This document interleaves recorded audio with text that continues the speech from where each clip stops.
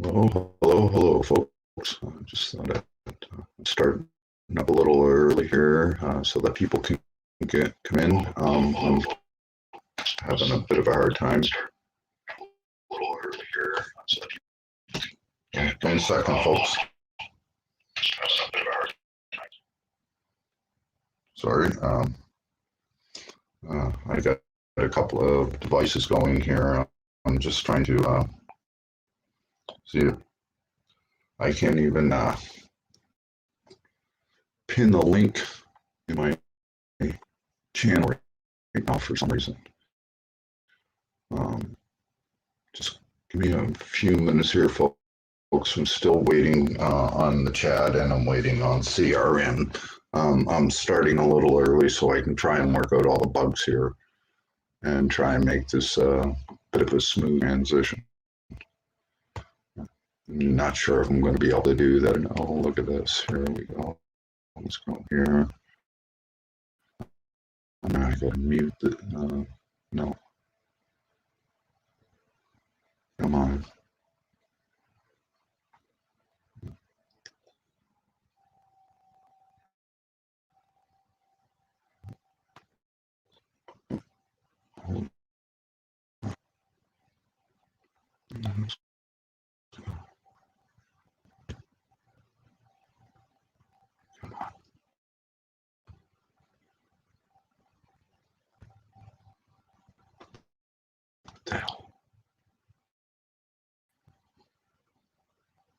Yes, I'm working on a keeper.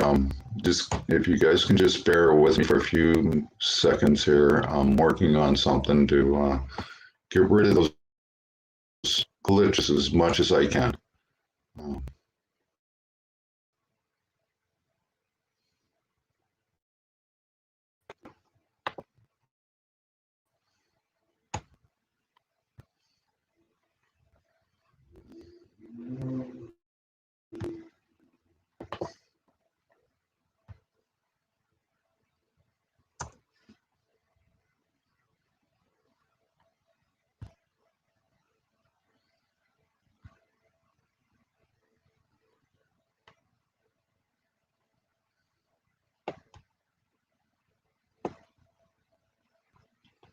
Where's your number, Jeff?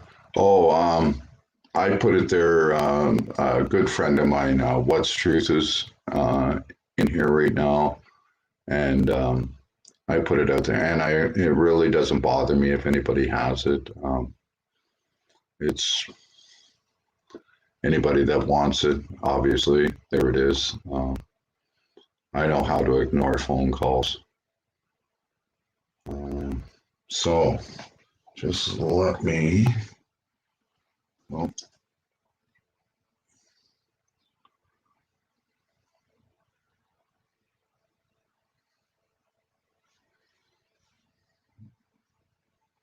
almost there, folks.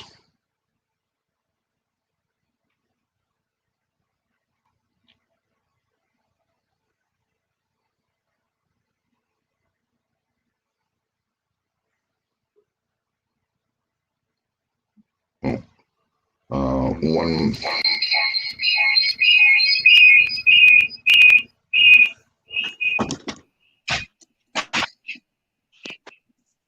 Sorry about that. Whoa. Oh.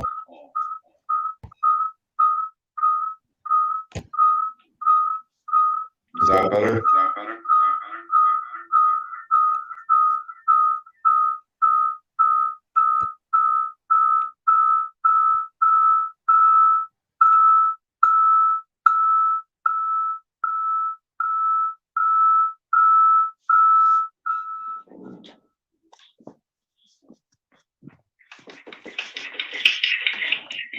Okay, so I need to.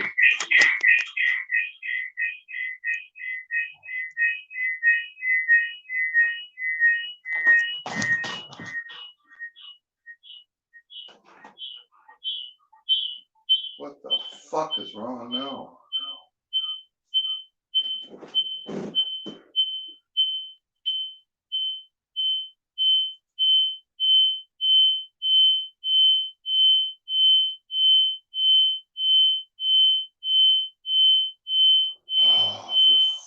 sakes. YouTube is muted, everybody.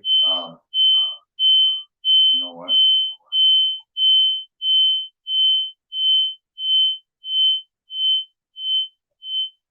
What the fuck?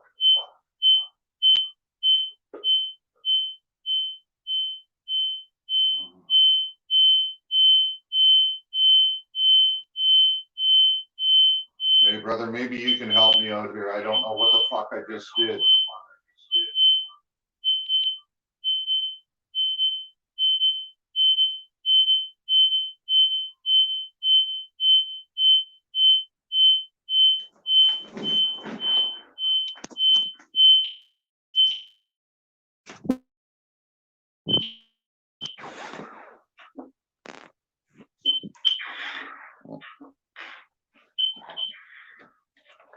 Looks like I have to keep this a lot further back.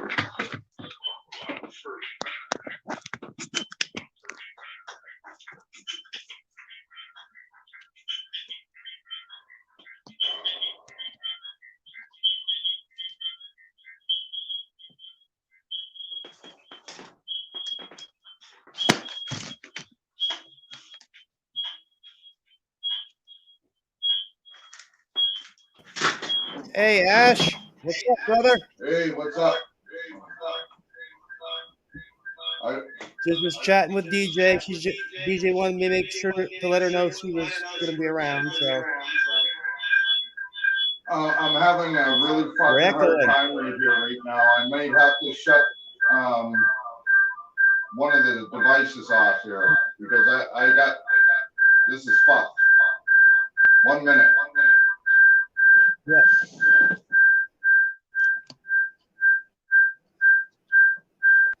Oh, we are live already. Okay. Yeah. Take your time, brother.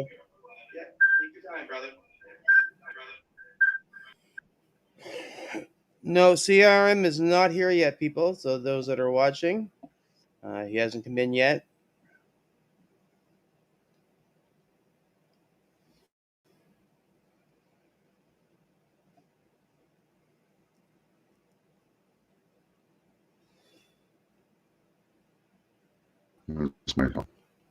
Can you hear me okay?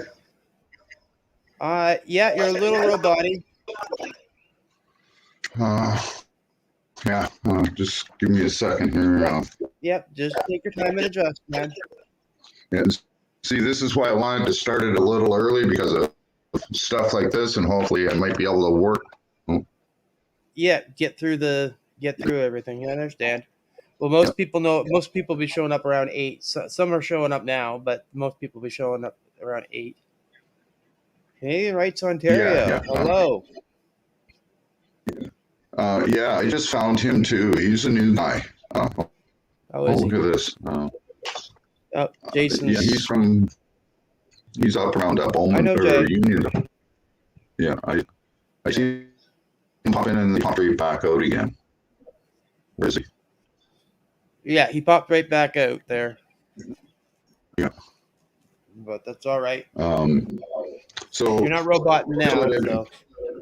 Pardon me? You're not roboting now.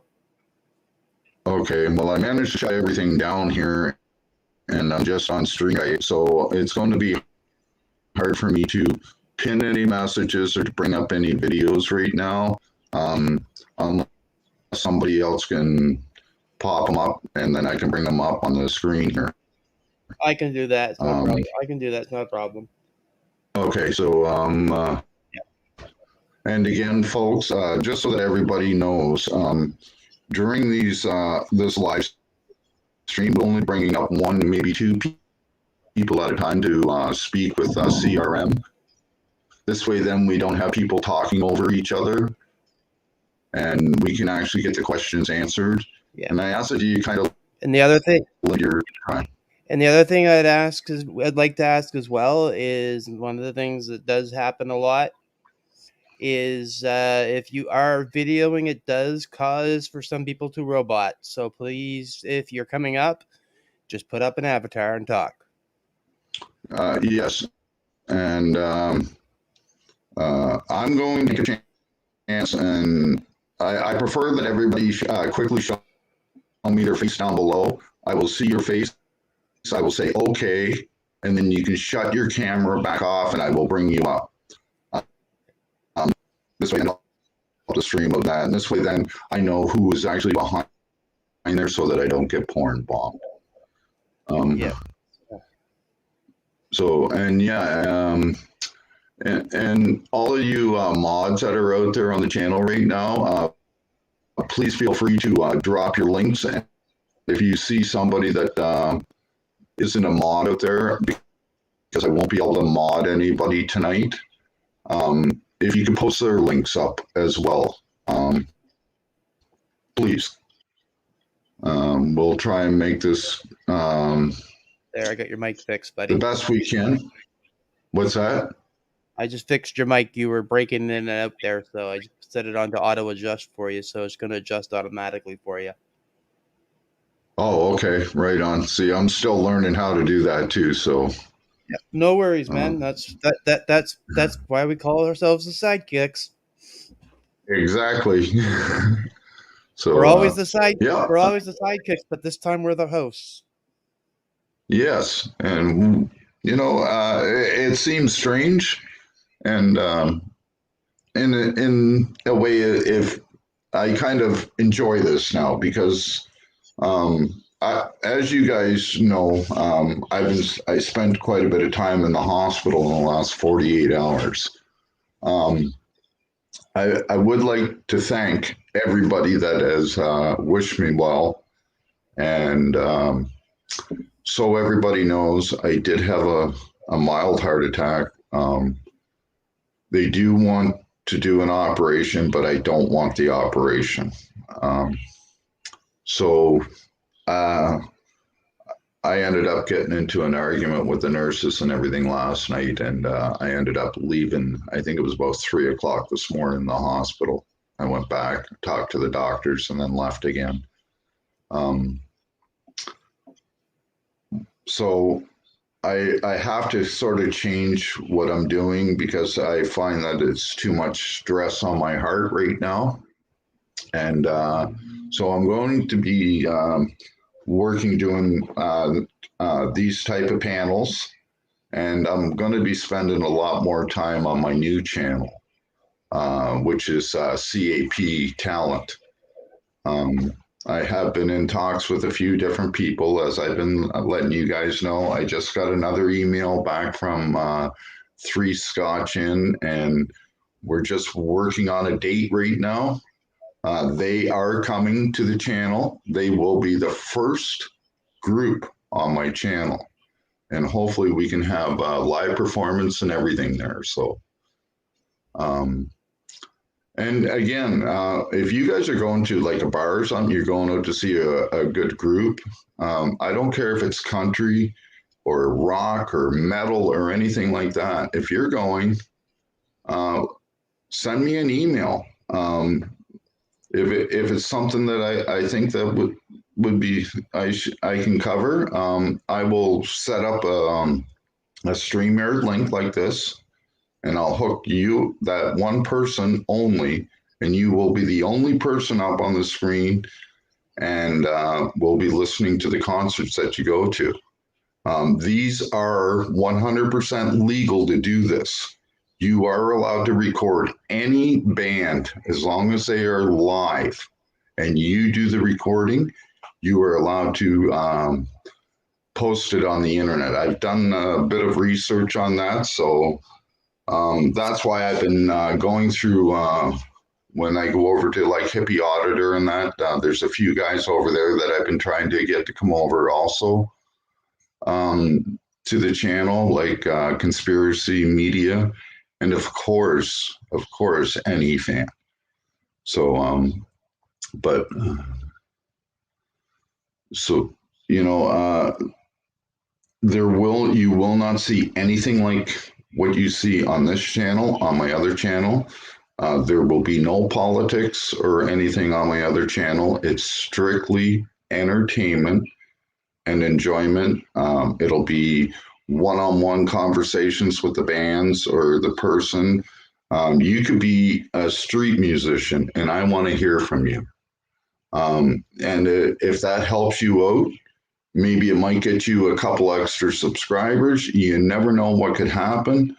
I'm not saying I'm Simon Cowell or David Foster or Gene Simmons. I'm not a record producer. I cannot sign anybody to any deal, but I can put your music out there and hope that the right people can hear it, if that's what you want. Or if you just want to put it out for fun, just so that people can hear your music also, that's what I'm here for on my new channel. So I'll be spending a lot more time over there. It's more relaxing. It takes a lot of the stress off my heart. And we don't have to, I won't have to worry about having a heart attack or dropping in the middle of a live stream. So as you guys know, I have dropped a few times during live streams and that. So I want to keep that to a minimum. So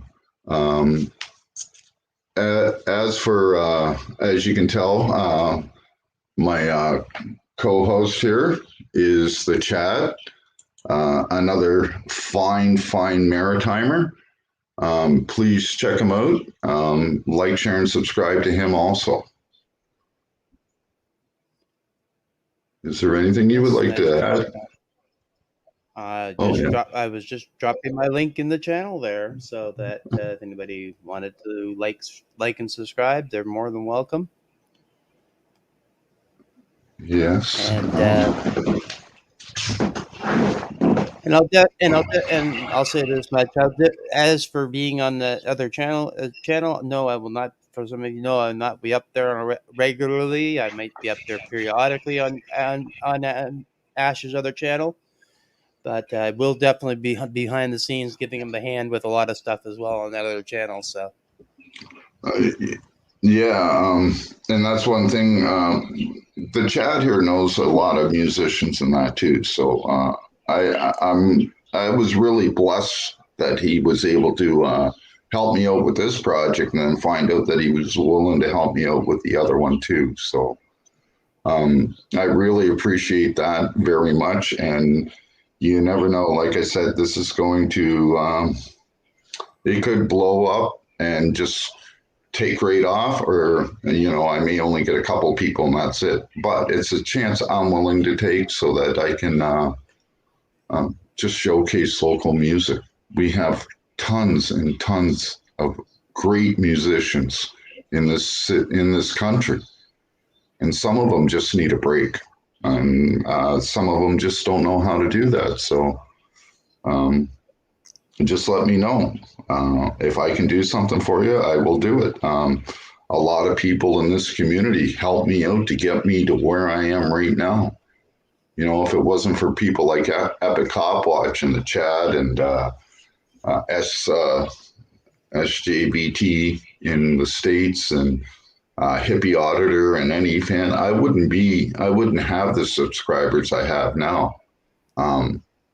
So I appreciate every one of my subscribers, and even just I appreciate everybody out there, my viewers, even the haters. I appreciate you. Just come in, give me just view it. That just helps also. So I am going to try and get a hold of Canadian Rights Media again while we're doing this. I'm in the wrong one. I got 2 email accounts now, and I don't know how to friggin' get out of one to get into the other.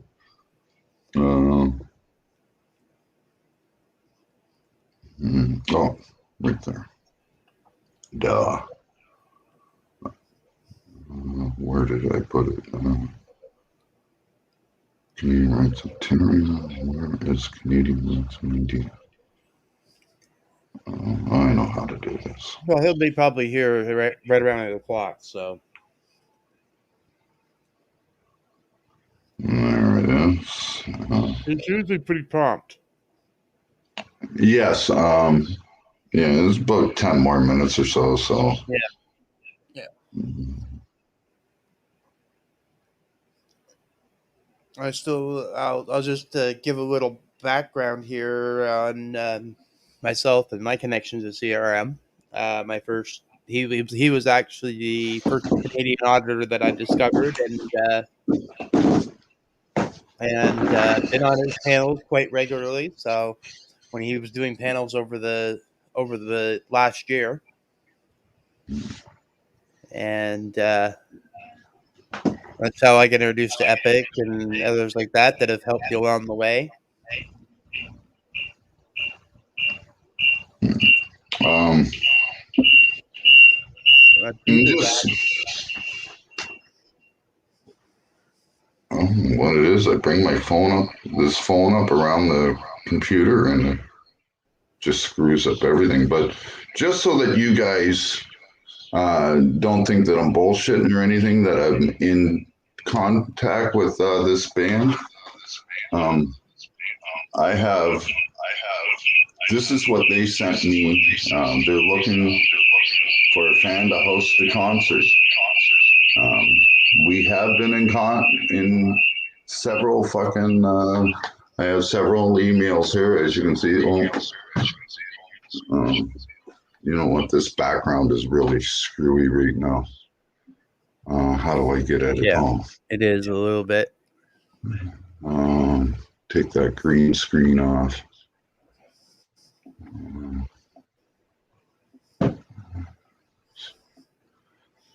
Oh, right there, nothing. Okay, so as you can see, these are just some of the texts that I've been going back and forth, well, emails with the band Three Scott Jim. So I am working on this, folks. I really am. I really want these guys to come up. They're a great band. I promised them on my word that I wouldn't play any of their music on my channel. I told them that I'd be shouting them out and everything.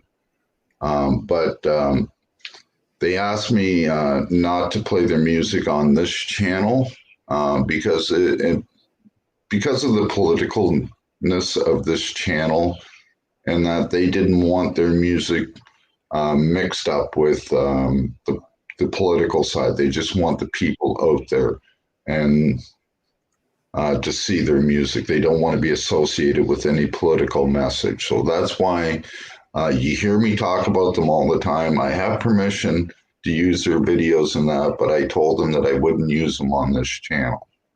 So again, all you know. Yep, there's Jason backstage. Yeah, Hey. let's bring Jason up here for a few minutes and have a chat with him while we wait for CRM. How are you, brother? Exactly. I'm doing pretty good, guys. You guys are doing great. Pretty good, man. Pretty good. Thank you. Is my audio, I like where this is going. My audio working okay? Oh, you? Yep. Other than just like they were saying, when the phone gets too close to the computer, it does the. Yeah. But yeah, yeah. This is what I've been trying to work on from the beginning when I first started my channel as the Shame Canadian. And it seems like everything sort of went away and I got sidetracked and everything. And when I started talking with the chat and stuff like that, that's when I decided that we have to do this to start showcasing auditors. Bring one auditor in. There will be me and Chad with one auditor, and we bring up and say you get to ask your questions, and then we drop you down, bring somebody else up. This way, then there's no confusion. We don't have all that fighting. Everybody can hear clearly. And this way, then we can get the message out the way it should be put out. I know that it seems like it's sort of like a mainstream thing, but right now, that's the only way that I seem to be able to control the chaos in the channel. That's all. And I'm not trying to control anybody's free speech or anything like that. It's just that when you have too many people talking over one another, you can't hear anything. We have some hearing impaired people that use closed captioning. And when that happens and when people start talking over, it's just, they don't know what the hell's going on. So, and I think it's probably one of the better ways that I know of personally right now to do this. So, I think it sounds great, man. I think it sounds great. That's why I'm here. And if anybody has it, and if anybody has any suggestions, we appreciate. please, yes, like I appreciate any and all help that or suggestions and that for this. How did that get up there? Or even if, without me putting it there. for example, an auditor that you know that might be that you know of that you might want would be really, really good to come up onto our show and talk, and they have some good input to share with others out there.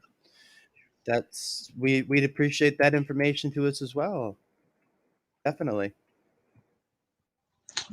And just so that everybody knows, I have started a new email for this particular thing specifically. And so it's, let me get it again. I had to write it down, but it's called ashcanaudits@gmail.com. Let me see if I can do.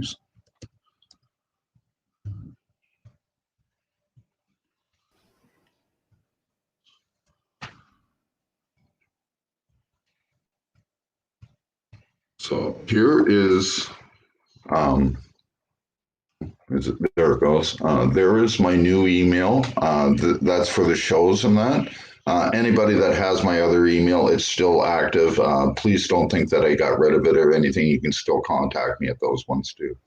I'm trying to switch over for these shows to use this Gmail account. That's all. This way, then I can kind of separate the two from now on, because I just went through my emails, and on my regular email, I had 190 emails in 48 hours.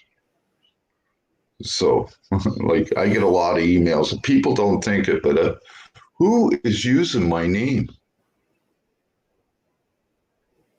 Me. Oh, that's you? Me. Chad? Yeah. Oh, okay. I was like, who's? Yeah. I didn't put that in there, but okay, no worries. Yeah, you guys, you know what you're doing. I just didn't know who that was. Like I said, always a sidekick is a joy to be the host or the co-host. Yeah. We have one guy in here right now. He's been asking me a few questions about different trespass laws and stuff like that, and it's Angry Ginger. And tonight might be a really good night for you to maybe pop up and talk with CRM. This guy is a wealth of information when it comes to the trespass laws in Canada, especially on government properties and stuff like that. So please, I did some research a bit. I don't want to get into it unless I'm actually talking with you, but yeah, it's quite weird here in Canada, but what I seen, what you did in your videos, there was nothing wrong with any of it, and that they were just being butthurt. They just didn't want to be on film. Sort of like the Karen that I ran into a couple of weeks ago when I was doing the filming downtown here, when she tried to grab the camera out of my hand. And that's so. But yeah, yes, I know I'm very busy with trouble, but I'm listening. Yes, that's great. And if you can't come up, Ginger, if you just want to ask the questions, we will be taking questions from our chat also to ask CRM. So feel free to ask any questions, and hopefully we can get them answered for you as the best we can. Where is he? Exactly. He's running late. I can guarantee it. Yes. I figured he did know it was 8 o'clock, and I know he did as I was talking with Ash earlier. He did also post it on his own channel, so he is well aware. Yeah. Yeah. I'm trying to. Holy God, how many freaking email accounts do I have? I put in the first couple letters and I got like 3 of them that say ashamed and Are something. you trolling yourself? No, I'm trying to send a fucking email and I put in the name and it's like, okay, well, there's ashamed Canadian at Outlook, ashamed, my other one at Gmail, and then my Ashcam one. And it's like, they just keep popping up and I'm trying to figure out who I'm sending it to right now. Don't send an email to yourself. You may not get it. Oh, look at this. Oh, there's a thing where I can add a team member on StreamYard. And I did add you, Chad. So maybe that's why you're able to get into my and do all this stuff. That's Yep, that's how I'm able to do it. Yep, that's how I'm able to do it. Yeah. Oh, look, hippie auditors in the house. Good evening, brother. Hello, so I'm just trying to figure out how I can copy and paste the link on like this cheap ass phone that I'm using to send it to Canadian Rights Media again. Hit him up. Give me a second.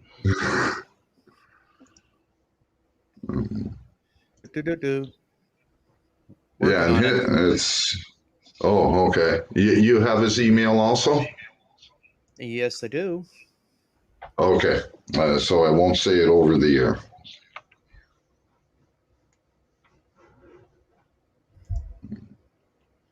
What's this? Well, it's pretty much a generic email. Yeah. Actually, you'll probably want it out there anyways, but I prefer to, kind of ask them first. Yeah. Oh, yeah, it's definitely. Well, he's probably got the other one he'll put out too, but he has 2 that he uses. Yeah, I just have the one for now. But,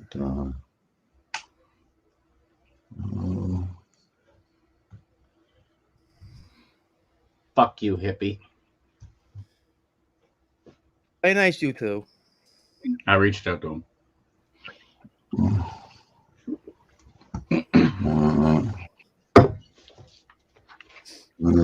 Email sent to CRM. Love you, hippie.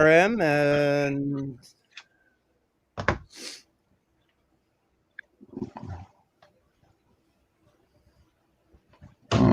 I'm going to throw this up there to jump right in.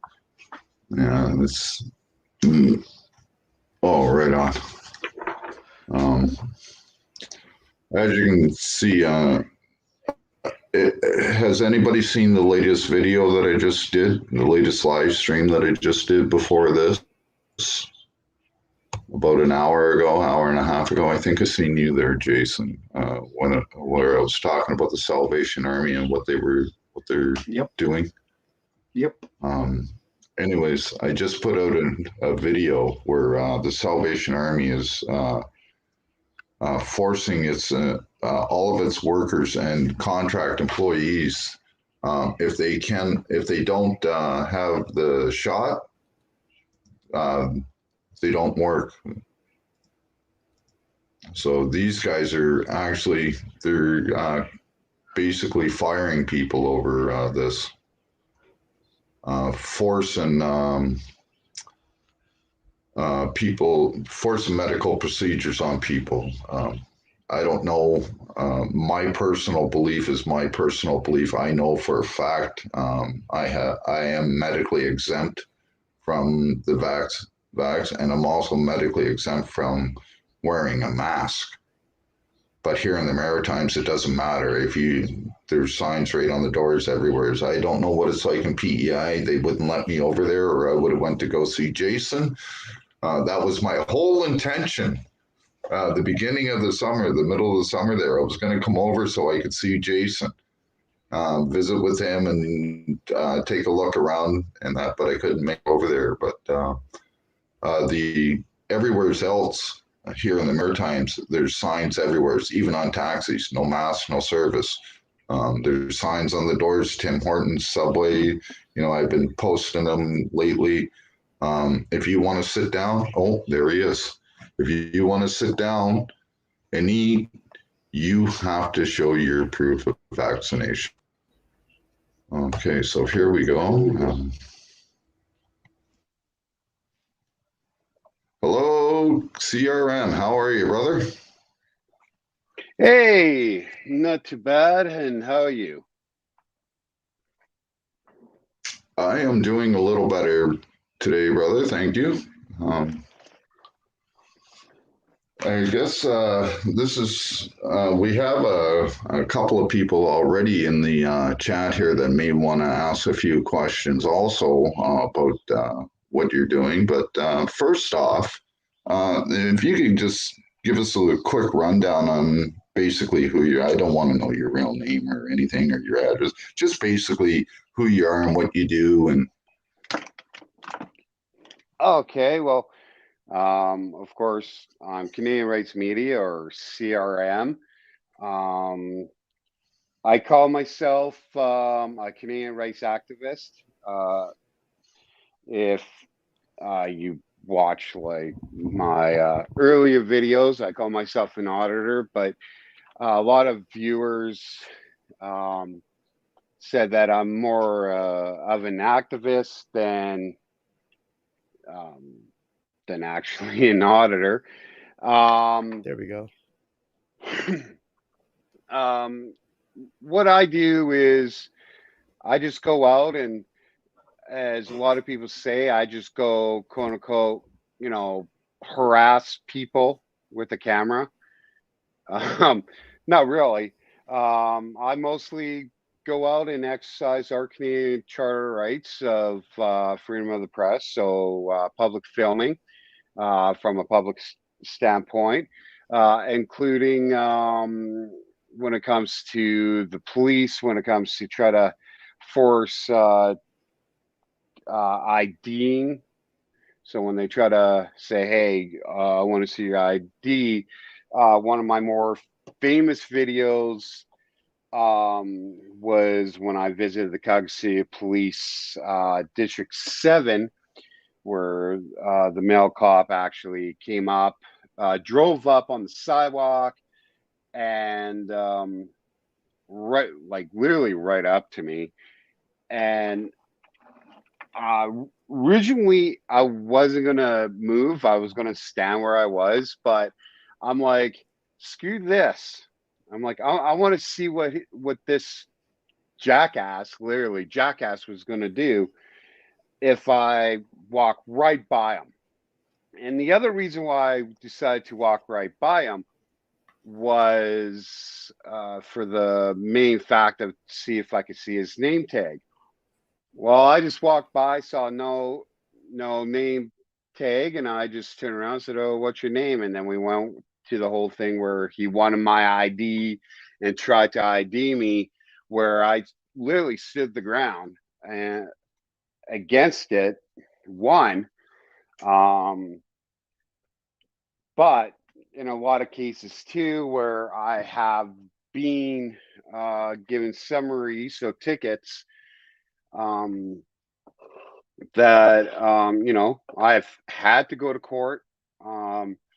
Been to court once for a trespassing charge, but on the other hand, a lot of the other charges the Crown prosecutor just dropped. Like my latest one this year, was the stunting charge, where literally right after I put in my plea of not guilty, I literally had my whole defense against this whole charge And next thing I know, I get told, we're dropping the charges, so you know you don't have to go to court. So I was like, oh, okay.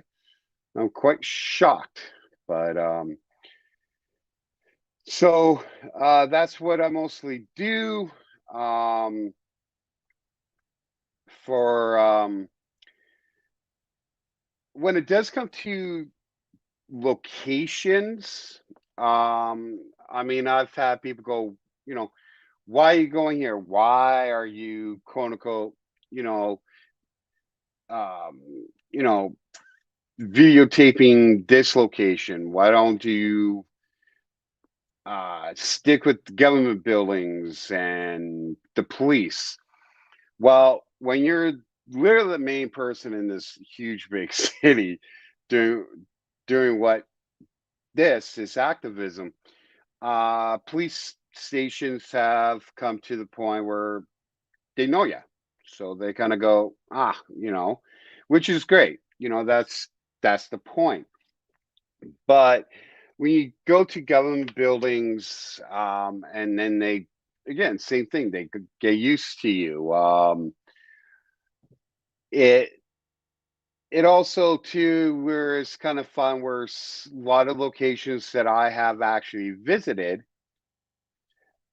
I've actually it was quite funny where you know they are contracted through um contracted through you know government places, or there's been locations where I just stumble upon them and I thought it was just neat. Um, there was one viewer who, for a while, said, "I live in Calgary, um, and I never knew these places were in Calgary." Or, I, it's so hard to imagine how big our city is. I have also visited Edmonton a couple times, of course, Medicine Hat. I've been to small town of Shepherd. Um, Prior to COVID, I actually had big plan to actually on a trip to go to Ontario. Literally almost not almost set up, but really set up. And then of course COVID hit and just kiboshed the whole trip. I was so looking forward for my Ontario trip, and so I'm hoping that soon I could do it. Lethbridge, um, I still have plans to go to down Lethbridge. I love how people Lethbridge is one that I really want to go to. I haven't not say had time. I've been quite busy between work, um, other avenues in my busy life that you know trying to now do a lot of things has been you know not I could say taking priority, but when it comes to trips again with things opening up is all the whole planning thing. Because for example, like when I want to go down Lethbridge, I'm not going to go down Lethbridge for a day. I want to you know be down there, so you know it's an all planning thing.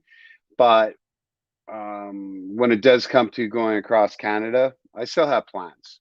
I still have plans to go to Ontario, Saskatchewan, um, BC.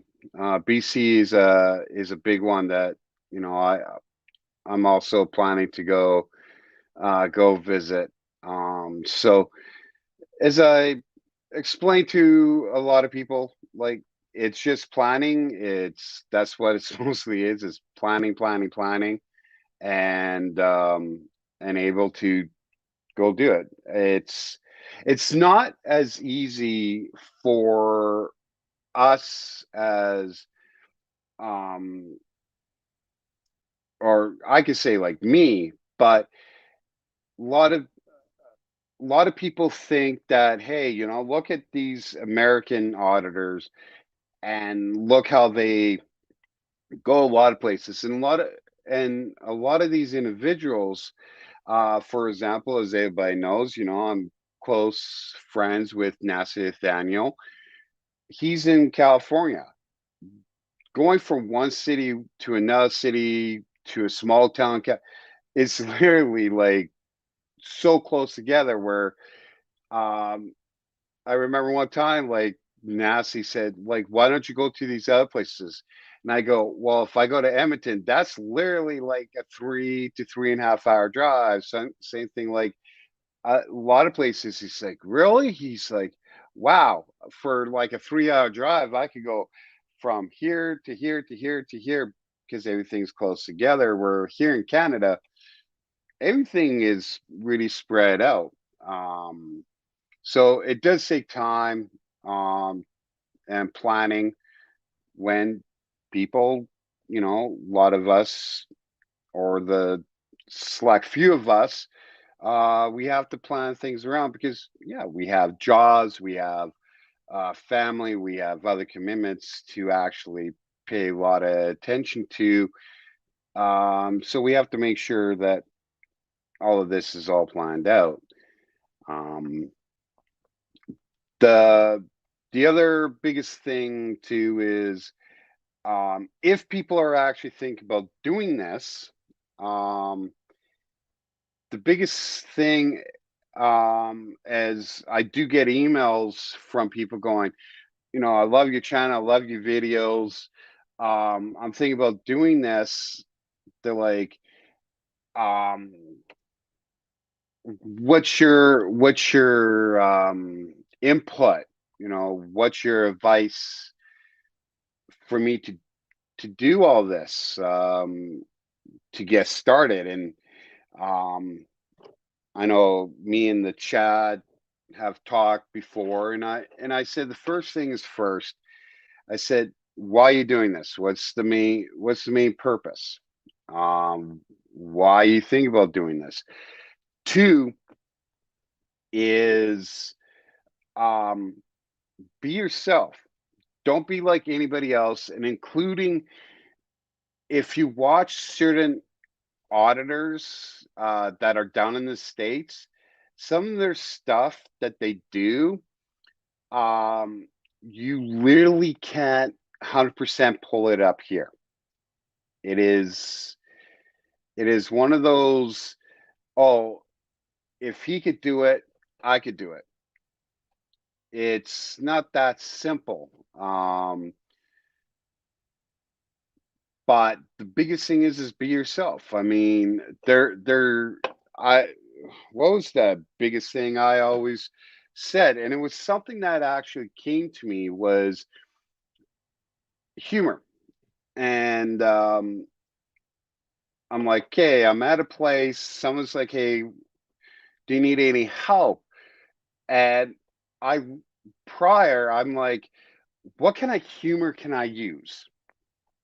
And so I started using that whole when people said, "Hey, do you need any help?" and I turned around and I said, "Yeah, can you tell me how to get to Sesame Street?"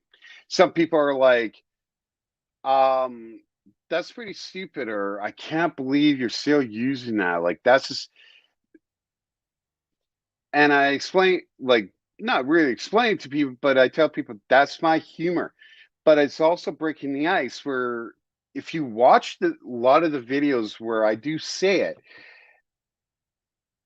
a lot of people stop and they kind of smile and they kind of do a chuckle. Some are like, huh? I remember this one security guard that turned around and said, "Oh, Sesame Street." He's like, "I just go down the street there. There's a train station. Get onto the train, go downtown, and it's probably down there. Just ask somebody downtown." And I'm just like, "You're the only first person who decide to try to see if you can help me get to Sesame Street." But it's the humor. Now, when it does come to standing the ground, like some people like, oh man, like my quote unquote latest video from Madison has, a lot of people were saying, oh, it was a pass from the place, but the auditor, big fail. Like, he tried to start an argument. He's trying to instigate stuff. And I'm like, what part? I'm like, did I have an attitude? A little bit.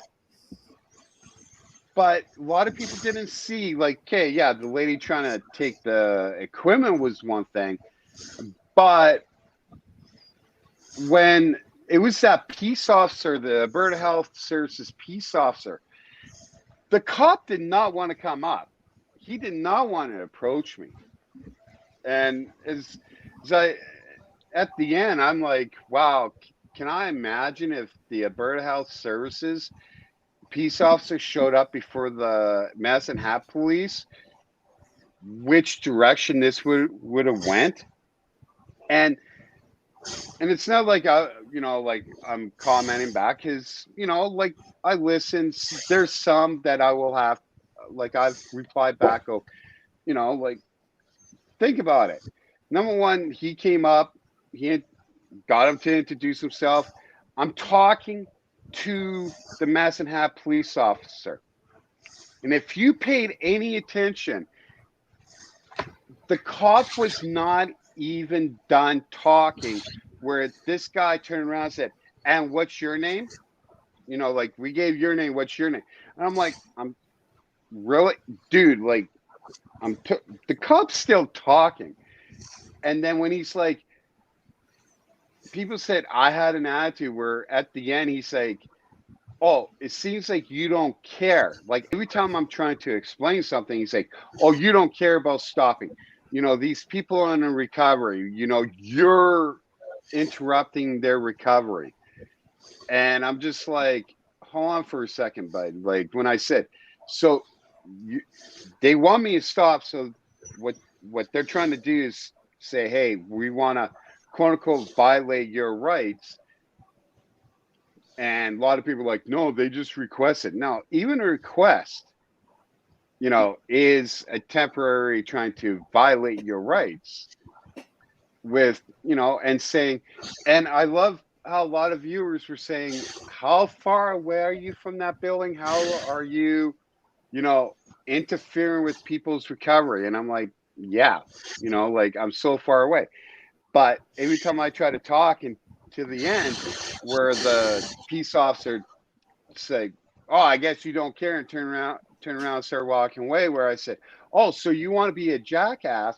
Because it wasn't me trying to start an argument or try to cause trouble. Was you want to yip yap, and I'm trying to explain things, and you decide to pull this with me? Guess what? I'm going to give you the exact same attitude. As I said, like, I will give the same reaction back what is given to me. Not all the time, but I do. So for a lot of people, as I try to explain to you, not many, but those who have approached me and said, just be yourself, but don't try to be like the people down in the States, and including, do not start gimmicks. The biggest thing, like, I don't know about the Chad, and I don't know about you, Shane, is the feedback or things that people have brought forward to me of saying, hey, have you ever thought about doing this? And I guess there's a person down in the States that goes and he's being arrested, but dresses up like a conical grandma. And I'm like, no, I don't need a gimmick like that. Yeah. Dude, right? Like, I'm like, no. I'm like, why? Like, why? That is the that wouldn't be your style anyway, man.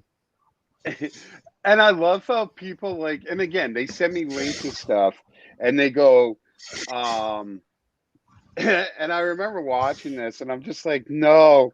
I'm like, are you kidding me? this guy dresses up or like really badly and calls himself grandma. Like, no, dude, like, no. But the other thing I do explain is you're going to have people are going to support you, and they're going to want to, like, when I started, I had support. Yeah, I had the trolls. I did go through one time where, people were like, your attitude really sinks. What are you doing? Why did you change? And and I listened to the viewers. I'm like, what do you mean? And then I decided to really watch my videos. I go, oh, I see what you say. Okay, thank you everybody for saying, hey, wake up. And so that kind of got me going, oh, okay, listen to the viewers. But there will be trolls. People who don't like you. They will call you frauditor.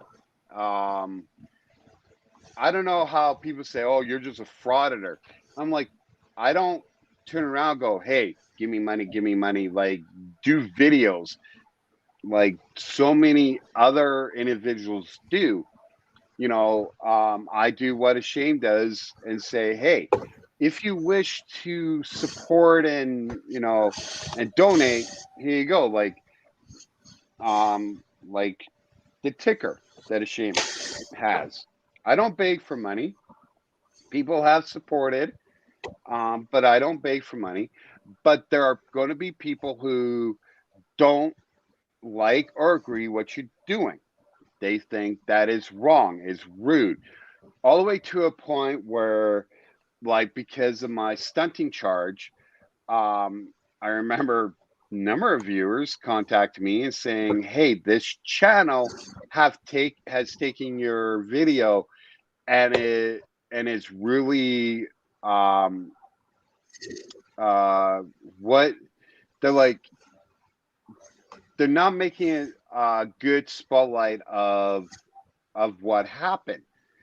And someone actually sent me the link, and I sat there and I watched this video, and I loved one. I actually was getting really upset of how they took that video, chopped it up to fit what the message that they wanted to be, and they're like, yeah, look what he's doing. Like, he's harassing people. All right, look at the cop make fun of him. We should, give these cops, take them out for beer and this and that.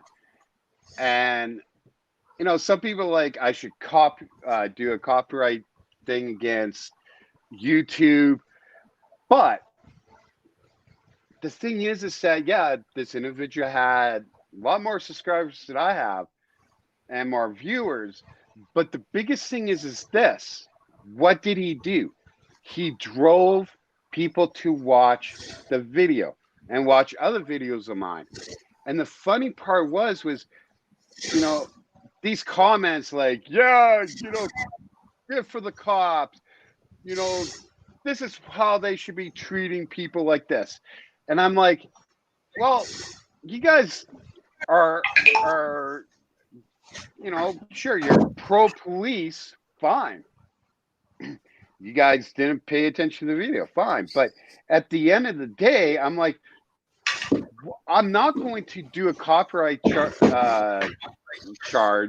copyright strike, or try to do one on YouTube against this person, because he just not only gave me a free promotion, he just drove people to my channel, and things started like, I didn't care about the hatred comments, because the thing is I tell people, like, yeah, here in Canada we have under the charters, we have freedom of expression. Here in Alberta, this is one that I love. Here in Alberta, we do have freedom of speech. So if I really, when a cop goes, well, actually, I had one cop. What video was it? He said, well, you have expression, but that's limited of what you can say. And I said, yeah, but in Alberta, we have freedom of speech.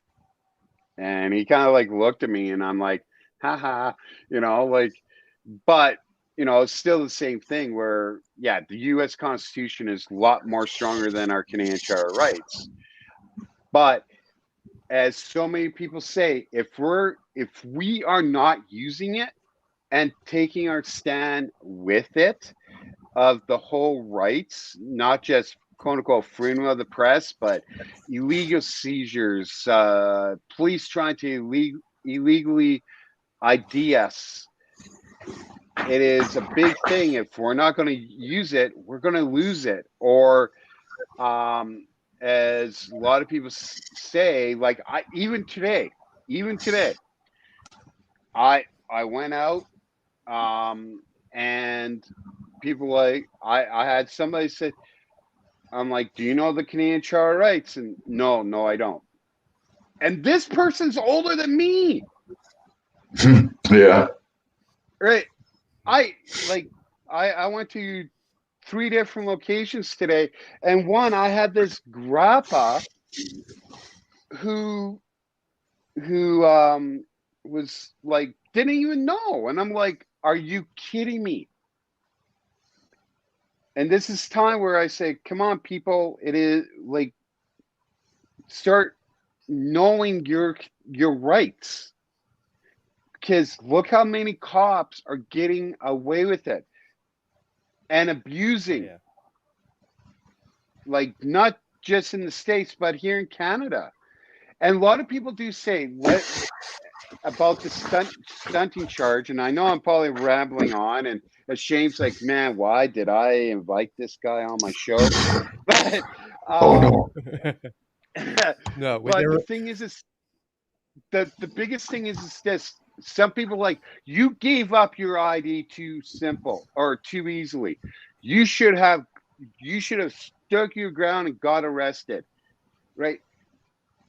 Here's the big difference between us and Canada and down in the States. And this is where my whole, and I know people are putting comments, so just give me a second, because the chat knows if I look at the comments, I get off topic. The biggest thing is prior to me doing this, Yes. I seek legal advice. And I said, and I asked the lawyer, I said, so if I start refusing to give ID, and because I showed him like some videos and stuff, and he's like, look, here's the difference between the States and us. Down there, he said, number of states, when an individual gets arrested, number one is it is a secondary charge, but a lot of it, and again, this is American term, it's a misdemeanor. So up here in Canada, it will be quote unquote called a summary. So a lot of 9 times out of 10, they will get a ticket. That's all it is. It's not a criminal charge. They just get a ticket. Here in Canada, if you do not give your ID, when the cop says, yeah, we're going to charge you for jaywalking, and you do not give your ID and you get arrested, it's not a summary where you're going to get a ticket. It's an indictable offense. You're going to be criminally charged.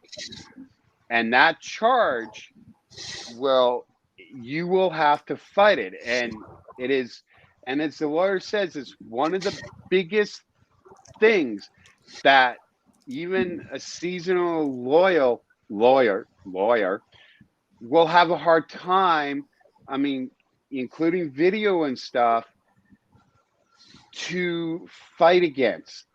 And it will be a criminal charge, and you will have a record because of that, where, not only you will get a fine, but you can be in jail up to 5 years because of it. And so the lawyer said you can push it to a certain point, but as the lawyer said, it is easier to fight a summary charge, a ticket, than a criminal charge. And so for that summary, where I knew right straight down. Okay, they're going to give me a ticket. Okay, here's my ID. Taking my legal advice. That's why I push it to a certain point where I'm like, okay, I think I push it far enough where I know if I don't, I'll be going to jail, and I'd rather fight the ticket than going to jail and have to not only get a ticket but have a criminal charge. And that's why I tell people.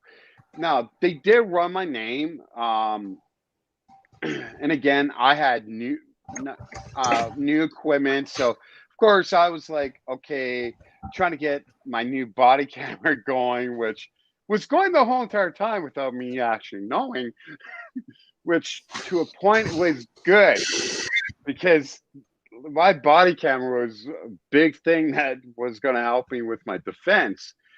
But they actually looked up my previous past trespassing charges.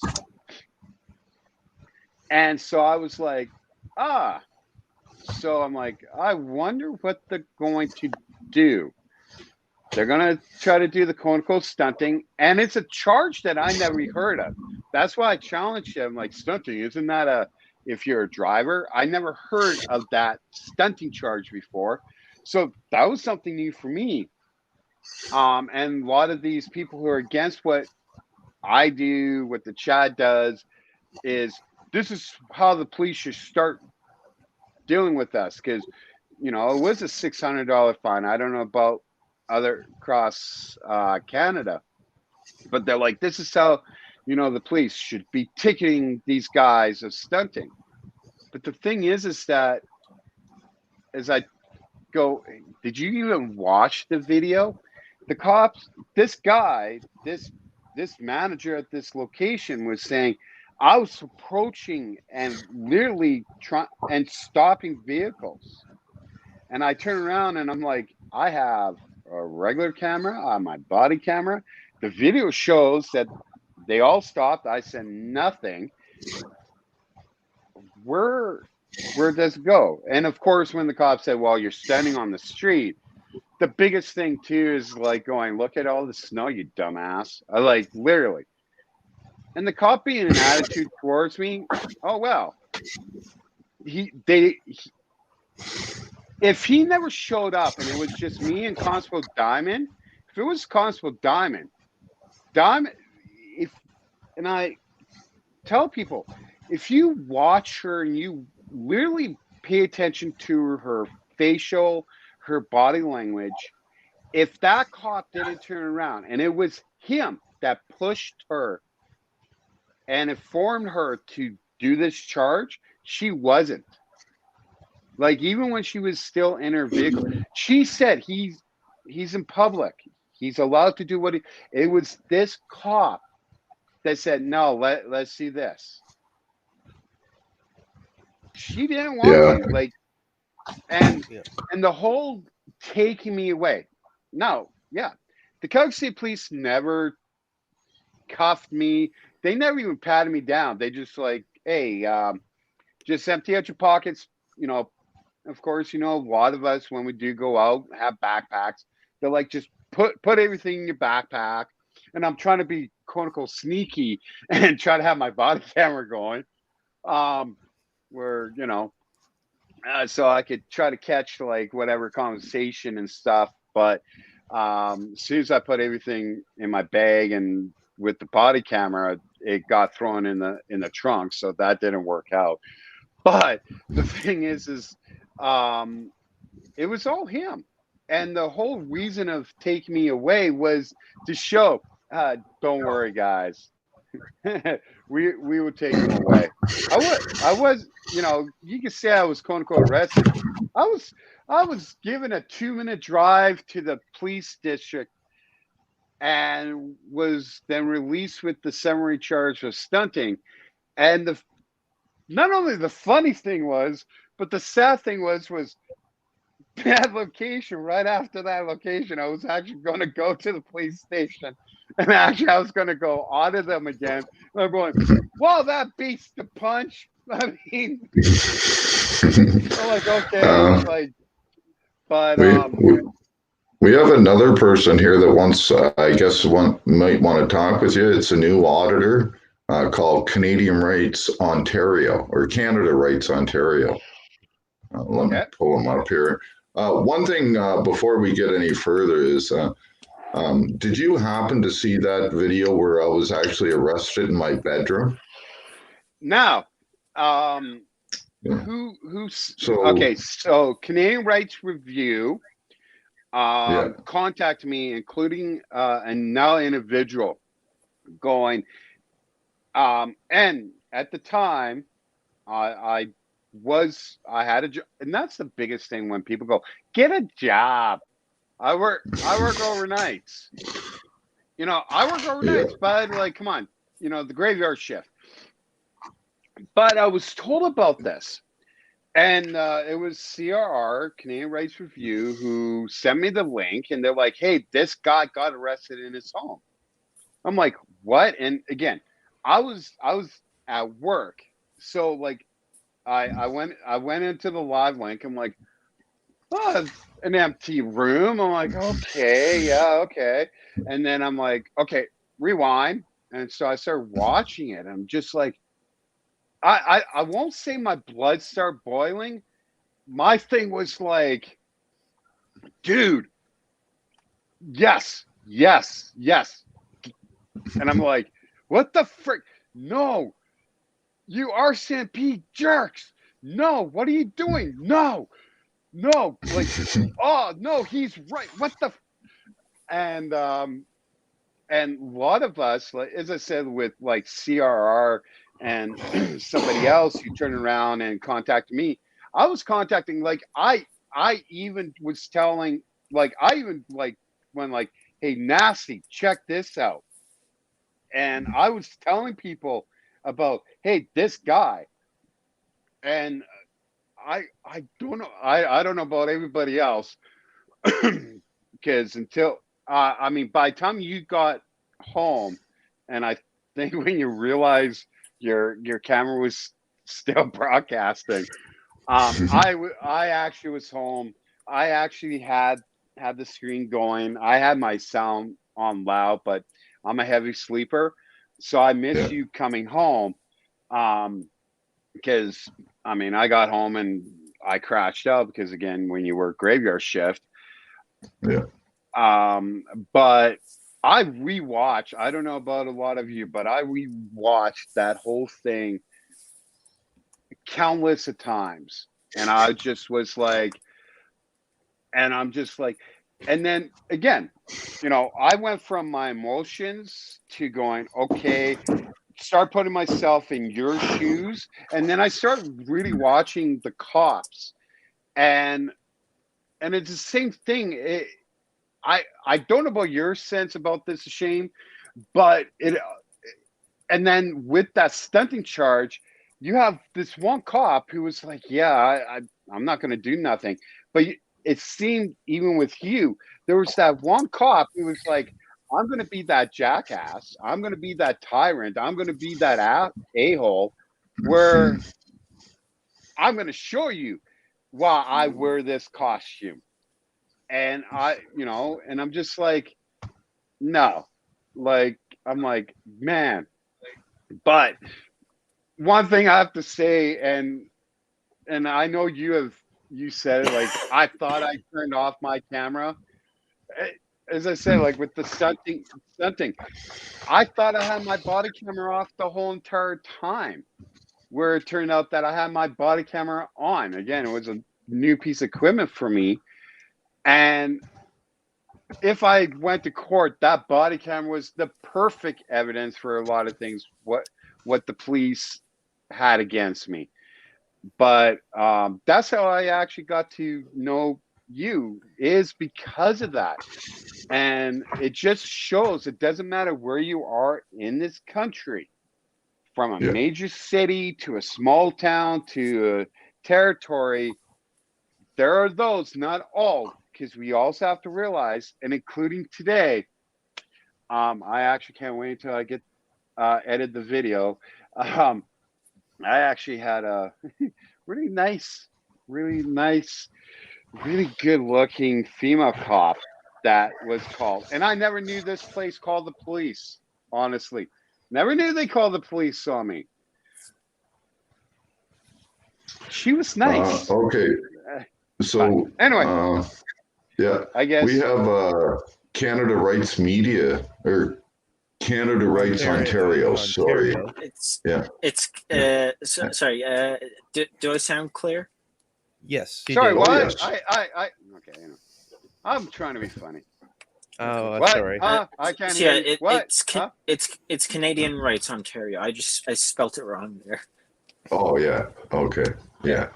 I thought Okay. so, but So with CRM with your first few audits, did you ever either almost or did chicken out at some points when dealing with security? Oh, hell no. Oh, no.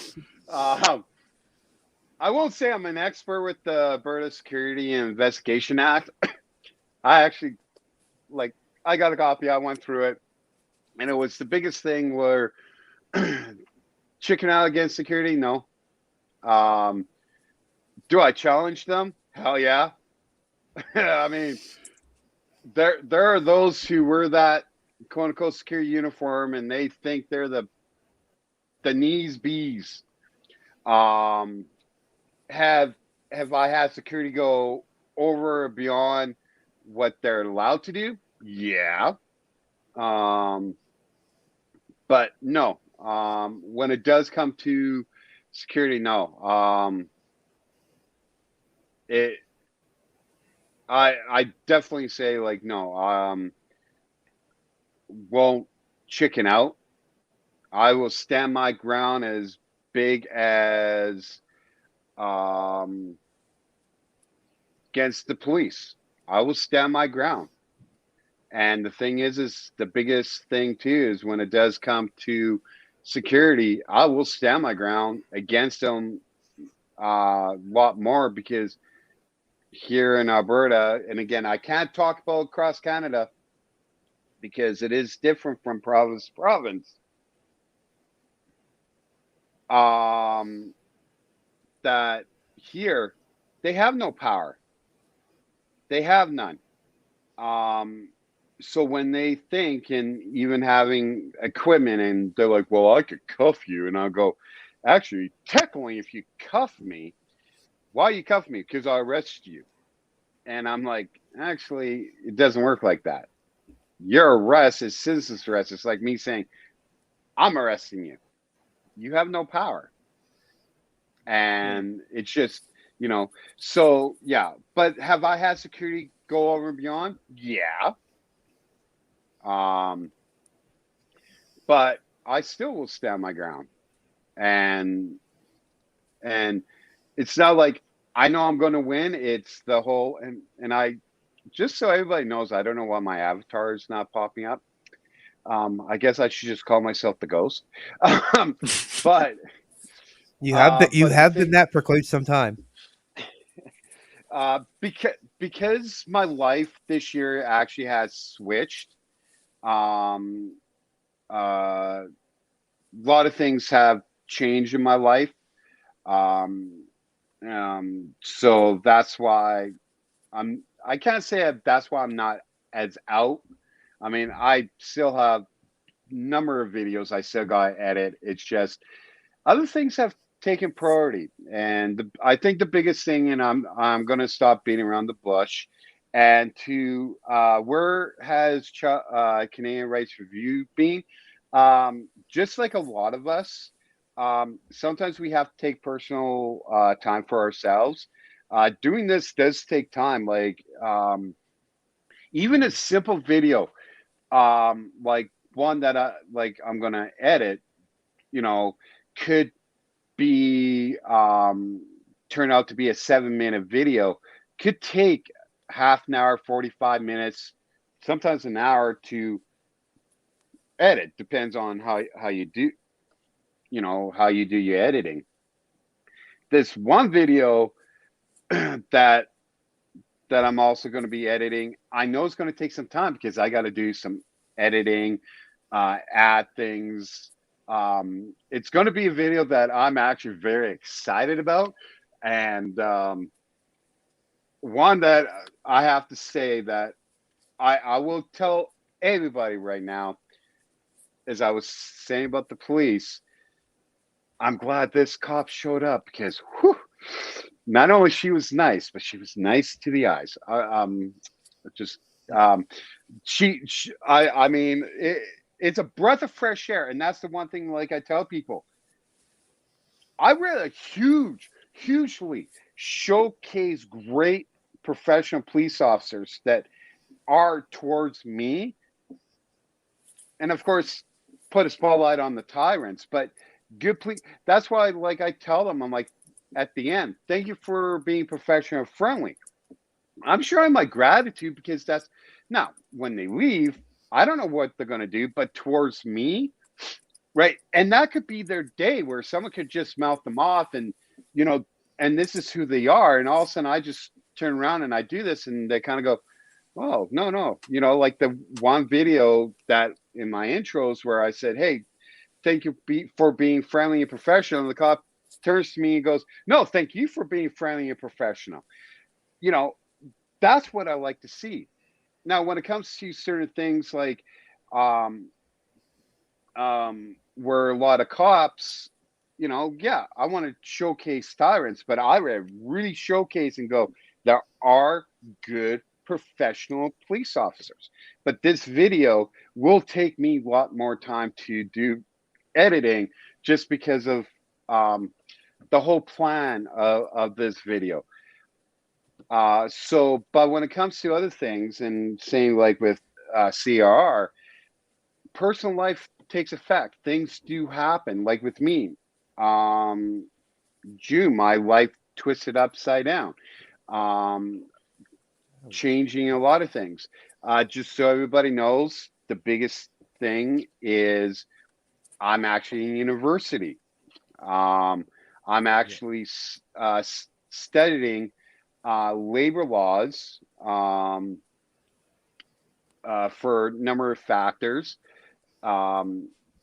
Because what I like to do is, because a lot of people go, hey, I work at this place, or even where I work, when it comes to the human resources people, not only I know the policy literally inside and out, but I could not 100%, not 100% when it comes to the Alberta labor law, but I could literally stand my ground. And that's the one thing that I learned. And I've, you know, I have people go, this is how, you know, this is what they're saying, or I'm going to be in trouble. I go, actually, not only policy, but the labor law says this. And they kind of go, what? I'm like, yeah, same thing. You know, I actually studied labor law just because of an old company I used to work at to stand my ground before I even started auditing. And I'm like, I want to continue to do this when it does come to people and their jobs and stuff. They don't know their rights when it comes to that. So I am studying labor law. Now, can I take that and, you know, depends on my GPA and all that stuff, become a lawyer? Yeah. I'm not saying that's what I'm going to do. I'm going to see how my many years, how I'm going to feel when I do graduate. Of, am I just going to go to labor relations and deal with policies and labor in a company or what, or organization, or do I feel like I want to spend now 3-4 years and become a lawyer? I don't know. And I said, it's still at the top of my head, but as I tell people, things do change, and me getting this education is something that's important for me, but it'd be a big thing for me on a professional level. So that's what I say when it does come to number of people, like CRR. Someone actually commented on a video about Canadian Rights ET. We all get busy, our lives, but there are people who have started doing this, and it's actually pretty funny because me and Nancy actually were talking about this yesterday. That yeah, what happened to Orange Man Audits, CRR, Canadian Rights, ET, and this and this. And I said, and of course, there's people down in Ontario too, can't remember their names, that aren't around anymore. And I said, some are personal reasons. Some, they either go, oh, I can't do this. There was one who contacted me and said, I don't know how you could be doing this. This is shit. I've watched the States and this and that. Like, I can't do this anymore. So many tickets, so many charges. And I go, well, welcome, or you don't get this many. I said, well, it took a while. Took a while before I got my first charge, and it, but some just give up, or they get frustrated, because the biggest thing where the frustration too is they start the YouTube channel, they're out, they're filming, they're the gun ho, they put up the videos, and they're only getting some views, and they're like, man, why am I not hitting it off like CRM? Well, I never really hit it off. It took a long time. It wasn't until one video where and it was the exact same day where Nassif Daniel and PMP News both decided to back me up. And it was when I visited the first time doing an audit at the Kickz Police District. And this is the only time, people, and nerves, when you first start doing this, nerves are going to get to you. Oh yeah. Okay. And people said, you said American terms, and good thing the cop. And I'm like, you do what I do. I started when the Kickz Police start pulling up to me. I had two stayed in their vehicle. Yeah, your video. Yeah, that's okay. Stay warm because it was cold and snow on the ground. And then I had this guy come up. And again, I was so prepared going, oh, it's that summary inductible offense where all of a sudden I had two cops standing in front of me.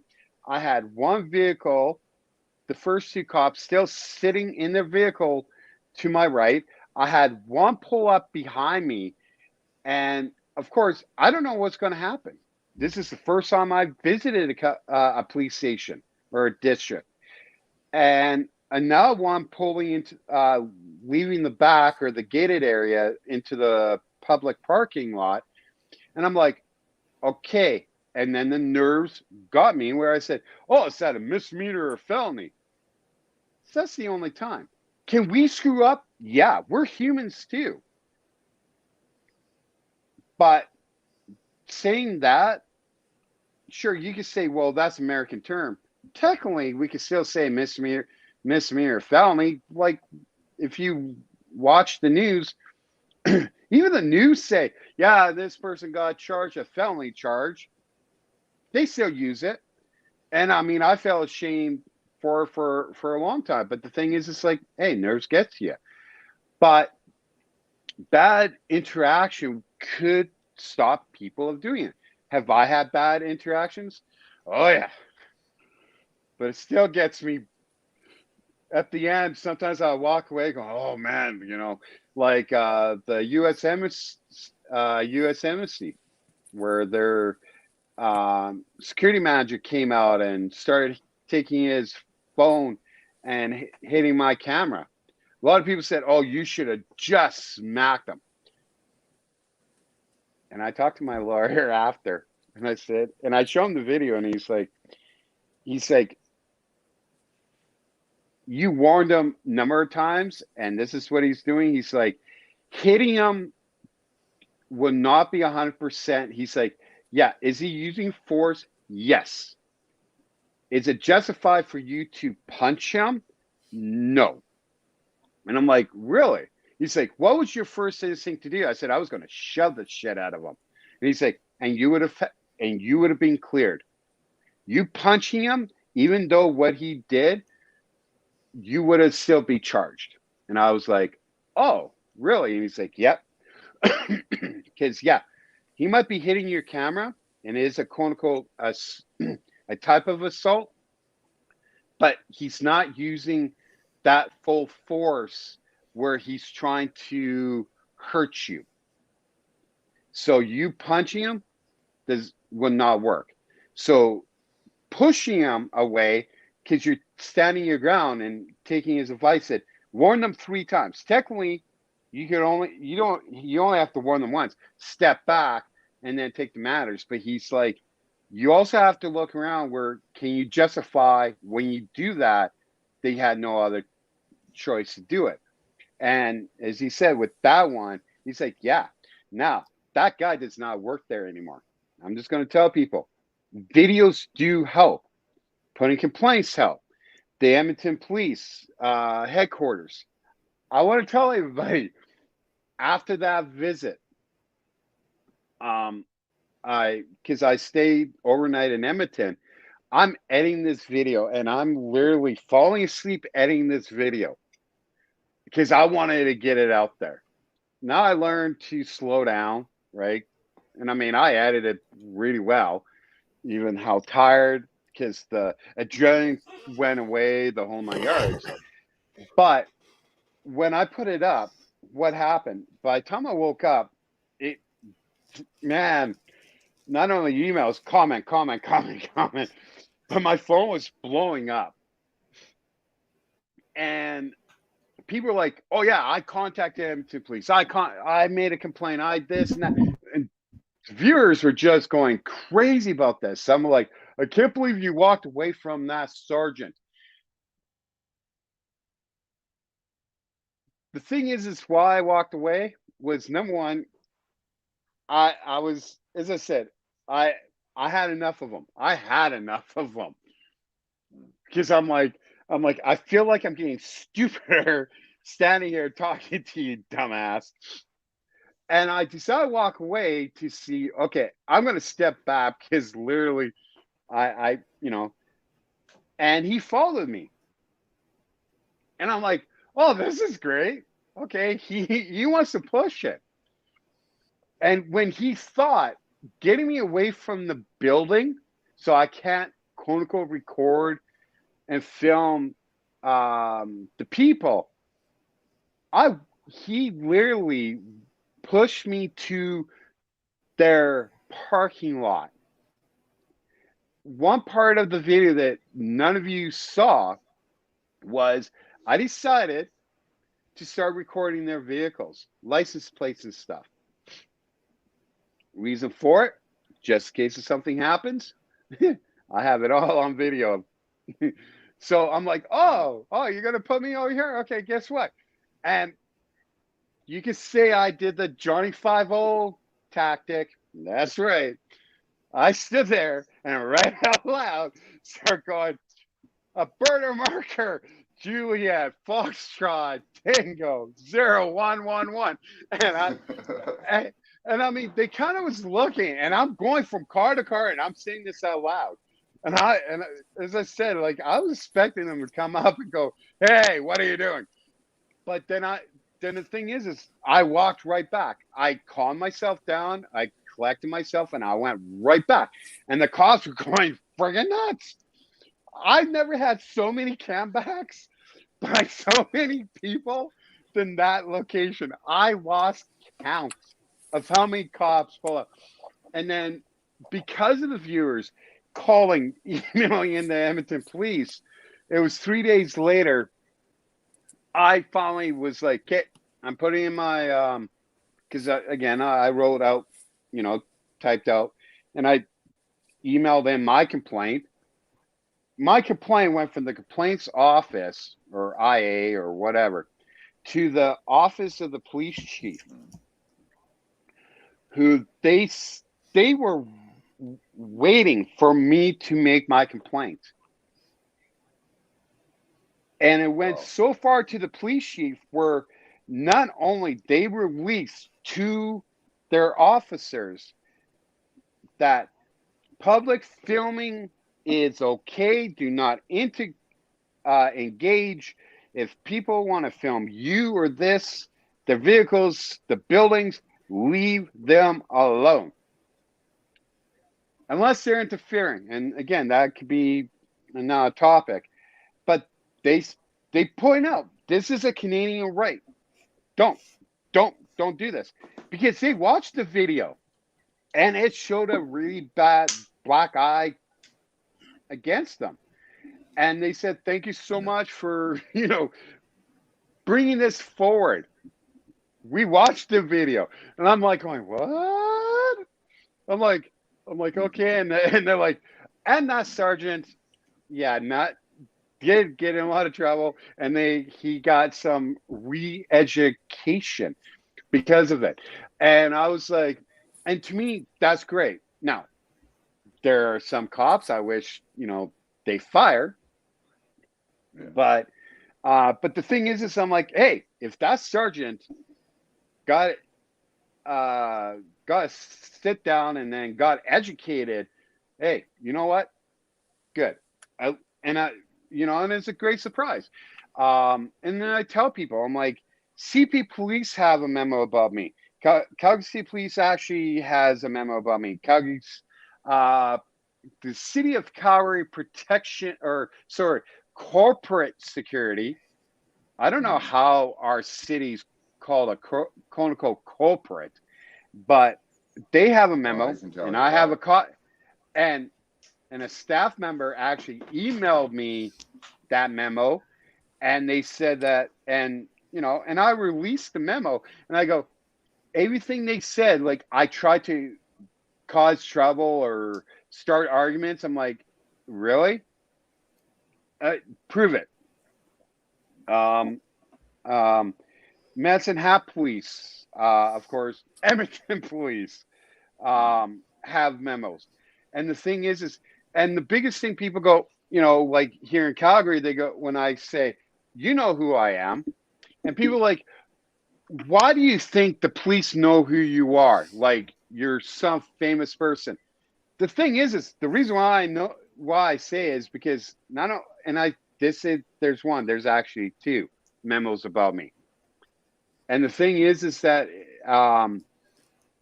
is the whole thing of a lot of them do. I've had cops come up and they know if you watch the videos, like Constable Rob, and I still can't remember his last name. And he would come up and he's like, hey, how's it going? Hey, come with me. Because he knows what I was doing. Plus, I dealt with him on a trespassing charge. And he never, ever, and he told me, I don't disagree with what you're doing. You're falling by the law. You're falling by your rights. And that's why he's being so like, come on, man, come with me. Right? There are cops like that. Or I've had oh, freak. I know the chat probably knows. There's one video where the cop actually came because he heard where I was just to come to check me out because of the memo. Yeah. And it gets to me, and that's why I say, "Oh, you know who I am," and people are like, "Oh, you think you're some celebrity?" Like the cops. I'm not gonna say the thousands of police and more that the Calgary City Police are hiring. There's more new recruits just hit the streets. They don't know who I am. But the thing is it's kind of funny when I say that. Oh no, I don't know who you are. And it's just seeing their facial expression going, I know you're fucking lying. Yeah. But again, as it's their way of having fun. It's their way at you too. The one person, I don't edit my videos, I put them out raw. Now, I'm not against it. If that's your two things, I'm not going to say, you should have edited this video. One video, oh, Frank, what, was it the Canon Post one in Medicine Hat? Someone's like, you should have edited out all the boring parts, man. Like, really, you could have cut this. The reason why I keep a lot of boring parts is to show people, hey, nothing really happened during certain times. I just want to show you guys, or me just talking because I want to give information. Individuals who just put out straight unedited videos, great. Because it still gives individuals or viewers that they can fast forward your video till they see something good. I like editing. I like putting out, as Nasty would say, like good quality videos, putting out the good, the bad, and the ugly, including the boring. You know, I have videos that nothing happened at all. And people are like, oh man, this is boring. But I'm like, hey, but nothing happened. That's a good thing. Because they want to see reaction, this and this, but I also want to show, like, sometimes it never happens. But if your thing is to not edit your video, great. Now, I do say, if I put out unedited video, sometimes you're going to think that I am crazy, because sometimes I could stand there because it's like, oh, you know, and also my mind would just wander, go, and I will start singing, or I just would go, I would say, oh, maybe I should go over here. No, I should go over there, you know, like talk like I'm a director, and then go, you know, I'm like, yeah. And a lot of times too, when I go, it's my cues too, but when I stand there, you know, there was a song that I used to say or start saying, and in my videos where, you know, I know something's going to happen, or I'm waiting for the police, and I'll be like, you know, be saying, oh man, you know, sometimes I'd go, shit, I should have said this, you know, like, I'm like, man, you know, I should have said, oh, make sure the cop brings me donuts, or tell that security guard he should have ate some Timbits, you know. And I just go, man, people would definitely think I'm crazy if I put out raw video. Have I done it?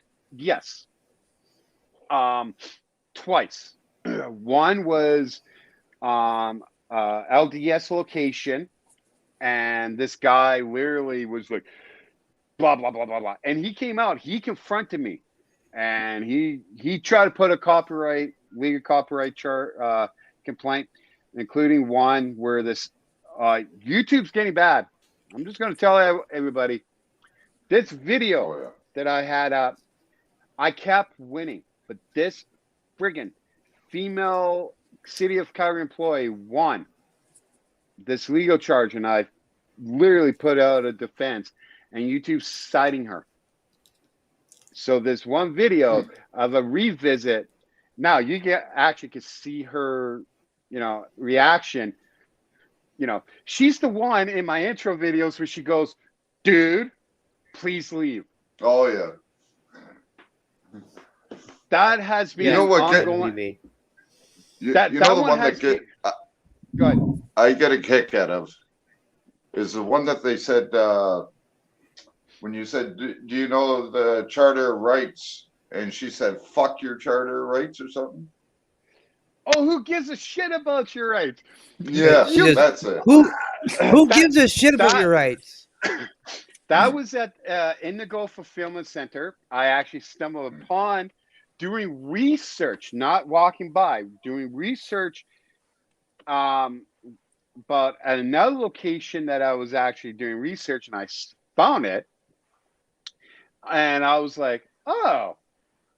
Now, I remember when I re-edited my intro video, and the viewers, I love my viewers. I love when they get used to something, including the music. Okay, I can talk about the music, but when I removed her, who gives a shit about Trace from the intro video? Nobody gave shit about the video. People were giving me shit because I removed her from the intro. They're like, "Why did you take her out? Why did you take?" And I'm just like, "Oh, people! Like, I'm trying to make it more fresh." People literally were so upset with me because I removed her and another person from the intro video. I'm going, okay, I put her back.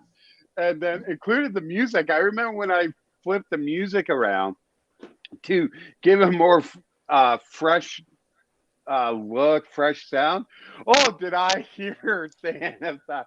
Why did you change your music? This one guy, and I think it was this one viewer, said when I watch a video and when that music hits, he's like, my 4-year-old daughter starts dancing.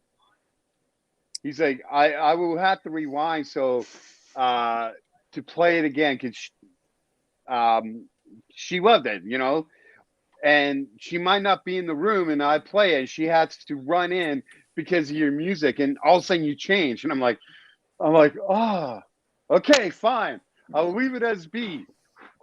I will leave the ones that you love in the intro video, but I do like to change it. But the one that I will definitely say is the Sergeant Andrew Harnett. When he was killing line of duty, and I was actually at work when people were emailing, contacting me. The Twitter was going off, and I suspended the video. I was like, what the hell? What am I going to do? Like, okay, I had a bad interaction with this cop because of his attitude and what he said, but he just died. And I'm going, and a lot of viewers were saying, what are you going to do with this video? So I decided to suspend it. So I just put it on hold. Now he was in the intro saying something different. Now he's still in the intro. I just put him saying, you're one of those guys. And I think I had him saying something else. And some people are like, you should just 100% remove them. And I'm just like, no, I'm not going to remove them, not to give, memory or whatever. I just like how the two cops are standing behind him and he's like, oh, you're one of those YouTube guys. And I'm like, that's just priceless. I'm like, I can't give it up until I put the video back up because everybody's like, oh, he was such a great guy and stuff. I go, oh, and he was great with the people and the public. I'm like, oh, what? Oh, what does the video say? And a lot of people are like, this is unfair to his wife and his child that's going to be born. And I go, you know what? People are going to, say, look how nice this guy is. I have videos showing him that he wasn't. Yeah. And as I said, can cops flip-flop? Yeah. But he's turning around and he was like, to me, telling the two officers, he's a staff sergeant, turning around, telling, just step down. He's a loser. He has nothing better to do. What? This guy's a cop. He's a sergeant. And this is how he's going to address the public? I'm like, what? And I'm like, and after a while, like, yeah, I put the video back up because I'm like, no, the truth has to be out there. Do I feel ashamed in any way? No, I don't. I do not feel ashamed that I put that video back up. Because the thing is people could talk bad and they go, you should never talk ill will about the dead. But the thing is should be still showing the truth? Hell yeah. Look what's been happening about a lot of people and the truth about them. Like the Catholics. Hello, people. A lot of those priests and bishops and fathers and whatever are dead. But should we speak ill will of what they did to all those indigenous children? Hell yeah.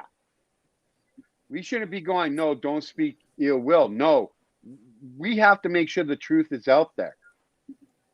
Right? Yes. Some people are going to speak good about them, but we also have to realize, no, they did bad things too, or they did something bad. So that's the biggest thing. So when it does come to videos, I love editing, including like my intro videos. I mean, how many different intro videos? Not until this one. I do have somebody that keeps bugging, harassing me to put this security guard back up in my intro video. And I know the chat probably knows who I'm talking about, but the intro video that I have Oh, I know. is probably the one that I'm mostly gonna stick with, except when I go to different location. Of course, the city location is gonna change, but the ending has changed. I already have picked out my next year's editing video. So like that security guard, the ending video, I have to have something fun. But if Angry Ginger, you put out unedited videos, good for you. Some people do, some people don't. What else? Accountability. Is that your trying out? That's Big Red Ogre. He changed his name. Oh no, he has two channels. One, what he does is Oh, he has. Angry Ginger is actually the one that he uses to go out and chase pedophiles, and then the Big Red Ogre is his cop watch one. So, Okay. but the guy is amazing. I don't know if you heard of him. I think you have CRM. He is. You got to see some of his work that he's been doing lately. It's shocked me. He is getting better and better every day. Like he says, he doesn't know how he's an idiot on the computer, just like me. I'm still learning how to use StreamYard, for Christ's sake. But yeah, the guy's doing some pretty good work trying to expose people and keep cops accountable at the same time. So it depends on what channel he's on. But I know that Canadian Rights Ontario. I watched a few of your videos. I think you only got about 3 or 4 up there or something. But I watched the one where you were in Unionville.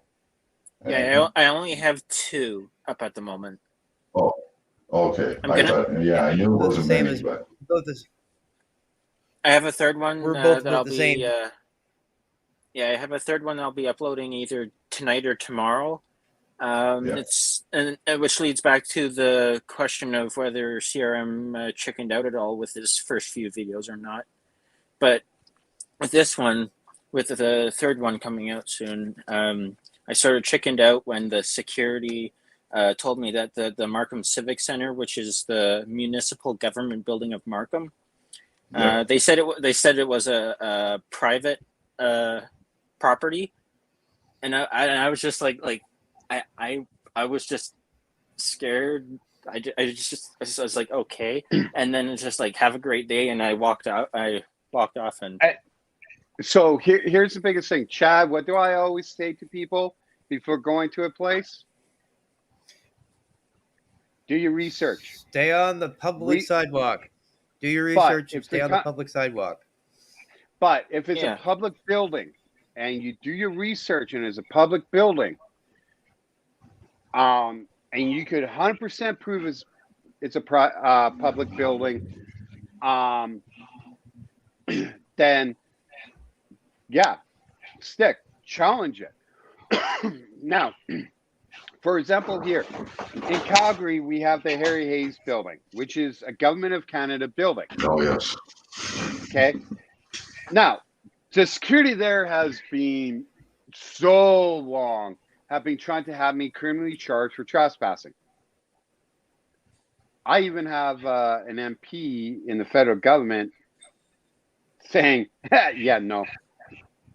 Now, when it comes to the Edmonton Canada building, that one has been a very touchy subject Now, I have filmed inside there, and I've had security surround me. I had Edmonton police come, and they're like, "You're going to be getting charged for trespass." I go, "It's a public building. It's a Canadian building." And they're like, "No, it's private." I said, "No, it's I'm like, "Government of Canada." And I said, "Technically, you guys being here, it is a federal property. It's the RCMP." The cop's like, Yes. "Well," and I go, "Trust me, I know blah, blah, blah, blah." Now, again, digging even more into research, that building, a lot of people go, when I went back, and again, when I went back to Edmonton, I was not going to film there. I was actually trying to stay away from downtown because I had other areas that I wanted to visit. Plus, my trip was not as long as I really wanted when I was there. But when I went there and I filmed the building, and I was actually walking by, and I had my camera out the whole 9 yards, and this one security was outside having a smoke, and he saw me, and he then ran inside, and I decided, oh, okay, I guess I just start filming and recording. The reason why I didn't go inside, it's not because of COVID. It actually turns out that it is 100% private building. It is not owned by Canada. Canada rents it. Now, when I try to challenge, but they rent it. The thing is this. If they rent it out, and this is why with the Alberta government building and with the trespass charge that I got, if it was 100%, now, difference between the two buildings is why I got trespass charged for the Alberta building was because I went on a floor that was privately rented out. They said if I didn't go to that floor, I would have been fine. But the Canadian building has private businesses all around. So there, in fact, it is a private building or a private property. And so that's why I said I stayed in the public area, on the sidewalk. Yeah, I was still on the property. Did I lose my cool? Hell yeah. Do I feel ashamed?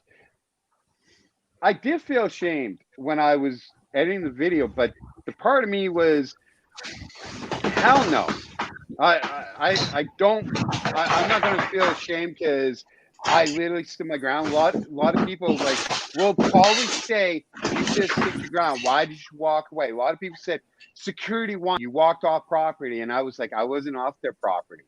I was still on the quote unquote property, and so and security's like this and that and everything else. But the thing is when it comes to going to places, research. And as the Chad said, when in doubt, stay on the golden path. Stay on the public sidewalk. Stay on the public easement. Right? So for me, put the video out. You're new at this.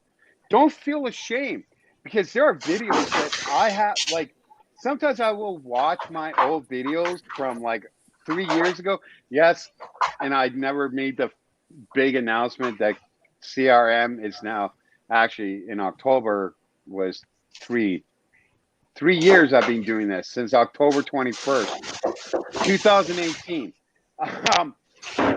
That I will watch my old videos and yeah, I was like, oh, I can't believe I did this and whatever. But you grow. And it's good to show that you're human. But on the other hand, too, is, hey, do your research. And if you find out that security guard is wrong, go right back, man. And it doesn't hurt, too, to have the paperwork. And go, no, you're wrong. And well, there's one little problem with that. I've brought paperwork to places. A lot of places I don't record at. I just started doing this actually. But I've actually gone in and, I've been told things and then I go back again. And, things just, You know, like for instance, when I was arrested in my bedroom, people say, well, why didn't you fight back on that? Why didn't you resist the unlawful arrest? Because it was 100% unlawful. I was arrested over butthurt feelings is all it was. Straight Did they up. have a And sorry? oh, go ahead. Did they have a warrant? Did they have a warrant for your arrest though? Oh, No, actually, they no. Well, what happened was there was an argument, and instead of the people coming out and actually talking to me, they hid in their bedroom and they called their friends over. Their friends came over and started shit in the house, and the friends were the ones who called the cops on me in my own house. Now I still have the original form and everything that I got from the owner of the park that I'm actually the person that's on the lease there, and they weren't. But you know, I was still the one that, because I called the cop a fucking terrorist to his face and told him I didn't respect him and told him to shut up in my house, he got all butthurt. And I ended up spending 8 hours in a police station. Now, I've talked to lawyers left, right, and center. They tell me I have a 100% verifiable case, that I should take them to court. And when I ask them, would you represent me? They say no. I mean, I've checked from Ontario to fucking Newfoundland for a lawyer. And they all tell me the same thing. They cannot take it because they don't want to jeopardize their career. Because as soon as you go after the RCMP or any government agency and you use a lawyer, that lawyer is now screwed. According to them anyways. So, and So it makes it hard. So is this on your criminal record now, or is this? Oh no, there was no charges. They just held me for 8 hours and released me with no charges whatsoever. Okay. So it was a 100% illegal arrest. Now people say, why didn't I fight it?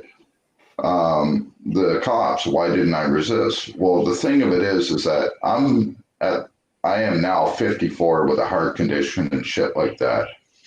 And not only that, but if you resist any arrest, no matter if it's illegal or not, you will still get that charge. And then you will have to sit in jail till you get bailed out or till the judge decides if he's even going to give you bail. My problem is that if I get charged with any offenses, I don't get bail in Canada. Straight up, it doesn't matter what it is. I will be held until my court. They will not give me bail in this country because of what Ontario did to me. So, yeah, like I was literally chased out of the province of Ontario.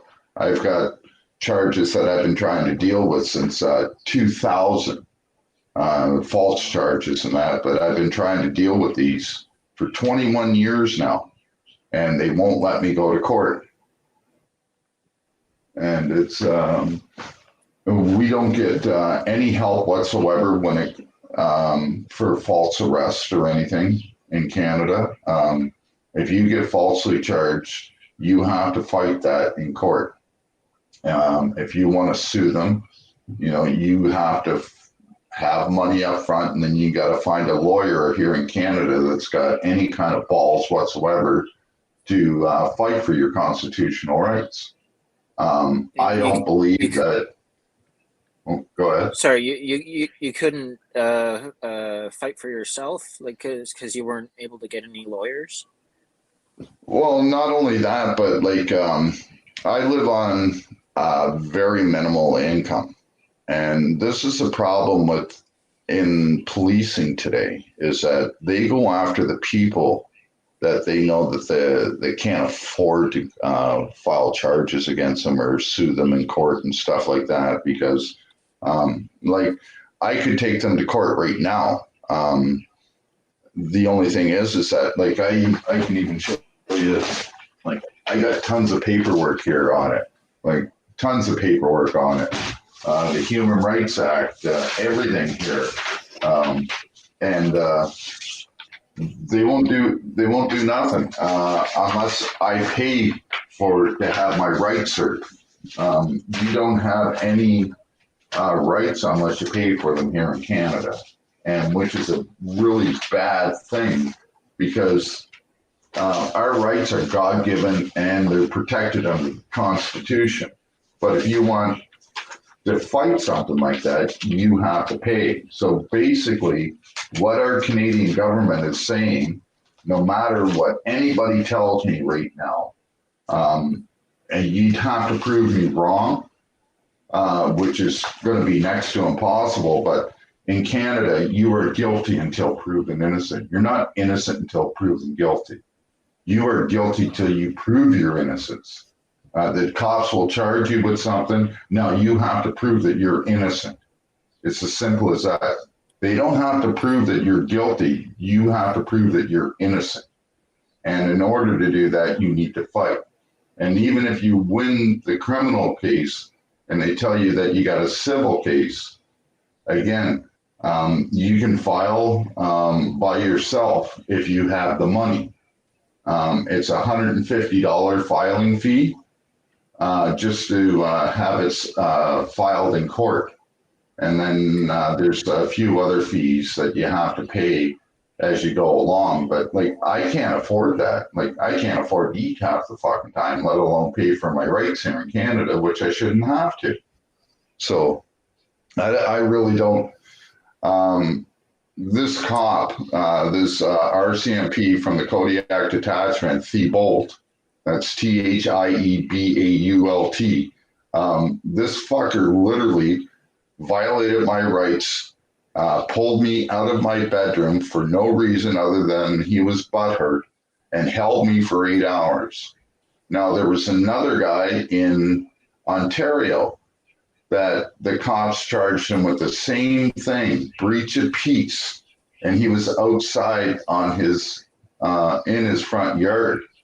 They held him for 3 hours, and that guy walked away because he was able to pay for a lawyer.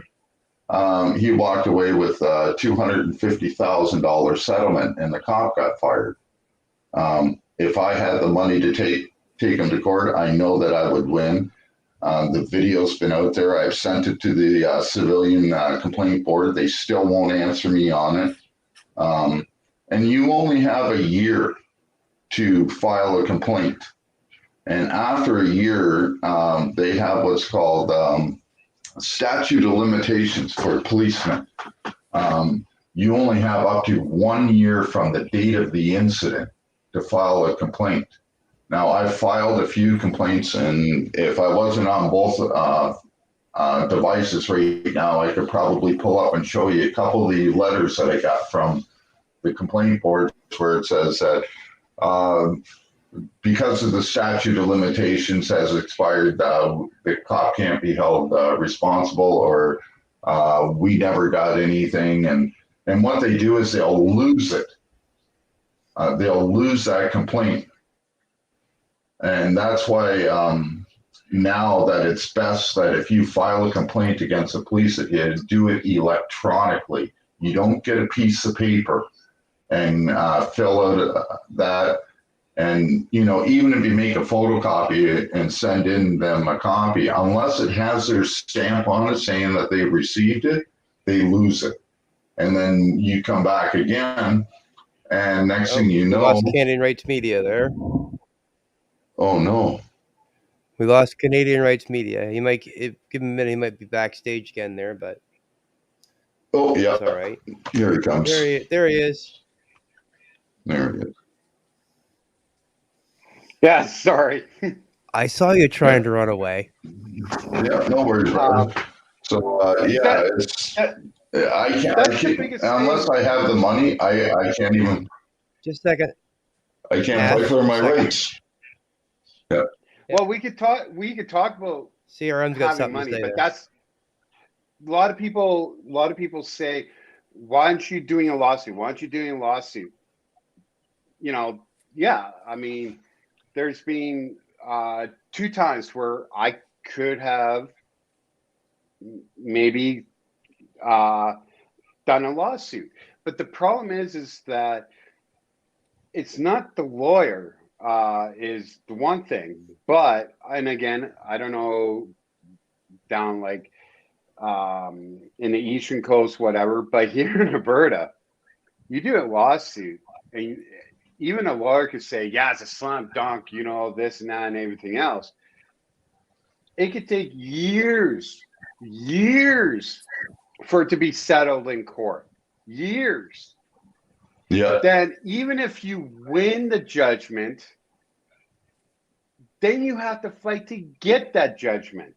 Exactly. Doesn't matter if it's against the police department. You know, they could hold out. Like a police department could go, yeah, what are you going to do? That's why I said the biggest thing here, difference, and one thing that I did learn between Canada and the United States, where Americans sues a police officer as an individual, right? But if that cop loses, who pays? Not the cop, the police department. No. So technically taxpayers, right? Well, Yeah, not that's even the showing police department. Down in the States, It doesn't the even police come out of department their budget. Well, Well, it's a no, special it comes budget. out of the city budget. The city pays for it, not, and it doesn't even come out of the police budget. Like, look at this Los Angeles Sheriff's Department, for instance. Do you know that from 2012 to 2020, that that one sheriff's office has cost the city of Los Angeles $550 million in lawsuits, and they're still not held accountable. No, They won't show up to the review boards or anything that they got out there. There were subpoenas and everything, and they just ignore them. But yet, if we were to do that, we would be in jail if we ignored a subpoena.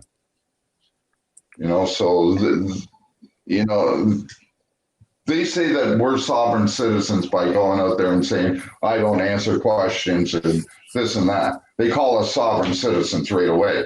But the real definition of a sovereign citizen is a person that doesn't believe in the laws.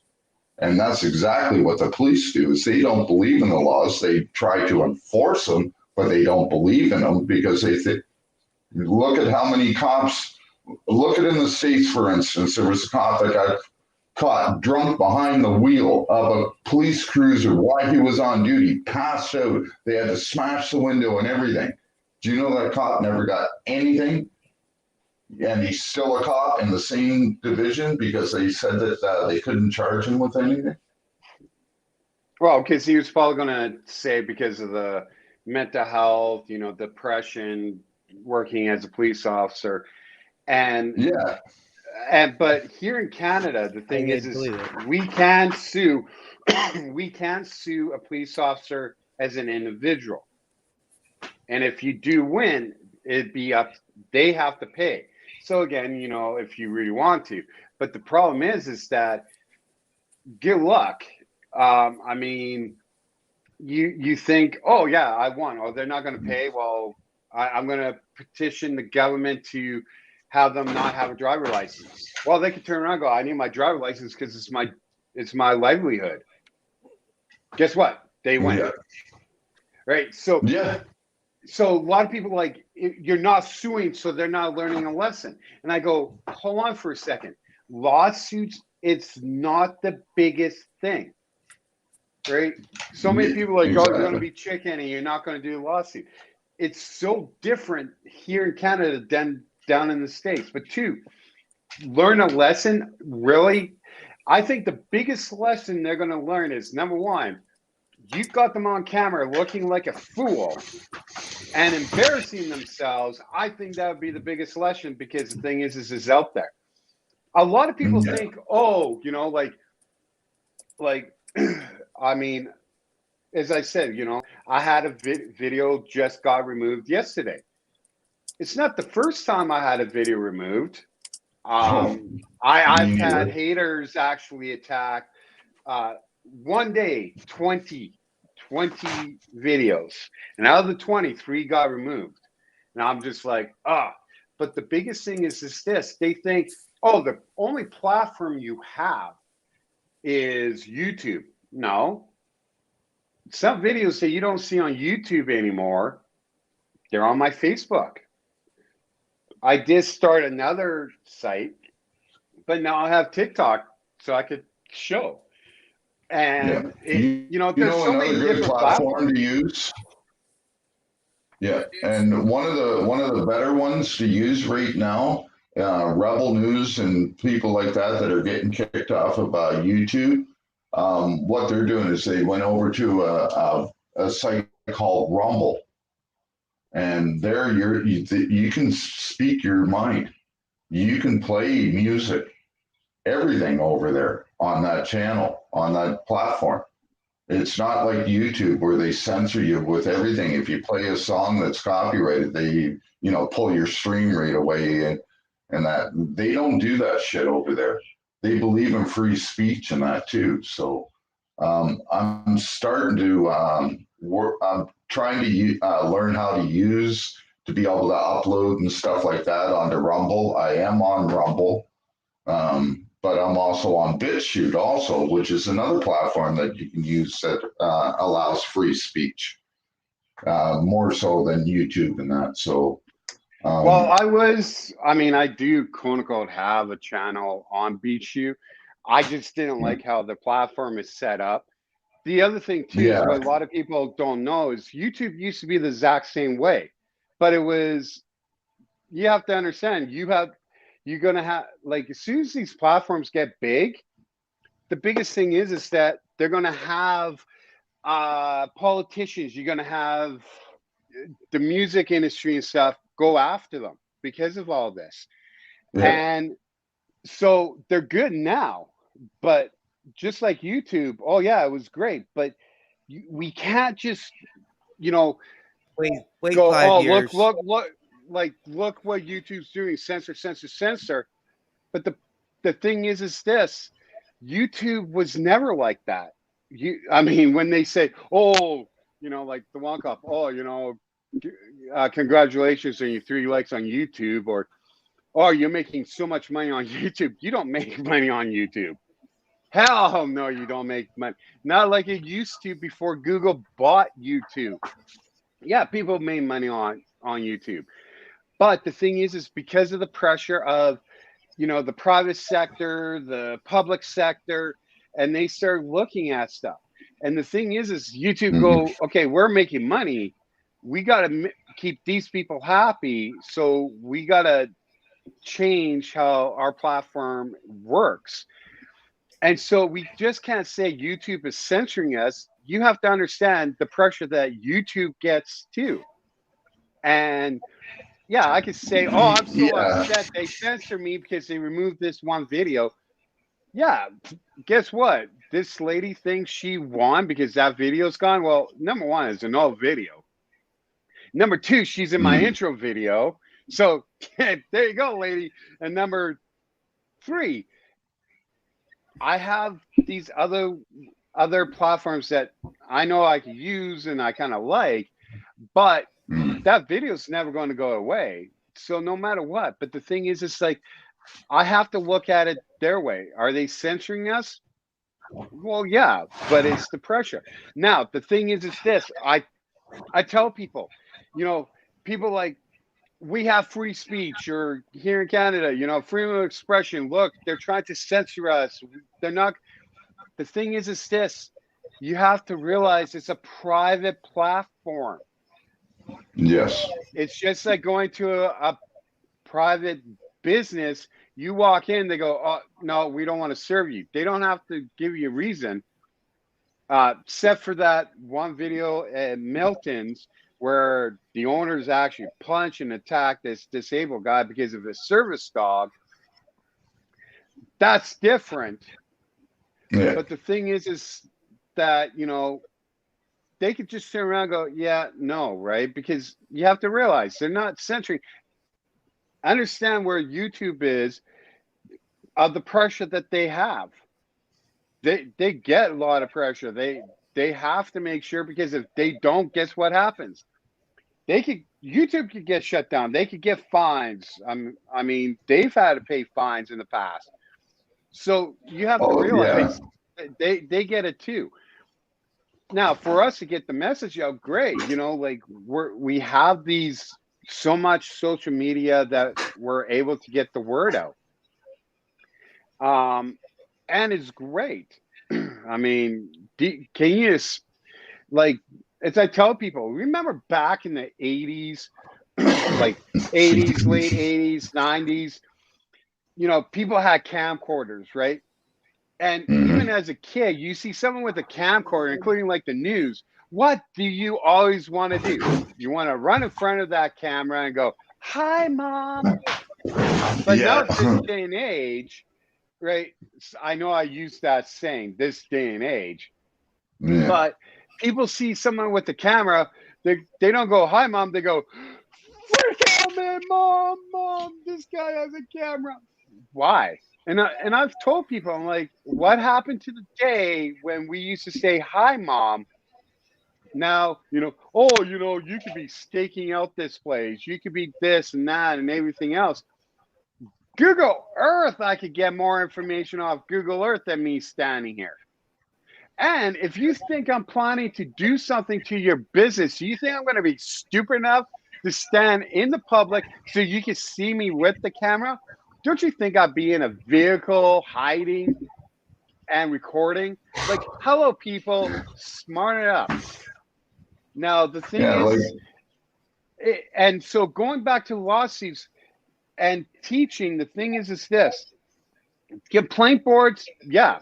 I mean, to me, and, you know, for me, it has worked in a number of cases where, yeah, the police officer got, not only got in trouble, I mean, I have one cop who not only broke the Freedom of Privacy Act, FOIA, but he got in trouble where when I put in my complaint and stuff, he now has a black mark on his record. So if he ever wants to go for a promotion, he has to sit there and justify this black mark that he has. So there can't be, you know, things where you can. But the biggest thing is this is, I don't know about everywhere else, but I find that Calgary now, when a cop turns bad, do the Calgary police just friggin' turn and burn against them? You know? Oh yes. And I spent 4 years in Calgary. I used to work for an organization right down on 7th Avenue called Kickz, Calgary Urban Project Society. And right behind us, there was an alleyway, and then right behind that was the police headquarters. Right. So, you know, the Andrew building. Yeah, I used to have to deal with the cops there all the time. Like, they would park right at our back door and block the laneway and block the door so that we couldn't open it because their cars are parked right up almost against the door. And I got to the point where I started calling tow trucks and having them removed because they were in the parking spot.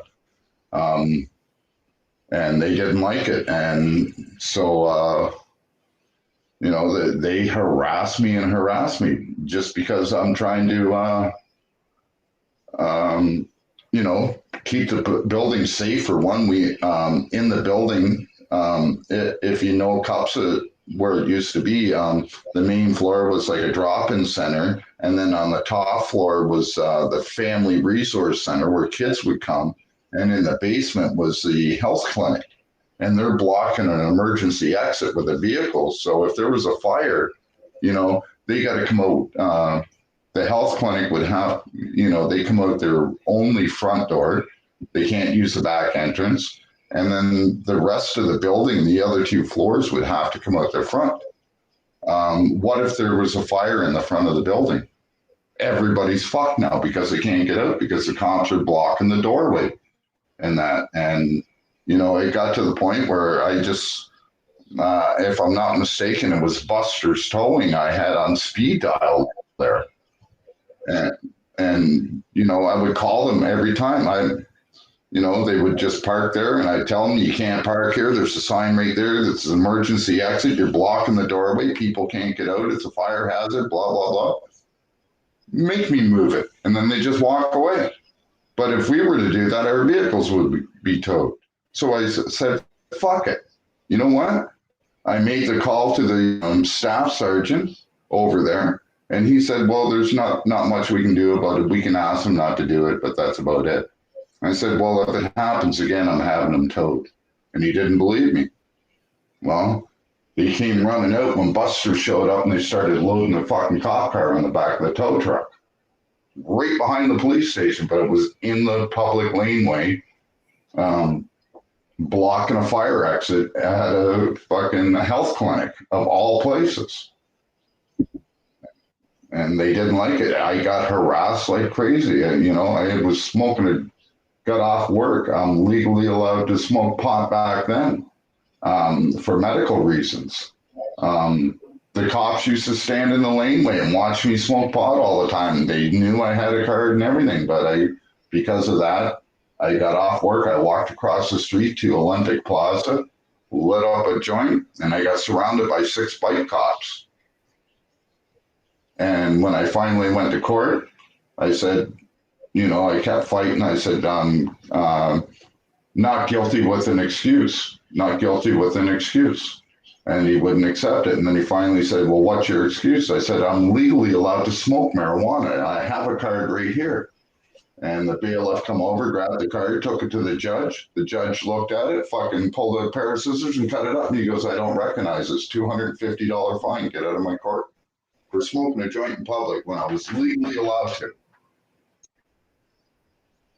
So that's the kind of bullshit that I went through out in Calgary.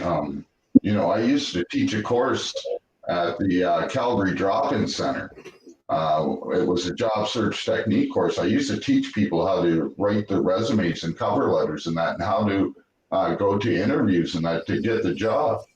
You know, I used to literally help people, and this is the thanks I get for it. You know, I've been doing this for a long time. I'm not sure how old you are, but I'll be 55 in January, and I've been doing this since I've been 18. Since 1985, I've been fighting for the Human Rights Act, for the Privacy Act in Canada. We've literally made changes to that. You know, I helped start the first needle exchange program in Canada. I've helped open up shelters. I've helped open up addiction recovery centers. There's a guy in chat right now. His name is What's Truth. He can back me up on the place in Digby that I used to work at and Moncton. You know, these are some of the things that I've done. And now I got cops. Like, I've been an activist my whole life. I'm not a cop watcher. You know, I'm not an auditor. I'm an activist. I've always told people that. You know, yeah, my new email says Ashcan audits. That's, you know, just something I put out there because there's so many other names like that. So I just put down Ashcan audits. But I'm not an auditor, and I never claim to be an auditor. The odd time I'll walk out, do a video on that, and do a quick audit, like the COVID sites and stuff like that. But I'm not an auditor. I'm more of an activist. I do a lot of things behind the scenes. I'm the one that would send letters to governments, to different agencies, and to different lawyers and stuff like that, Crown prosecutors and that, to try and fight to make the changes that are needed. But it seems like all that work that I did from 1985 up until 2 years ago has all been for nothing, because now it's all been basically wiped away and our rights are being stripped away. We got this dickhead. He's supposed to be our prime minister. It's that fucking piece of shit, Justin Trudeau. You got him. If you go and read what he's trying to do right now about the free speech on the internet, you'll lose it. And it's called Bill C-11. Where if I say that I want to fight that cocksucking motherfucking Justin Trudeau and beat him like a fucking MMA, those videos will be pulled. And I could get up to a year on house arrest for it. And if I break that house arrest, I can get up to another year in jail just for saying shit like that. So this is why I fight. You know, we have a constitution in this country for a reason. It's not to be fucked with. It can be amended, but it's not to be fucked with. And it says it right in there. We have a constitution to protect us from tyrannical governments. And the tyrannical governments are using it against us like the Chinese do. So, the biggest problem is, I mean, I agree. A lot of people start telling me I should stop calling myself an auditor. I'm an activist. That's why I call myself an activist. Yes. Because a lot of things when I do talk to people, a lot of times it's not I have a camera on. But the biggest thing is that when I say, do you know your Canadian Charter rights? Do you know your rights? Do you even know your, like here in Alberta, do you know the Alberta Bill of Rights? And a lot of people go like, no. I said, how do you know? And it's the same thing like the lawyer said to me. He's like, how many times did you hand over your ID when the cop says, I want to see your ID? And I said, all the time. He's like, why? I said, I was growing up when the cop says, I want to see your ID, you hand it over or else you get in trouble. And the lawyer's like, you know, going through different subjects and topics. And he's like, that's a violation. That's a violation. That's a violation. Now, case being, what a lot of people don't know, and a lot of people think I don't have a heart, but I do. I do have EMR training. I was trained as a emergency medic. I do miss doing that type of work. But one time I was heading home, stopped at the local Starbucks, and all of a sudden I left, and all of a sudden I hear this bang. I see this car in the air down, and what's the first thing that comes to my head? Someone's hurt. Now, I want everybody to know I had my equipment with me because I actually, if you want to say quote unquote, I don't say I audit places. That's why a lot of my videos, if you listen, I go, I'm here exercising my or our Canadian rights to film in public. I don't really say audit as much. It's more, I'm taking a stand for our rights. But I had my equipment with me. I never ran up and took out my camera and started filming. My first reaction was, there are people hurt. Now, here I am. I'm giving first aid to a driver who was hurt. And after paramedics took over, Calgary City Police Constable came up to me and said, I'm not even going to ask you. I'm not even going to try. I just want to thank you for doing what you did. And I said, try what? He's like, I'm going to ask for your ID and to sign, fill out a statement form, witness statement form. Now, other witnesses were standing there and they're all like going, wait. You're not getting his ID? And I kind of go, I'm like, I never recognized this cop. Me and this officer never met before, okay? Never. He's heard about me because now a cop pointed me out going, you know who that guy is? And he's like, I'm going to respect your rights. And people are like, what? And I go, I have the legal rights to not ID myself or fill out a witness statement form. And they go like, what? I said, yeah, you know, it's your right. They can't tell you to fill it out. Here's this lady going, no, you have to. I work in a lawyer's office. And the cop said, actually, no, he's right. Me saying, can you fill this out? The way I phrased it is to make you do it. But he's right. And they were like, oh. And I told the cop, I said, look, I saw nothing. So I will not be a witness. I said, when it happened, man, I was blocked by this cube van, and he was like, I said, I heard the bang, I see the car up in the air, but I never saw who's at fault or anything. And the cop's like, oh, okay. And after he walked away, the individuals were looking at me, they're like, really? I said, how well do you know your rights? And he's like, I guess I don't really know them. I said, get to know them. And she's like, really? I said, get to know them. After they left, the cop came up to me and he's like, and he said, like, he's like, you could be, like, I took pictures of the accident.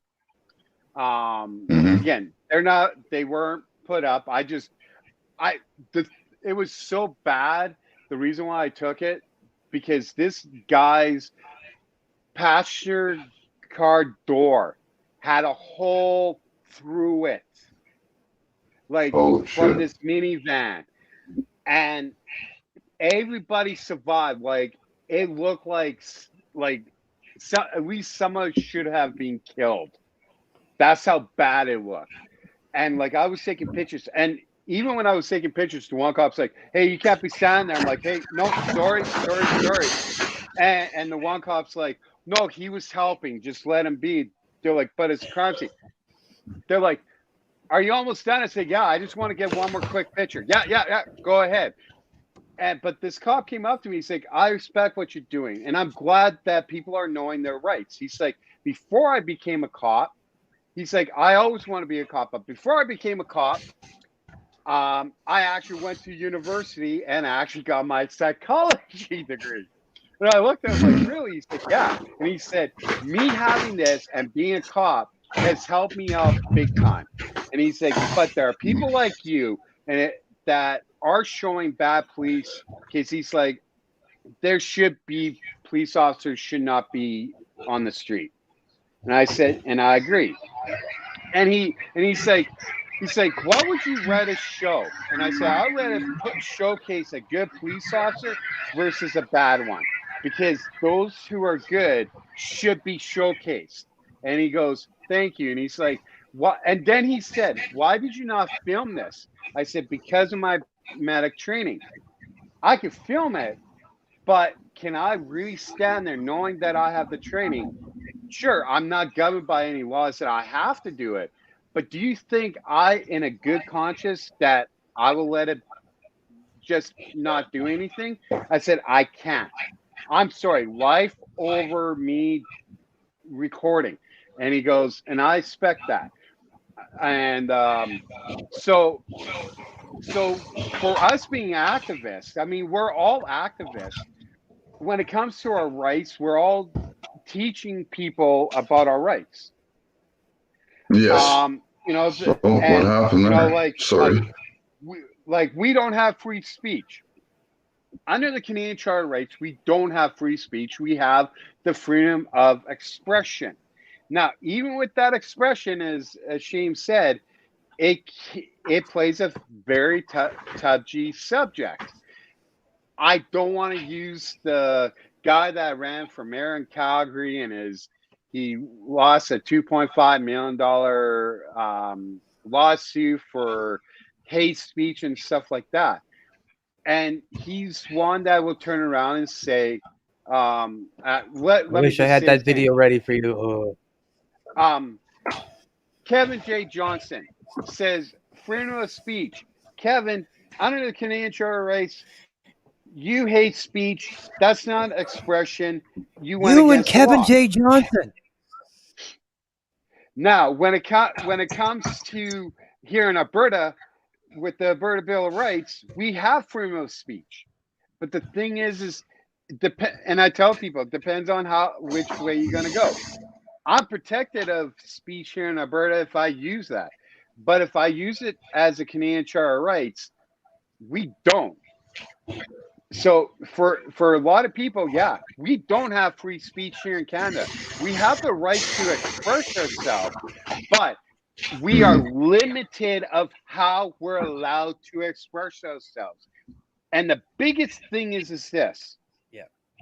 We as Canadians, what we need to do is get a government in place, our prime minister, to take our Canadian Charter of Rights, and that first part saying that our Canadian Charter of Rights can be amended to fit their needs should be stripped. Nowhere in the Constitution of America has that, but we have that. That needs to go. Two, Yeah. we need a government to turn around and go, expression? No, it's free speech. Expression and free speech. And the thing is we need a government to turn around and not say, you, the people, work for us. We need a government that turns around and go, you, the people, we work for you. And we don't have that because people are not understanding their rights and they're letting the government control. And we could talk about this vaccine passport. And I will 100% agree. Vaccine passports are the stupidest, craziest, dumbest thing on earth. Now, I would definitely say it is your right to choose to get the vaccine or not. I'm not going to get into that debate because it's a stupid debate. It's not like, hey, before COVID, did you ever walk in a restaurant and the restaurant said, excuse me, can I see if you got the updated flu vaccine? What about your measles? Do you have your measles shots? No. But we need this little piece of paper to be able to do things. I'm sorry. That's crossing the line. And I think it's the stupidest thing on earth. And that's because we, the people, are going, the government knows best. The government is here to be for us. No, they're not. It is time for people to wake up and realize the government is not here for us. And how you talk about our prime minister, how is this drama teacher still in friggin' office? This guy has I'm telling you, charges inside and out. How many pictures have come out of him being blackfaced and he used excuse? No apology, no apology. But hey, does he get removed from office? No, but a teacher gets fired because of an old past picture. But our prime minister gets away with it. All of this shit is happening. well, look at when he was a drama teacher.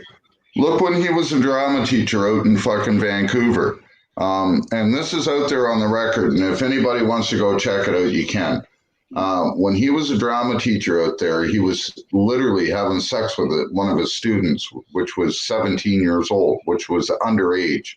And there was an out-of-court settlement with a non-disclosure agreement signed. But yet he's still our fucking prime minister. As far as I'm concerned, the fucking guy's a pedophile. Sorry.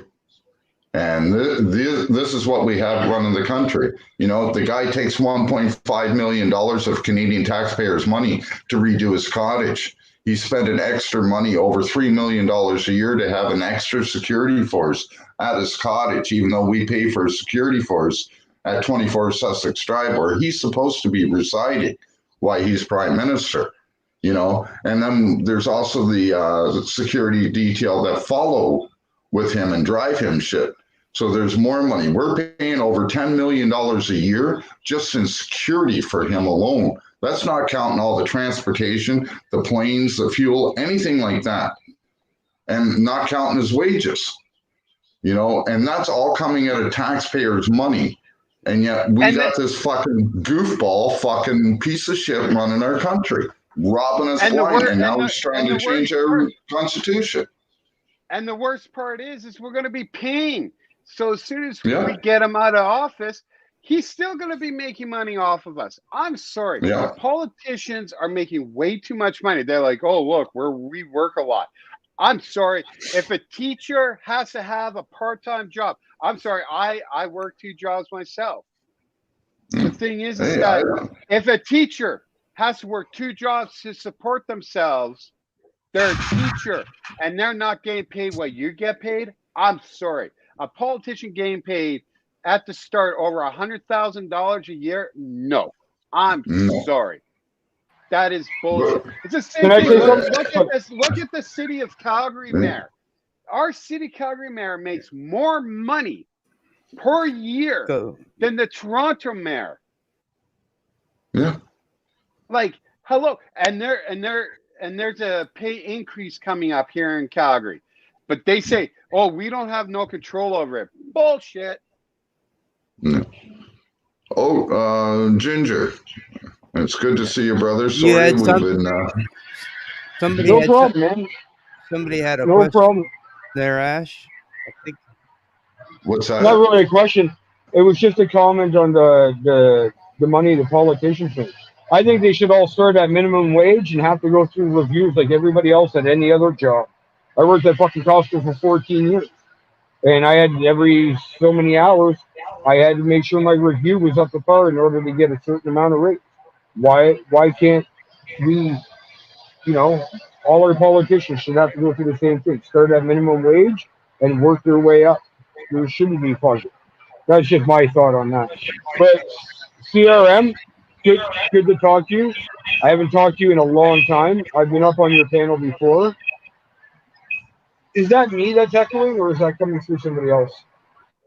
That's coming through that's somebody you else. echoing, yeah.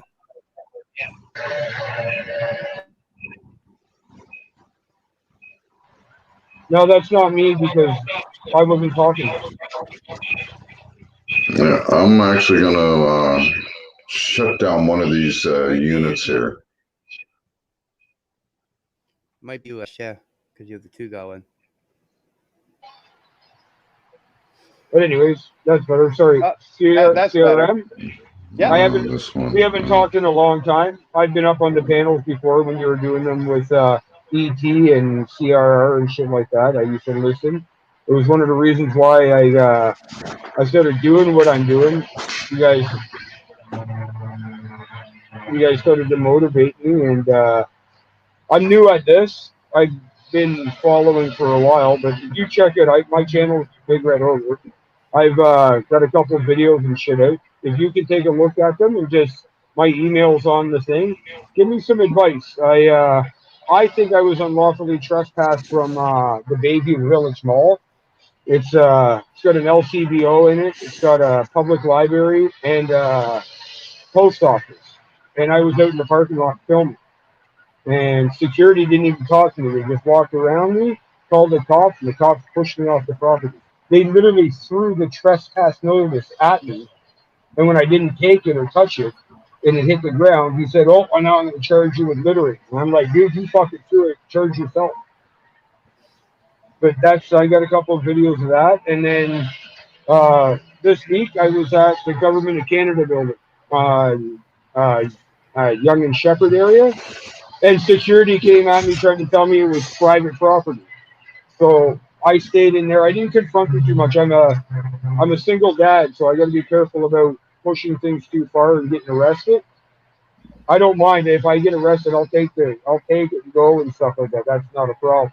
It's just if I don't have to get arrested, I'm not going to. Like I heard you talking earlier, I'm not going to push it to the point where I purposely get arrested. But I pushed the issue. I did my walkthrough of the building, and I went out. I waited for 20 minutes outside for the cops. He said he called the cops. They didn't show up, but I had to come and get my daughter from school, so I had to turn around and leave. But if you get a chance to check out this video, I would love to hear what you have to say. Any advice, anything. I've been studying your. I've been binge watching your videos. You probably be getting my comments popping up on them over the last little while. But I've been binge watching your videos, and I really like it, and I like your approach to it. So I'm trying to learn from you. But if you have any advice, I'm a sponge. I'm willing to learn, and that's my speech. I would definitely say your move with the Canada building was a smart move. As I said, like pushing the issue is one thing. People like you walking away, you know what? The biggest thing is you're not there. You're not living it. You weren't there for the moment. Now I could definitely say the cop threw the trespass ticket to you. I actually had now this cop actually had to do a lot of like it was a couple months, and the only reason why he found who I was because of the CP police, because of their memo. And the thing is that when they showed up at my door to give me my trespass tickets, and I'm saying tickets, even the judge said 7 trespassing tickets for one. That was like way over aggressive. But it went down to where it was one where, fought in court. But the thing is that, yeah, it's going to happen, but you know your limits. We all know our limits. Getting arrested, and it's just it's one thing. Like Nasty told me, getting arrested proves what?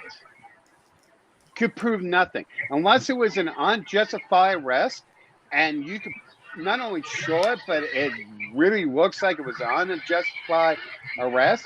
Great. But those who purposely, because there are those out there that go out purposely causing problems to get arrested, to get the views, the whole 9 yards, and they are losing cases left, right, and center, and they're getting big criminal records. But for us up here, there's no point of trying to get arrested. No, Right? see, it's not about that for me. It's about, like you were saying, learning and making sure that, like, I went in, I didn't make a scene, but it was, the guy, I told him he was making a scene type thing. I did my business and I left. And later on that afternoon, while I was waiting for my daughter to get off the bus, I had two guys walk down the street and they're like, dude, that was fucking awesome. That was crazy. I'm like, what are you talking about? They're like, oh, we were in line at the Service Canada. We were waiting in line when you went in and security was bothering you. I was like, oh, shit. And I'm like, do you want to know what it was about? So I explained to them. They had no idea. So that's two people right there that learned something. And they're new to Canada. They had no idea about these rights. You know what I mean? So at least I know I helped those two guys. Now they're going to go look into it, maybe learn some more.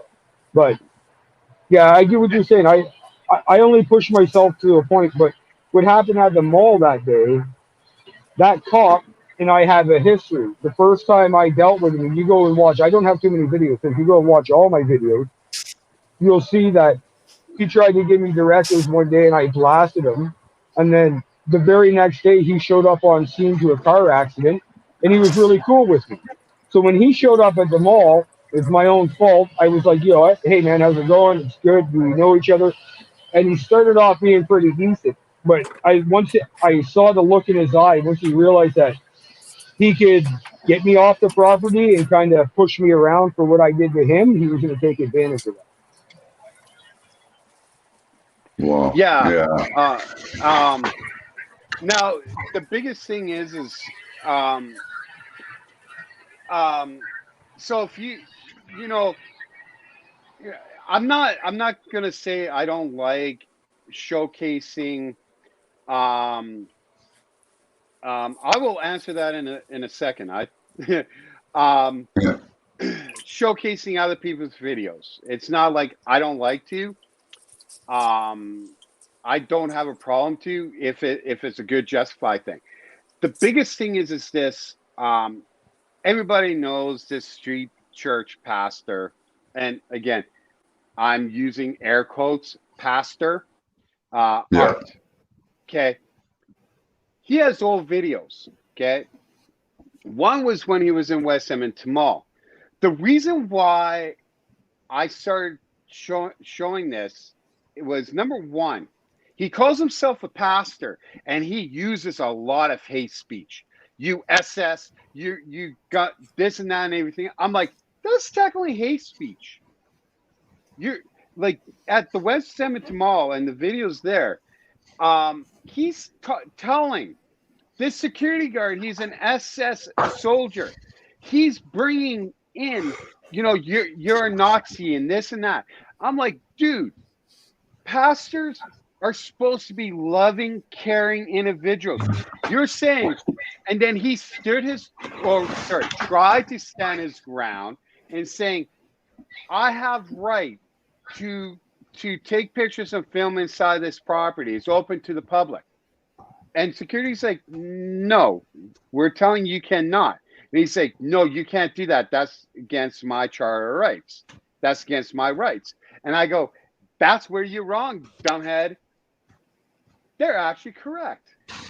I'm all, if you're taking pictures and stuff, if they don't say nothing, sure, you're great. You're doing wonderful. But if they tell you you cannot do it or you have to leave, it becomes private property. You have to follow by the procedures and policies. and he's standing his ground. Now, what he doesn't show in the video, they're like, oh, we're going to go over here and go have coffee. They were actually escorted right off property.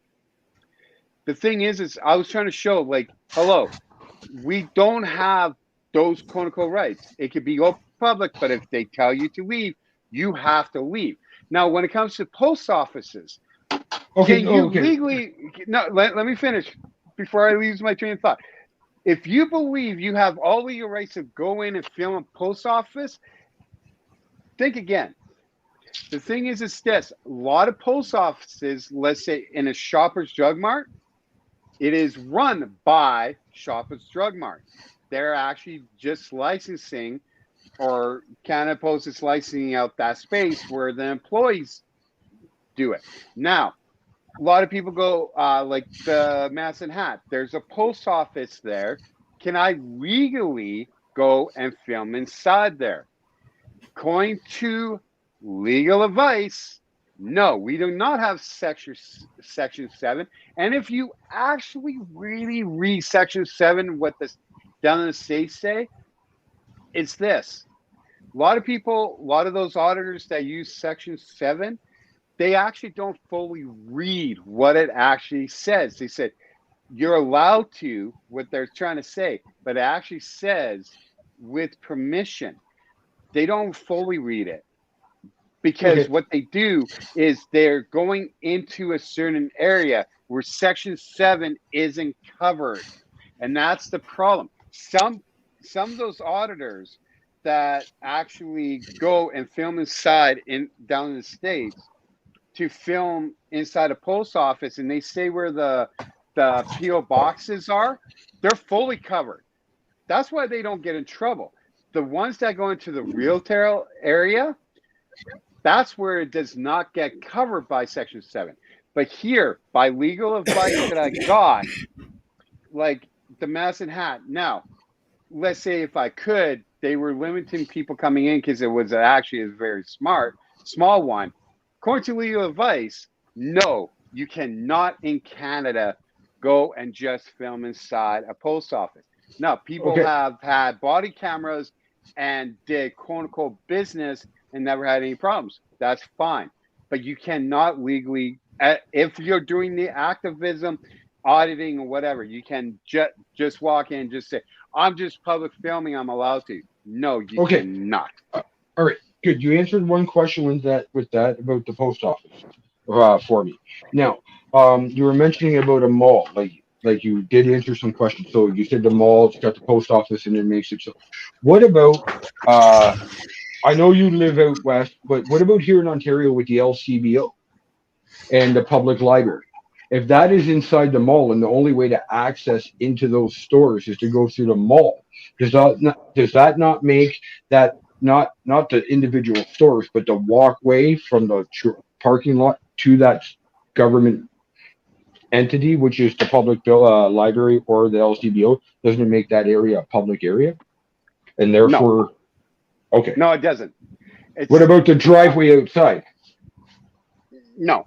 If it's on private property, it's private property until you enter that premises, that it becomes public. It does not, it's quote unquote called open to the public, but it's still private. But as soon as you walk into that library, that's public. Okay. Then that's different. Now, yeah, there are places that I personally won't just go film. You know, a lot of people go do that at a school. No, it's not like, oh yeah, I'm that smart. Yeah, I'm gonna go film. I will go film a school. Like, there was a stabbing. Oh man, this was pre-COVID, and I was in that area 30 minutes prior. There was a stabbing at a high school. Now, if I was there and I got that alert, oh yeah, I'm gonna go. It's news story, man. It's coverage. And 9 times out of 10, I probably would have beat the news people there anyway. But the thing is that there are places where I won't go personally film. Libraries is one. I don't see the interest. I know there are people like that. I'm not saying I was going to go into the library. I was just wondering about, because of the way I was trespassing the Bayview Village Mall. That's what I'm using as my reference for my own point of view, so I know better in the future. Yeah. Like there's a guy in BC called The Watcher. I mean, a lot of his videos now are just dash cams, but he actually went in and filmed inside a public library. I think he was arrested but got released. I think it was Trespass Act in BC, but it was the same thing where it was technically on private property, if I remember right. But him filming inside a public library, he had all legal rights to do. I won't. Now, I don't see the point of it. I know there are people, and I know if Nasty hears me say this, and he probably knows because I tell him sometimes I don't like the idea of some places that people go record. It's the same thing like with me. People go, why would you go to United Rentals? Like, really? Well, number one, United Rentals has a huge government contract. But some places where I went to go film is just because I found it neat and interesting. Some people go, stick with governments and the police. I just found it neat. That's where I go film. Some people say I won't do it. But are there places where I won't go? Yeah, I do have my limitations. And, libraries, I mean, even the new Calgary library, it's a beautiful library. Don't get me wrong. It's a beautiful library. I would love to go in and go film it. But on the other hand, too many people have gone in and done it. And, the staff has been really good. So I'm just like, there's no point. But it's that whole same thing, research. But when it comes to the mall, people have to realize it's open to the public, but it's still private. It's security who's acting as the owners tell you can't do anything. Yeah, you can stand there and go, I want to see it on paper. I want to see the procedure. The Canadian law, when they say, well, you got to leave, you cannot film here. You go, I want to see it on paper.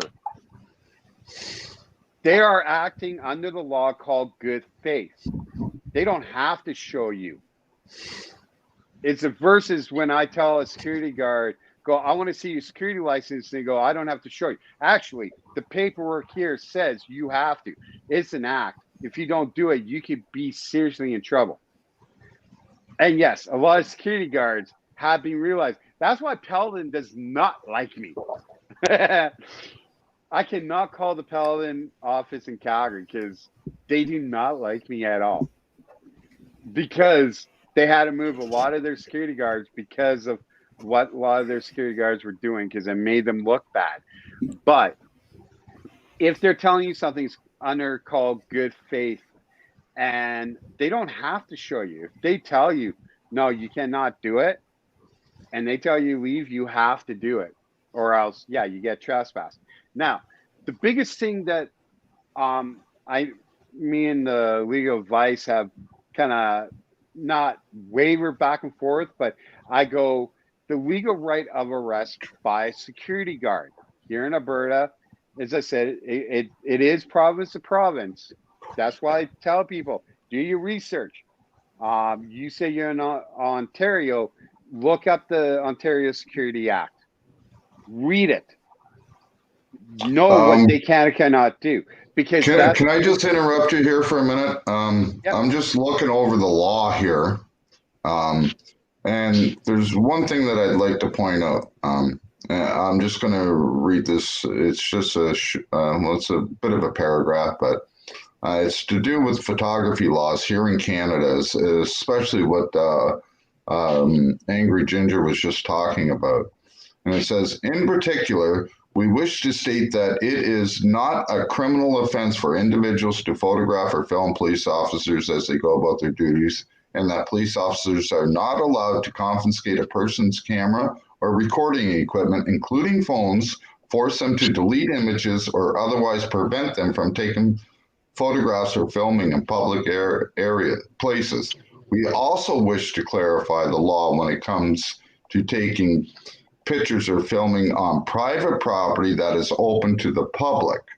people are welcome to take pictures or films in malls, transportation centers, and like, unless posted signs specifically prohibit it, or until they are requested to desist by a representative of the owner of the property. In such an instance, through the owners or their representatives, such as a security guard, are within their right to request a halt to any further photographic activities. They have no legal right to force the deletion or destruction of photos that have already been taken. The publication of these photos is a separate issue and may be affected by other applicable laws. So that's where, if they tell you, like that mall, if they tell you to stop, unfortunately, the law says, I'm sorry, I'm not trying to stick up for anybody. I'm just, and like, let me see No, here. the law's the law. But the thing is, Yeah, they never asked me to stop. yeah, They never asked me to stop. They just asked me Yeah. what I was doing. yeah. That was the thing, and they never asked me to leave the So, property. yeah. He asked me what I was doing. I told him I was filming. He was the first security, it was okay. The second guy came over, he didn't say a word to me. He walked around me. He stood behind me. I said, "Don't stand behind me." I take that as a threat. He walked away and then called the cops. But not once did they ask me to leave the property. Not until the cops got there and talked to them, and all of a sudden it was like, "Oh, they want you trespassed." I'm like, well, I argued that, and then, like I said, if Well, CRM watches that video, he'll see that I screwed up on that one after listening to everything. I might have made a mistake and looked foolish there, but I don't care to look and foolish. that's the biggest thing too is I've challenged a cop about that. Go, oh, they want you trespass, and I said, number one, try it, and number two, they have to. I said they can't go through you and say I want them trespass. They have to say it to me. They have to give me a legal right to be able to vacate the area, or not the area, but the property. If they don't say, if you don't leave, let's say the Alberta, my Alberta building, my Alberta government building, where I got trespass summary tickets for. Now the judge said, because you stood there, and the judge agreed, the guy was way too close to me, and he understood the body language and stuff. But he said, the issue with this is you did not leave after they told you to leave, even if you had the right. He said, the thing is it is their conical building, but the thing is if they tell you to leave, you have to leave or you're trespassing. Now, for the police, this is where the biggest thing came from, because of the extra tickets, was the police personally themselves charged me for trespassing. And he said the police cannot do it with that because it doesn't work like that. I mean, this cop was trying to be sly over everything, but the law is one thing. But again, for me, and as I say, I got legal advice. I did my research, and I have to stick with the legal advice that I got. And I'm not going to say, hey, Shame is wrong. I'm not going to say that, because a lot of what Shame said was what the legal advice was told to me. But there is, and again, the law is the law, but this is why it comes to provinces, because they said, this is why our country is so, I learned how big our country is so messed up. It's because our governments do so different things across our whole country. Yeah. But the thing is they said, like when I was planning my Ontario trip and I was getting legal advice about some things, they go, you gotta be careful about this and this and this and this, because you could get hemmed up. And I'm like, but it's the same thing. They're like, yeah, but you can't, just so you know, because where was it? I think it was in Toronto. I was saying it was a government building, and after research, and it turns out that they only rented a small office, but the whole building was private. And that's the one thing I don't understand. But anyway, let's waste more taxpayers' money. But the law is the law. But when it does come to malls, is and I agree about sign postage. And I've brought it up before, even before me starting being an activist. I brought up to mall security going, shouldn't you have your policy posted at the door? I said, I know it's not your responsibility, but how are people going to know? Because I remember, like, I was telling the security how they were handling a situation was all wrong. And I said, your procedures aren't at the door. How are we going to know? How that person is going to know? And I agree, it should. But as I said, you need to research. But the best case scenario is it's always, if your gut feeling saying it's not right to be there, trust me, I have listened to my guts. Listen to it, right? When in doubt, just stay on the golden path. Because as you say, you're a single father, and I applaud you, man. I hugely applaud you for being a single dad. Because there are not many guys that stand up and do what you're doing. And I applaud you for it. But when in doubt, just stick to that golden road. That's, a lot of people say, I'm playing it safe. You know what? I'm not as old as Ashamed. I mean, he's still young. But the thing is this. I'd rather play it safe and push the envelope on different topics than really pushing the fact of where I can or cannot record. Right. Well, that's good. This is one reason why I'm really happy I got this opportunity, because I have talked to ET about it, and I guess maybe I misunderstood with ET, or maybe, like you said, for province things are a little bit different. I was under the impression that here in Ontario, and maybe it is, because the LCBO is on the property, the parking lot then becomes open access public, and I can't be trespassed from that, because the only way to get to the government entity is on that property. So I could be misunderstood about that. I will tell you straight up, the whole researching thing you tell me, I try. I have a big anxiety issue with doing that. I'm a computer idiot. I literally, that's why when you made a comment when I said I put my videos out raw, you didn't see the comment that underneath it. It was because I'm an idiot and I can't edit. That's why my videos are raw. I don't know how to edit. I've got a shit ton of videos for other things that I need edited that I can't get edited because I don't know how. I'm 45 and I just got my first PC back in May in my entire life. So you have a regular PC. The simplest editing software, and last time I knew, I'm a Mac guy. I love my Apple stuff. I know you people in Ontario are all Android people, but BlackBerry can't forget BlackBerry. But BlackBerry's not around anymore. Actually, you still get the BlackBerry as an Android thing, but Movie Maker is one of the easiest, because that's how I actually started, because I had a regular PC myself years ago. That's how I started editing, was actually off Movie Maker. Okay. It's a good program. It's a good program. And it's such a user friendly, you will get to know how to use it without a problem. And that's where a lot of people who do editing mostly start with, is something simple like Movie Maker, and then they just go up. Movie Maker, like a lot of people ask me, what software do I use? I use iMovie, which is Apple editing software.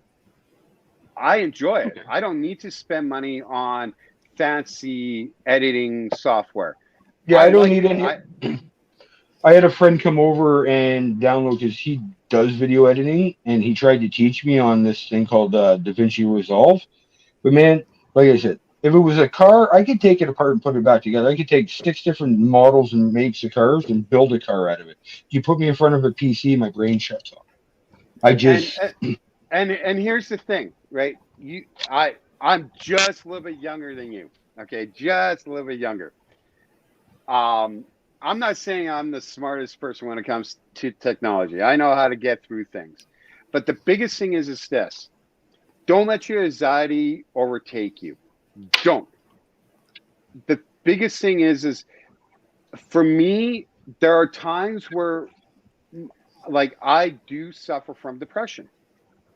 There are times when I go out and I plan to go public film and I go, my depression is kicking in. But because I overcome it, sometimes I get really good videos, honestly. But the thing is don't cut yourself short. And that's what I said. Download Movie Maker. Learn. Take your time. Like for me, even at my age, going back, a lot of people are like, why? Or man, like by the time you graduate, I go, but at least I have an education. At least I'm putting forward and taking something that I doubted, going, I don't think I'd be smart enough to go to university. Because I'm like, not only I graduated, like you and Ashamed and the Chad, and I don't know about Canadian Rights Ontario. We graduated a long time ago. fucking right. And I doubted, am I going to be smart enough to do this? Education has changed over all these years. Here I am. I'm enjoying it. I was going, I don't know if I could do it. Yeah, I could say it's a little anxiety and nervousness and stuff. I don't know if I could do this. Even when I got approved for university, I'm going, are these people dumb? They actually approved me? What the hell? Like, and then I got into it. And I got into it. And the thing is I'm loving every moment. Don't let it get to you. You're gonna have your moments. But when you start, just like an engine, at the first you didn't know how to take an engine apart. You had to do it. It's the same thing. And is editing videos for everybody?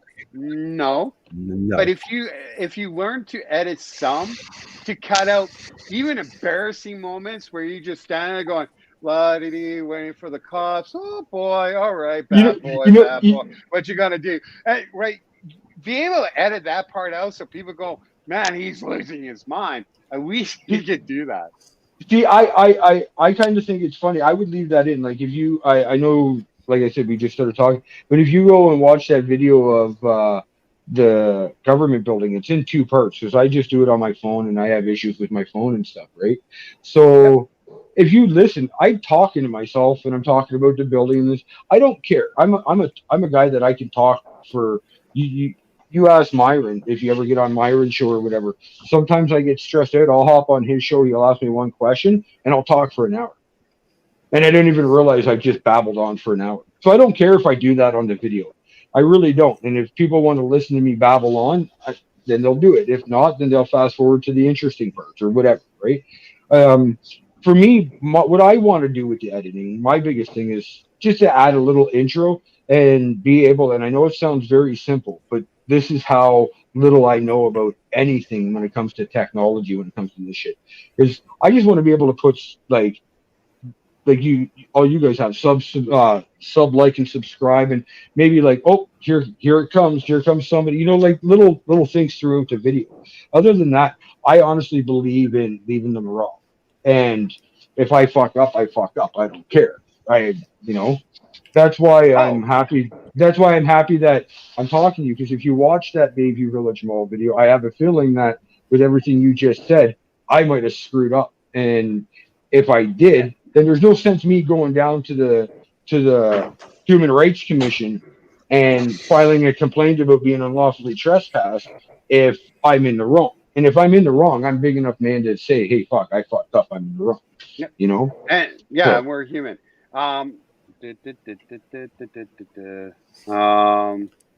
One of the things I'll Angry, say as well. you're sorry, what was your channel name? I'm just trying to look you up. You're Angry Ginger? Yes, he is. Yeah. Okay. Hunting and accountability. Okay. I just want to make sure I got the right channel. Just so you know, Angry Ginger, you just earn yourself a new subscriber. But the thing is yeah, I just, when I say, you know, like, share, whatever, I think that's just a common thing when it comes to YouTube, you know, that whole thing. And you know, it's kind of like a script. I think I've gone off my script where I never and said it, and people are like, what happened? What happened to your ending? You know, but it's just what people get used to. But hey, you make mistakes. I made mistakes. Man, I have videos there that I've made mistake. I could have added that out, but I want to show people I'm human. I make mistakes too, and it's fine. So I will check out your video after. So there's nothing wrong with that.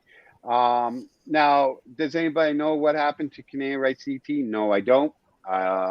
Last time I talked to him, I think was June. Then Okay, as I said, Yes. hold on. CRM. Sorry, I didn't know I was on mute. I've been trying to tell you the whole time.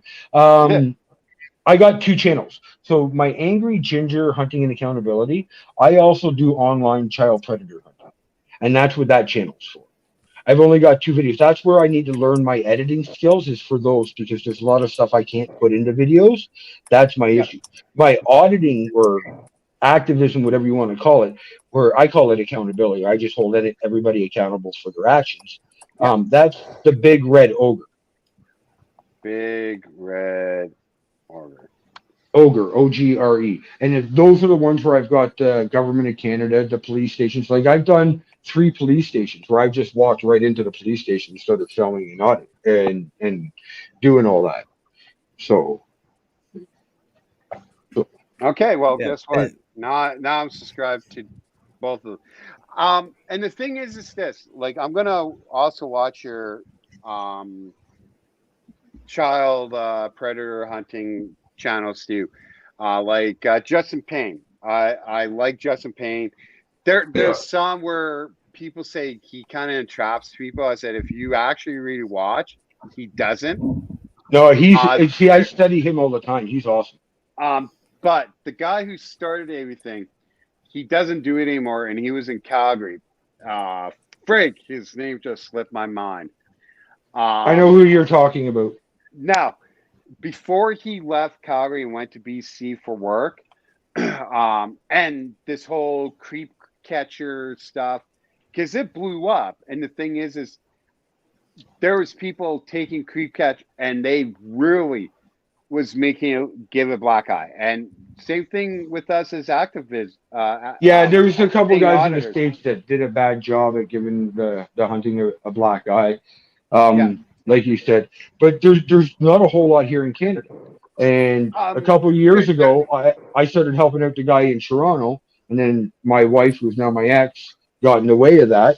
So I kind of slipped my way back into doing both.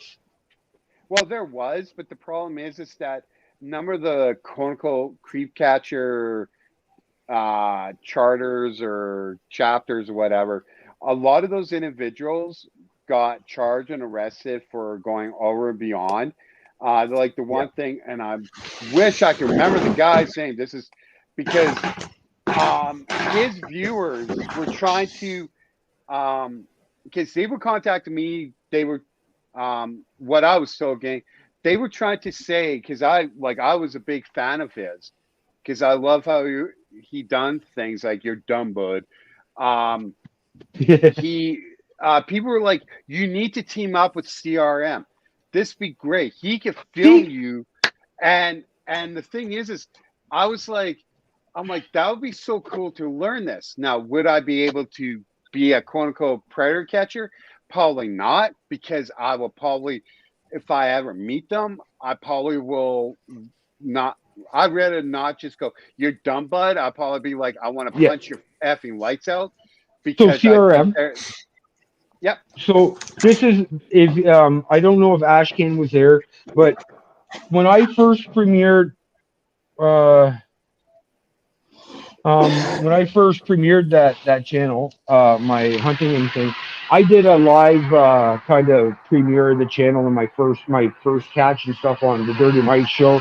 I am not trying to cause shit. It's just that's where it happened. He did help me along, but No worries. so but what it was is I said, I even wrote it out and I gave a little speech about how I think that us as, if you want to call them auditors, whatever, and the catchers, if they can start working together, we can do a lot because there's a lot of catchers being arrested for filming and this and that because they're worried about catching and they're not thinking about their rights. Whereas if someone like you or me setting it aside, or I do the catching, you do the filming, we can cover both angles and get two things done at once.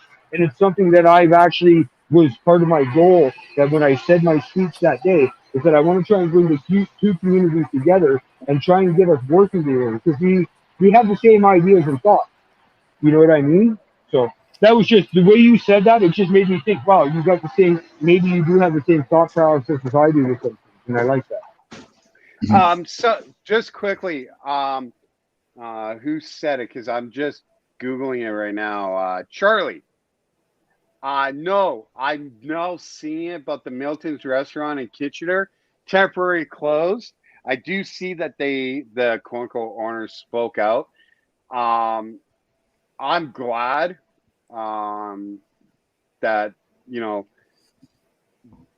I don't know if they're going to get charged for, you know, assaulting autistic disabled man. I mean, telling the guy that he needs to leave the restaurant, but the dog could stay, and it was all over because of the dog. That's a problem. Now, That makes no sense. Now, where Milton's reopen up, probably no, but and it's great. I'm glad this is brought up because this video, yeah, it is private building. It's a private property, private business, and the owners they actually said it's okay that, you know, the girl was filming. The thing is this, that is where I will personally, if they tell me shut it off or leave, I will literally stand my ground and go, you know what?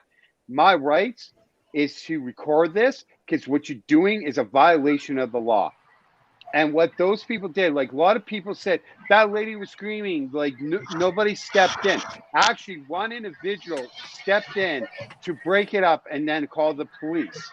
A lot of people didn't know that. But the thing is I would have set my camera up and then I would have knocked the two fucking owners out. I wouldn't have cared if I put it. When I see people doing stuff like that to anybody, I don't care if you're disabled or whatever. When people start getting treated like that, I start to lose my shit. Dude, I'm a redhead. I get angry easy. And fucking, if I hadn't been there, dude, I probably would have knocked them out. I probably would have went to jail that day. And I not challenge people, but because it started at the door, right? The camera's shaky, like, and I watched it. I actually put it on slow-mo, like frame by frame by frame. You could see before the guy actually got into the restaurant and it continued more, the aggressor owner punched him in the face. You can see it on camera if you go frame by frame. A lot of people missed that. I actually caught it after watching it because I was the same way. My blood was going. I'm like, I noticed it. I noticed on the second watch through. I was just like, and the thing is the protests that are happening at the restaurant first started by two females. Now there are people showing up, and I'm glad for that because this is why, you know, it is great that we have the freedom to do what we're doing, getting it out. Now, the biggest thing is are the police going to do what is right and what they should be doing? They're saying it's still under investigation. So that's kind of like seeing and wait thing. I really hope those owners. I mean, some people said the one owner was good. It was the other that was more aggressive. I hope they get charged. Um, I mean, I feel sorry for the staff because now they don't have a livelihood. You know, they can't work. I But do okay, feel I do feel bad for the staff because of what the owners did. I still feel bad for them because to me they're getting punished because of the owners. but you made a comment where you heard where they said, "Oh, the one owner is a good guy, the other guy was." It's like He the he whole was good cop, not. bad cop. It's like the whole good cop, bad cop. If that owner was a good guy, he would have stopped the other guy from doing what he was doing. So he can't be that good of a guy, or he would have stopped it outright. Well, I So wasn't saying he was good, but the thing is if you really watched it, he was trying to at the beginning when that one owner punched the male, he with this other individual was trying to get the owner off. He was talking to that individual and was trying to say, "Look, man, you got to go, you got to go." Now, and I give credit, but I think the problem is that they he must have turned around and go, "Okay, you know what? I was trying to be reasonable and stuff." But would I say he became over aggressive like the other guy? No. Did he do things that was wrong? Yeah. They do I think that they believe that using force to try to get this individual out, that they had the right? Yeah, I do. But the problem is that he was trying to do what was right, but at the end, I I think he just turned around and then he started good. And then was he 100% aggressive at the end? No. Was he physical? Yes. But he wasn't as bad as the other guy. I'm sorry. That other guy, oh, man. Oh, can you got now my blood started going because that guy really pissed me off. Because when I saw that punch, I was like, how effing dare you? How effing dare you? And this is why I tell people too, if you ever listen, and same thing like in a video that I have to edit because I just filmed it and I just got to transfer it onto my computer. That I tell people, like one person's like, "What's your press pass?" And I go, "We're all the press," and they're like, "No, um, you know, there's no more newspapers." I said, the press isn't newspaper. The press isn't just TV news. We're all press that we can release information and tell a story the way that we want to. Me standing here, I'm press. You taking your phone out, taking a picture of a tree, you're the press. And they were like, "Oh," I said, "That's what it means." And I and so me educating people that way and what these individuals did was the press. We need to get stories like this. We need to people are now somewhat realizing we could do this and it gets the word out. And for us to do what we're doing, me doing what I'm doing, people are slowly understanding, right? Because I would definitely say I did visit an LDS location, now a Mormon location. People go, "Oh, another church thing." And I was telling them, you know what?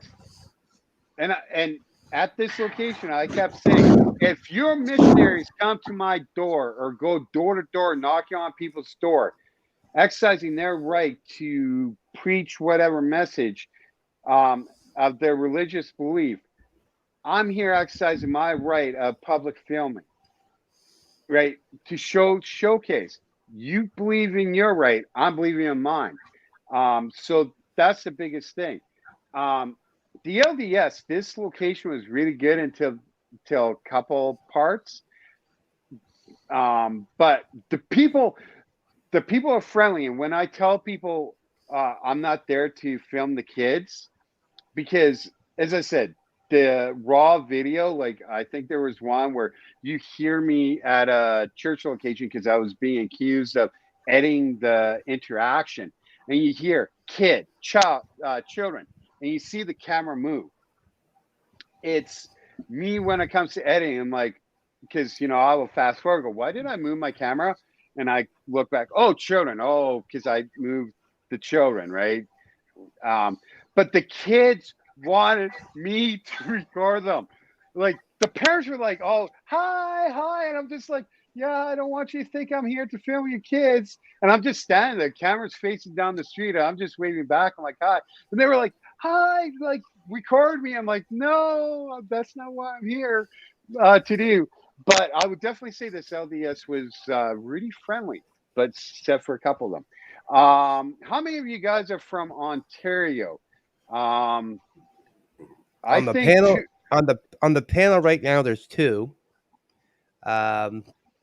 If you count who's out there, we've got Epic Cop Watch. He doesn't really do it as much because he's still under conditions. court conditions and court things that he has to deal with. Slow Burner is another one that does do some cop watching. I've actually been on his live stream while he's doing it, a couple times. ET was out there, but as he's got I think the mothership called him home. CRM, honestly, that's what I'm starting I to think. Yeah, I don't know what happened to ET, and someone brought up about his He's channel around, being, guys.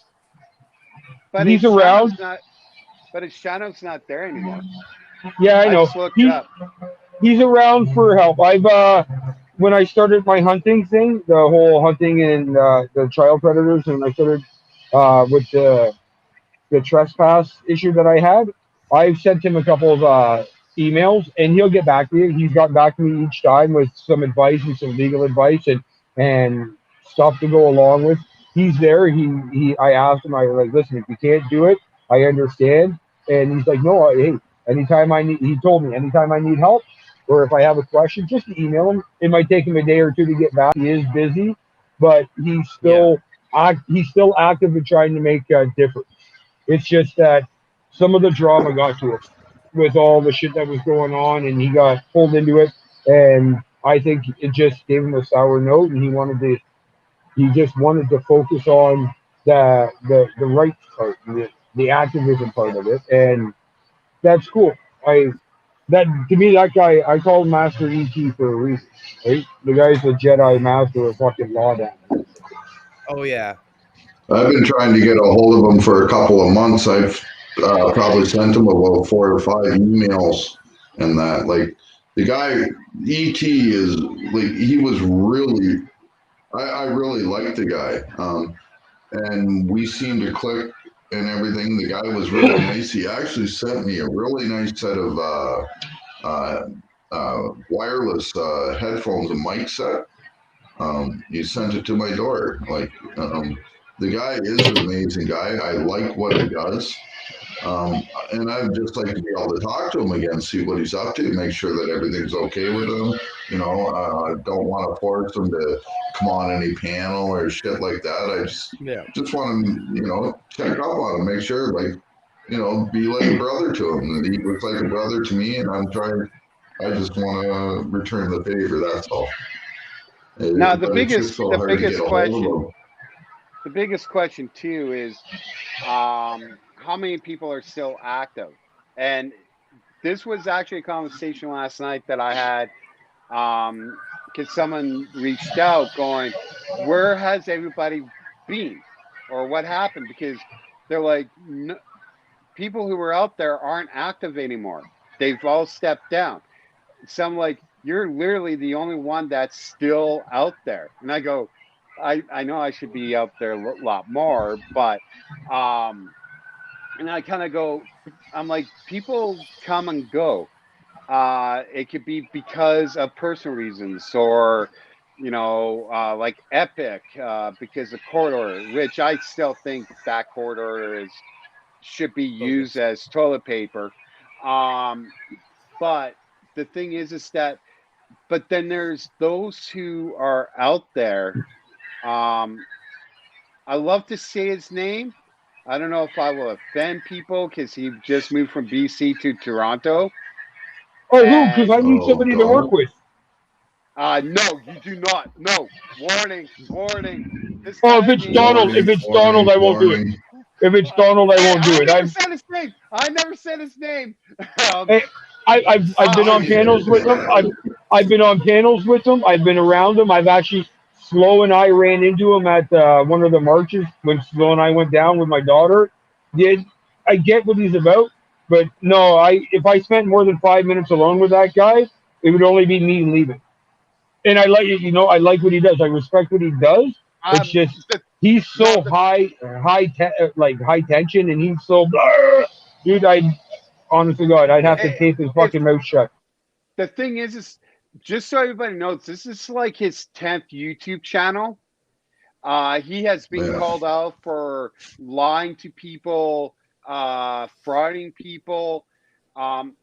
People were warning me of not teaming up with him, and I teamed up with him because I give people the benefits of the doubt, right?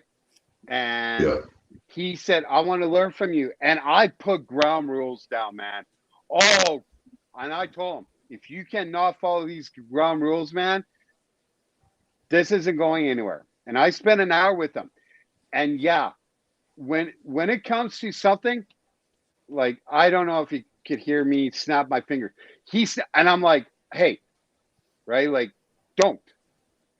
Like, he saw the police and he was getting, I'm like, don't you run your mouth. I said, this is why you get in trouble, man. You stand here, be quiet. Don't say dilly shit. Then you don't get in trouble.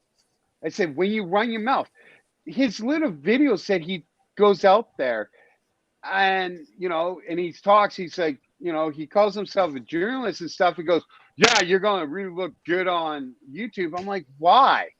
What's the purpose, man? Trust me, I said it before. Don't get me wrong until someone's like, don't say that, man. That's the stupidest thing to say. But just the way he does things, and he goes, I'm not an auditor. But what gets me is if he's trying to be a journalist, his videos that he puts out aren't telling a story, right? No. He doesn't. And when it does come to, losing it, like he does. And, and I tried to give this guy benefit of doubt, but the thing is he just, one way or the other. And I'm just like, whoa, hold on for a second. But when it comes to people who are still out there, the thing is that for me, a lot of people go, why don't you team up with people? It's not like I don't want to team up. The thing is I did learn from Donald, okay? I need to see and watch what people do, even before I start promoting them, right? Because if everybody remembers Film Canada, he was great in Edmonton. Yeah. Then he put out one video and he got called out, and he did publicly announce saying he made a mistake trying to be like SGV. I don't even watch SGV anymore because it's like you're not really, telling people what you're doing. You're just trying to cause some problems with people. But he was doing an SGV thing, and I was like, what are you doing, man? Don't. That is the dumbest thing. Like, don't talk like that. The Shanduli thing? Yeah. Yeah, okay. Go. And I'm like, and I was like, I got an LDS right across the street from me, and I was gonna go do it this morning, but it was pissing down rain. I'm like, man, I'm not going to stand in the rain. I can actually see it from my balcony. If I were to put my camera on, you guys might be able to see the top of the fucking building. But I'm gonna go do it either if I don't have my daughter next week, I'm gonna go do it next Sunday. I see no problem with that because as long as people are being educated, No, the thing is I do, because number one, it's a SGV thing, but number two, the thing is this. Why put an act up? It's like what I said earlier about that one YouTube guy that dresses up as like a grandma. Why? Why do you need a gimmick? Just go. Just stand. Like, honestly, you just stand there with your camera.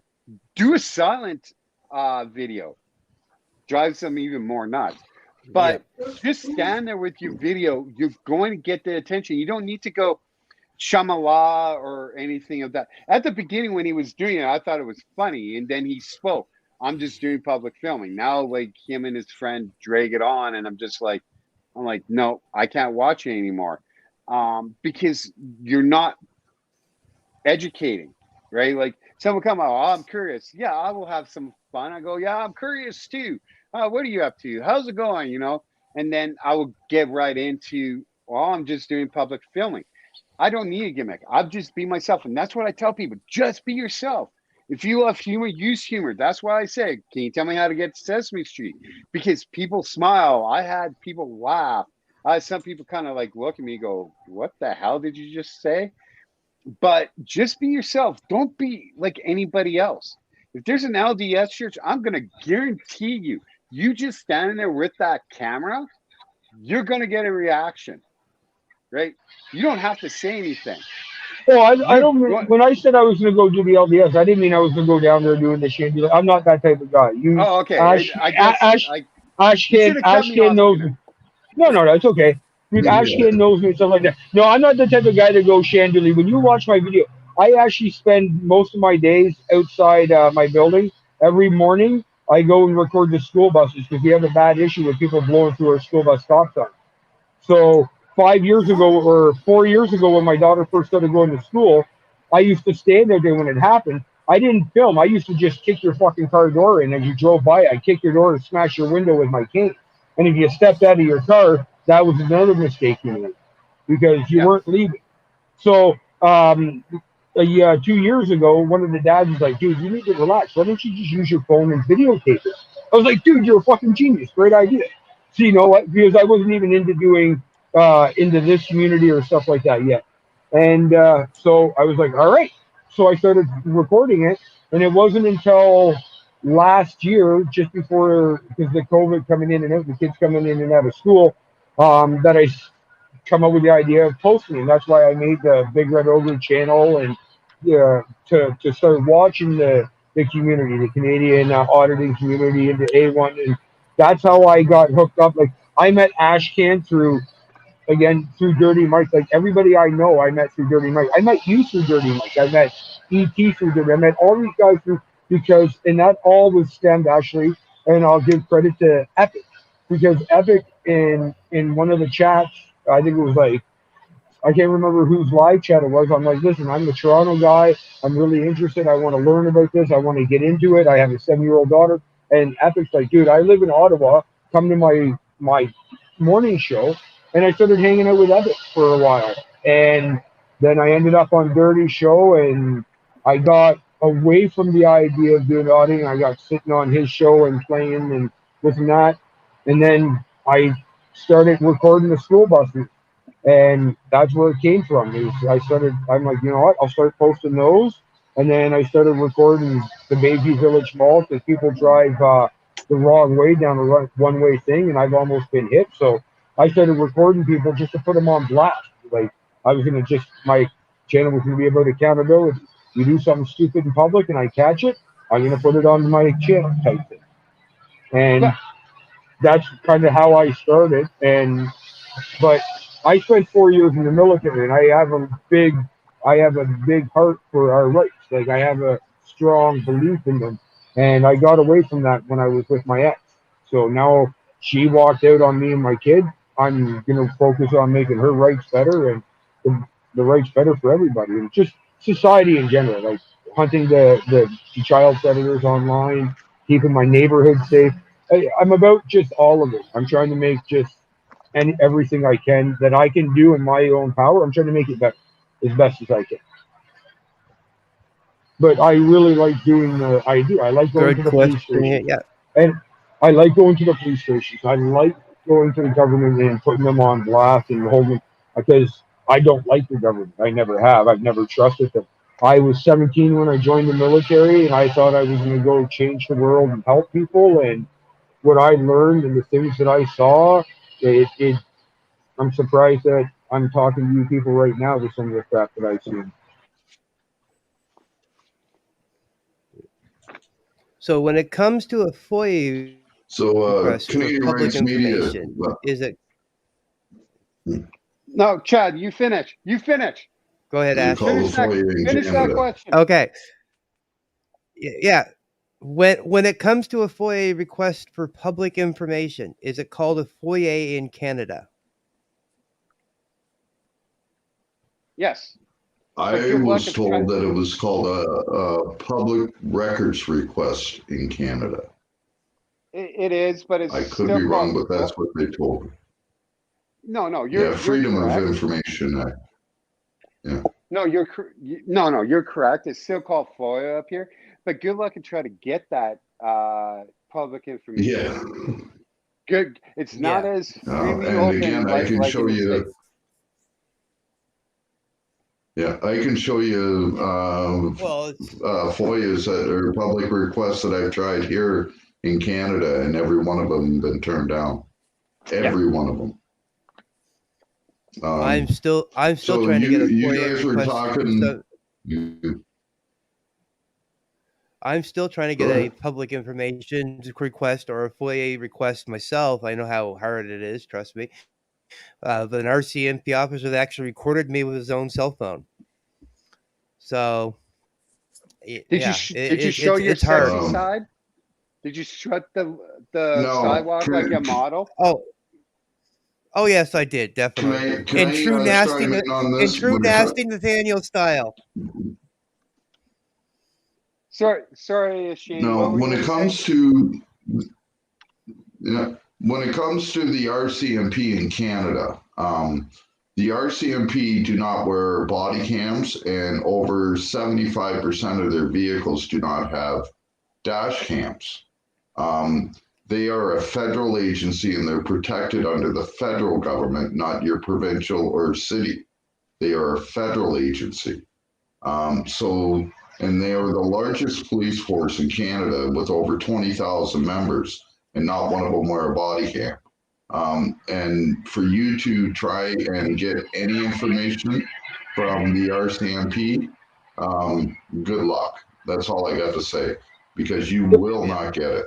100%. I will put all my disability checks on it for the next year. You will not get it. And then you guys were talking about, just go out and be yourself and don't try to be somebody in that, and it'll come to you. Now, the video that I have lined up here right now, I was out just doing a quick beginning of a video because I did an interview with the Salvation Army, believe it or not, just a couple of weeks ago. And it's up on my channel and that, and I'll probably end up having to take it down. But I was just out just to do a quick video, and well, here I'll let you guys. It's just over 4 minutes long, and I try my best here, but this was just like I seen them and I figured, it'd be a good introductory to the video that I was about to do. So this is the video. Oh, hold on here.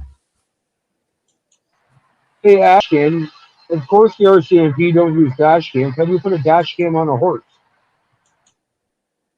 Preview where I'm going, what I'm going to be working on.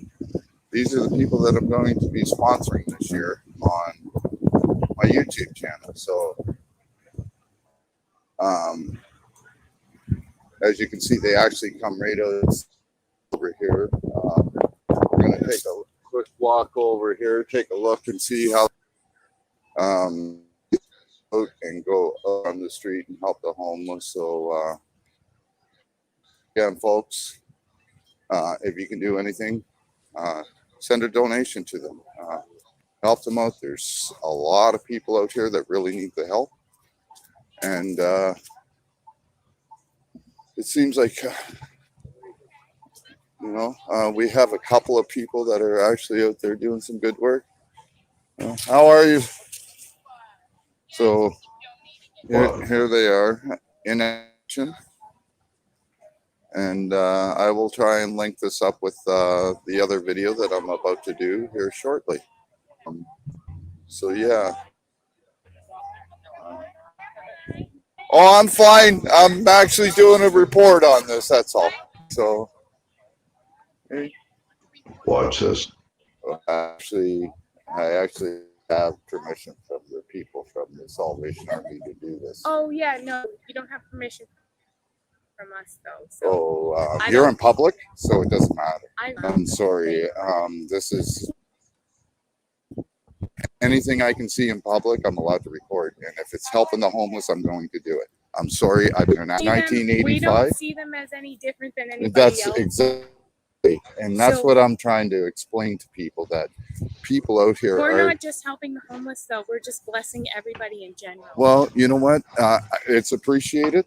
But again, I'm allowed to do this. This is 100% legal. If you want, you can call the police and everything.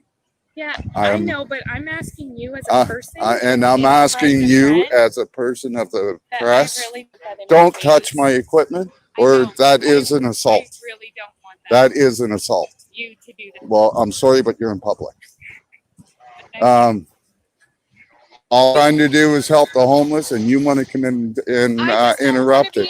Listen, I'm sorry, Karen, but you know what? If that's the way you're going to be, you're a Karen.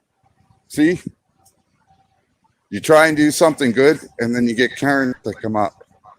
You know, this is unbelievable. Try and show people where the money's actually needed in that, and you got Karens like this that come up. You know, folks, this is why I do what I do. People need to know that they can't be just coming up and grabbing people's stuff and everything like that. So, I hope she understands that this is live, and she just got caught live on the internet in assault. So, again, this is what happens, folks. So, because of the camera and helping to help, they're all gonna. That's just unbelievable, folks. Just unbelievable. Anyways, again, don't forget the Salvation Army. They do good work. They're not Karens like the way that's right there and trying to grab my camera. These guys actually want as much publicity can so that they can show they're actually owed help. So, folks, don't forget, like, share, and subscribe. I will see you later. Hey, I got a question. Hey, Canadian Rights Ontario, why did you name yourself Canadian Rights Ontario? I named myself Canadian Rights Ontario because, like you, I'm doing the same sort of thing you do, but in the province of Ontario.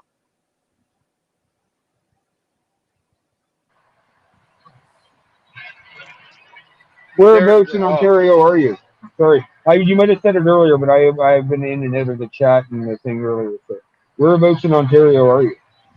I'm in the Markham area, so York region. Oh, well, that's cool. I'm in Toronto, so. So you're pretty close to Ogre and Slow Burner. Yes. So I don't have a car, but if you have a car and you're willing to get in here, I'm willing, if you want to, hook up and we can start hitting some places together, because they're starting to know me around here. And I have a feeling the next time I walk into a government building and push it too long, they might actually try and take me down. So I've been talking to Slow and Epic about, if there was anyone around to have backup to film it, make sure that somebody's around at the time. But if you're up for it and you're willing to come down and give it a shot or come in, or if you know places out around you want to do, and you can come pick me up. My daughter's not around. I'm up for it, dude. You gotta understand something. Fucking, when I'm focused. I'm a soldier. I go fucking 100%. Yeah. But yeah, that's my And just so invitation. you know, That's my invitation and to just you. Yeah, just so you I'd know, love to do that. Canadian rights. However, Just so you know, that is Big Red Ogre. so I know yeah, it says I'd love Angry to, Ginger. Yeah. yeah, I'd love to do that. However, I don't drive. But whereabouts in Ontario are you in? I'm in Toronto, dude. I live right at the corner of Bayview and Shepherd. Actually, it's Bayview and the 401. Okay, well, I guess if we ever do a collab, I could probably just like take the bus somewhere. Yeah, like I'm even willing to take the bus out that way too, as long as my ex roommate has my daughter for a couple of days. I have no like, I just get up early, fucking smoke a lot of weed, bring a bunch of weed joints with me, fucking off I go. We'll go fucking hit up a place, fucking. Even if you have like 4 or 5 places you have in mind, fuck, we'll make a day of it. Like I only have so much battery power. Like I'm very limited on technology. I'm a tech idiot. So even if you have any bit of technology, technical ability, dude, I'll fucking come chill at my place. If you make it in here, I'll fucking just sit around. Fucking, you can show me how to do something. My buddy Nick that lives 2 floors up, he's a fucking great cook. I'll get him to fucking have a barbecue. We could have, you know. I did the same thing for the guy who helped me doing my hunting, my first catch. He lived in Owen Sound. He fucking, his dad drove him down. I'd never met the guy before in my life. Just talked to him fucking in chats and on the phone and shit like that. I gave him a couch to sleep on, and he spent 4 days here. And we went hunting for 4 days. We caught my first 6 catches in those 4 days. Wow. So yeah, so if you're up for it, dude, I'm a pretty nice, easygoing guy. Fucking, I give my trust out pretty. I'm a loyal dude. I'm like, I give my trust out pretty easy. So you know what I mean. You want to come and do this, and you're in for it. And if you have any knowledge I can learn from, I'll learn from you. You learn from me. You'll fucking make it work. Because I know I'd love to do that. Yeah. Yeah. Like I said, I'm a single dad. I sit at home all day. I try and save Mondays and Fridays for dealing with government shit because I do have bad anxiety and I can only be on the phone dealing with government telling me no, they're not going to give me my benefits or they cut my ODSP for what stupid reason here or there. I can only deal with that for so much, and then I'm done for. So Mondays and Fridays is when they get my attention. Tuesday, Wednesday, Thursday. For the last 2 weeks, I've been hitting police stations and government places and just going out and trying to get shit done. Okay. Yeah, and I believe that the Go Bus still goes right to Finch Station. So I think it's about what, $4 or $5 for you are. Jump on the Go Bus, go down to Finch Station there, jump on the subway. He's just down the I'd road probably from end there. up taking So. the TTC. Yeah, that's the sub. Yeah. Oh, the TTC goes out to where you're at. Depends would you on have where. to? Like there's like for example, the 68 and the 68B both go down Warden. Yeah. So Yeah. it goes past Steeles and all that. So it does go in the area. Yeah. Oh yeah, yeah. So you just be able to like out there, just go down to Steeles and jump on the subway there too, or is it Shepherd or something? The Shepherd line, I think, goes right across there still, or it goes there. I'm sure I'll figure it I out. can't remember. Yeah.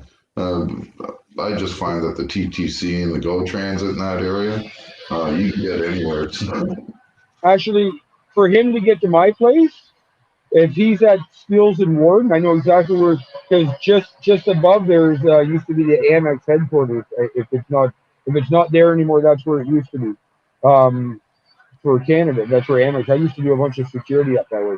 But the easiest way for him to get to my place, he takes the Steeles fucking bus all the way across the Bayview bus straight down to my fucking apartment building, to my street. It's 2 fucking buses. Yeah. He lives at Warden and Steeles. I can get anywhere in this city almost. I know pretty much how to get almost anywhere. And for him, that ride would take him about an hour and a bit, depending on traffic. Yeah. Okay. So one And thing I vice have versa. to, yeah, and one thing I have to kind of let people know, we are at just over 4 hours. Oh yeah. I really, really appreciate everybody. This has been a wonderful, wonderful first show. I appreciate everybody that stopped by. And again, anybody listening, please go subscribe to everybody that's here. Make sure that you check out the Chad, my co-host. Check out my channel. And I also have another channel. There's nothing on it yet, but I'm in the works with a few different bands. So you'll be seeing some music coming up soon. And it's totally different from what you see here. What I have here, you will not see on my other channel. The other channel is strictly for music and talent.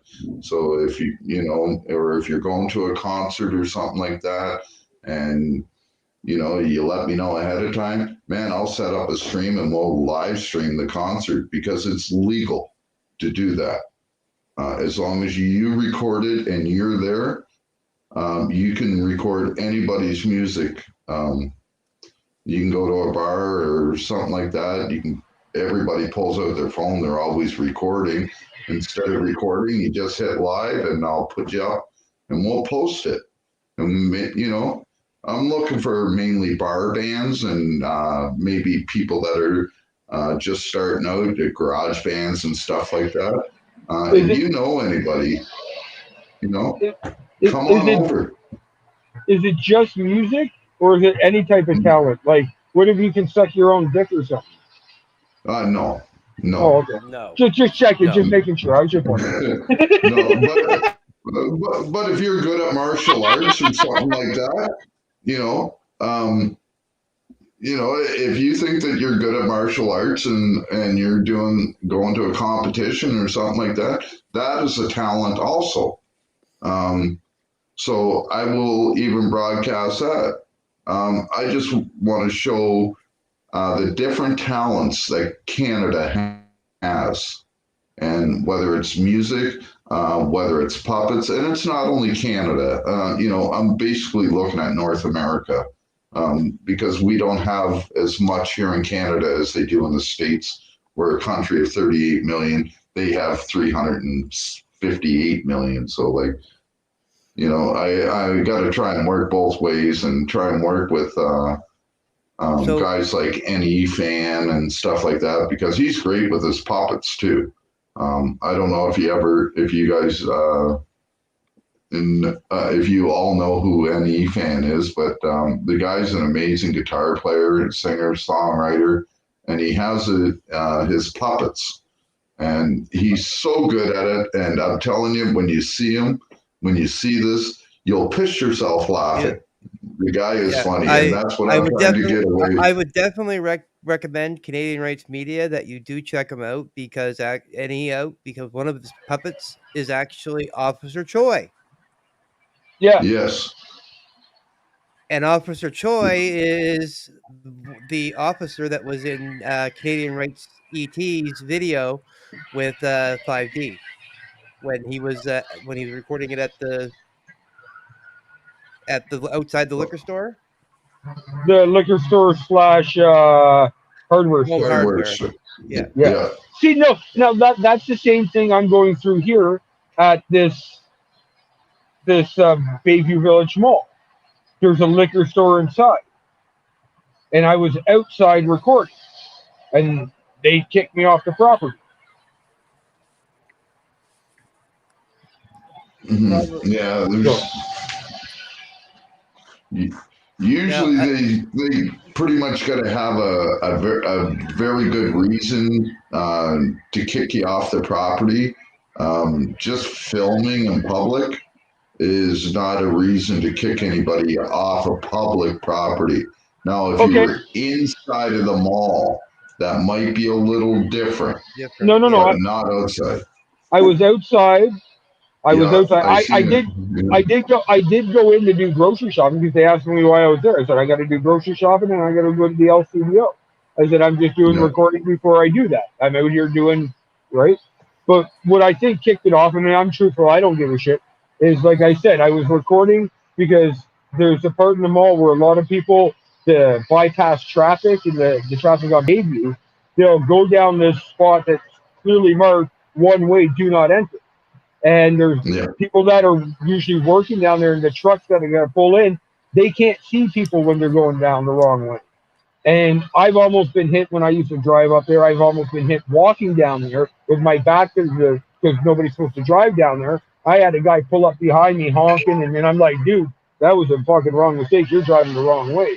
I kicked the shit out of it. I broke the headlight on his fucking car with my toe. I have steel toe shoes on. I kicked the fucking headlight out. He didn't know what to do. He just backed up and took off. But so I started recording, and that's what I was doing. I was recording there, and this guy went to go through, and I pointed at the sign, pointed at the camera, pointed at him, and let him know, dude, you're being recorded, and you're going to be put on blast. And he put his window down. You can't record me, la la la la. And then he drove away, parked his car at the other end of the mall parking lot, and then approached me and came at me. And then he went and told security, and then that's when security came in. And the first guy's like, "Hey, I hear you're recording people," and I'm like, "Yeah, and I'm allowed to. I'm in public." I'm like, "There's no CBO and this and that. There's a public library." I'm like, "I'm not." Oh, well, we got complaints. I'm like, "What, from the people that are driving the wrong way where it says do not?" I'm like, "I don't give a shit. There's nothing they can do about it."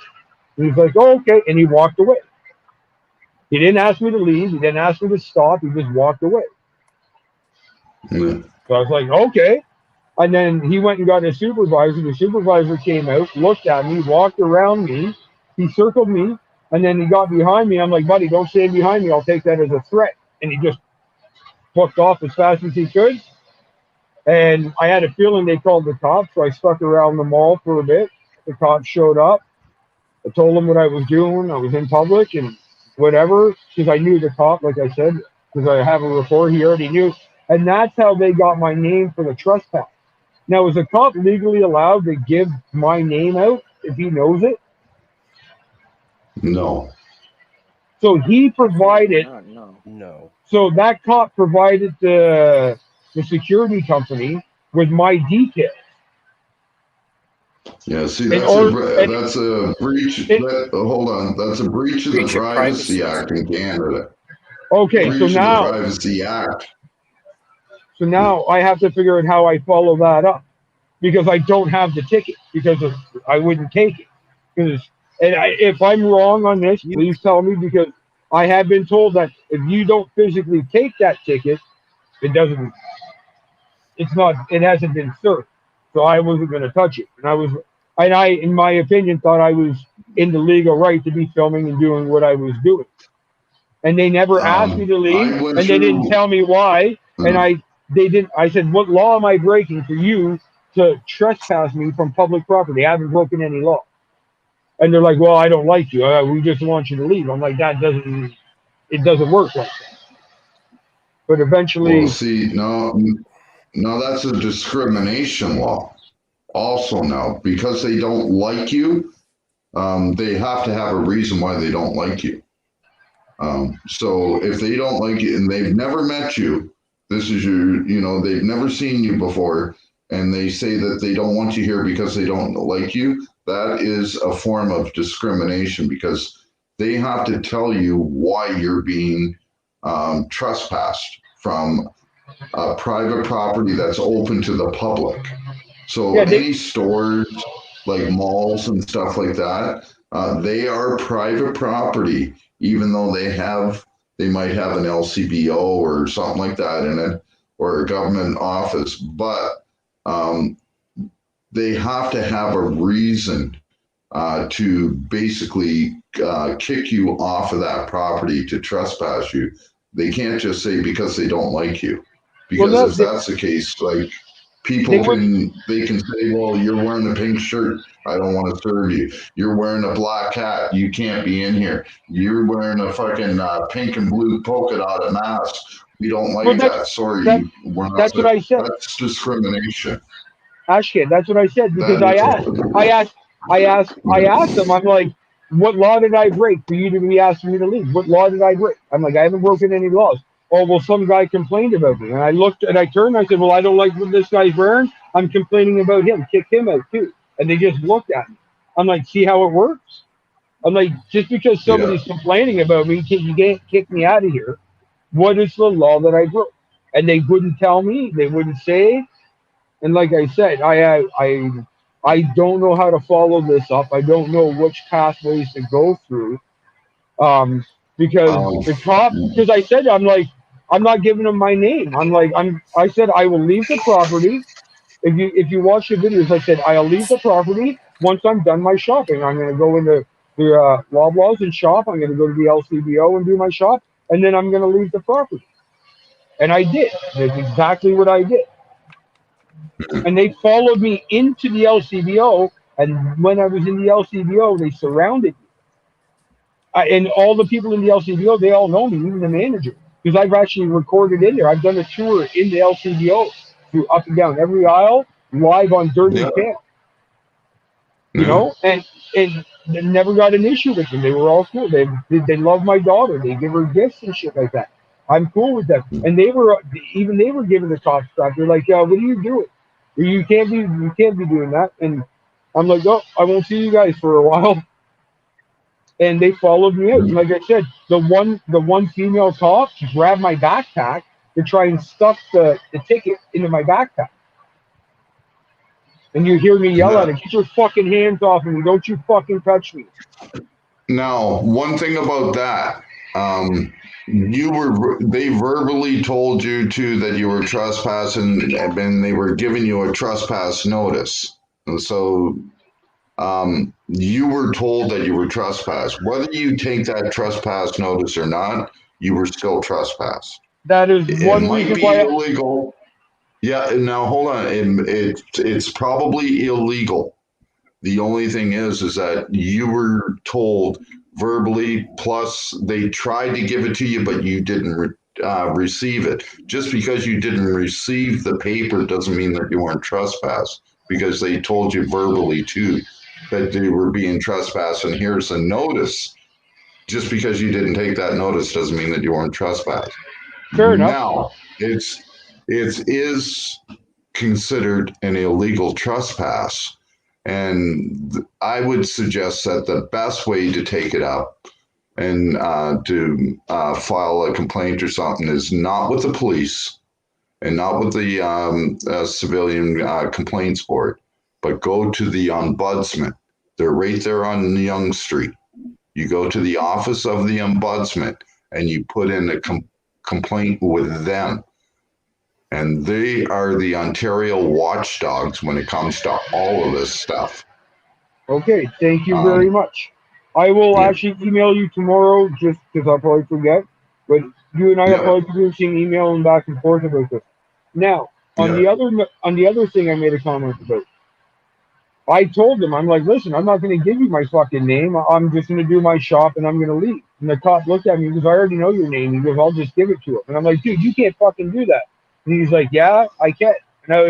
And honestly, because I wasn't sure, I was pretty sure it wasn't. I wasn't going to fucking get into a verbal battle with something that I might not have had the right words to use. So I was like, all right, I'll just deal with that when I have to type thing.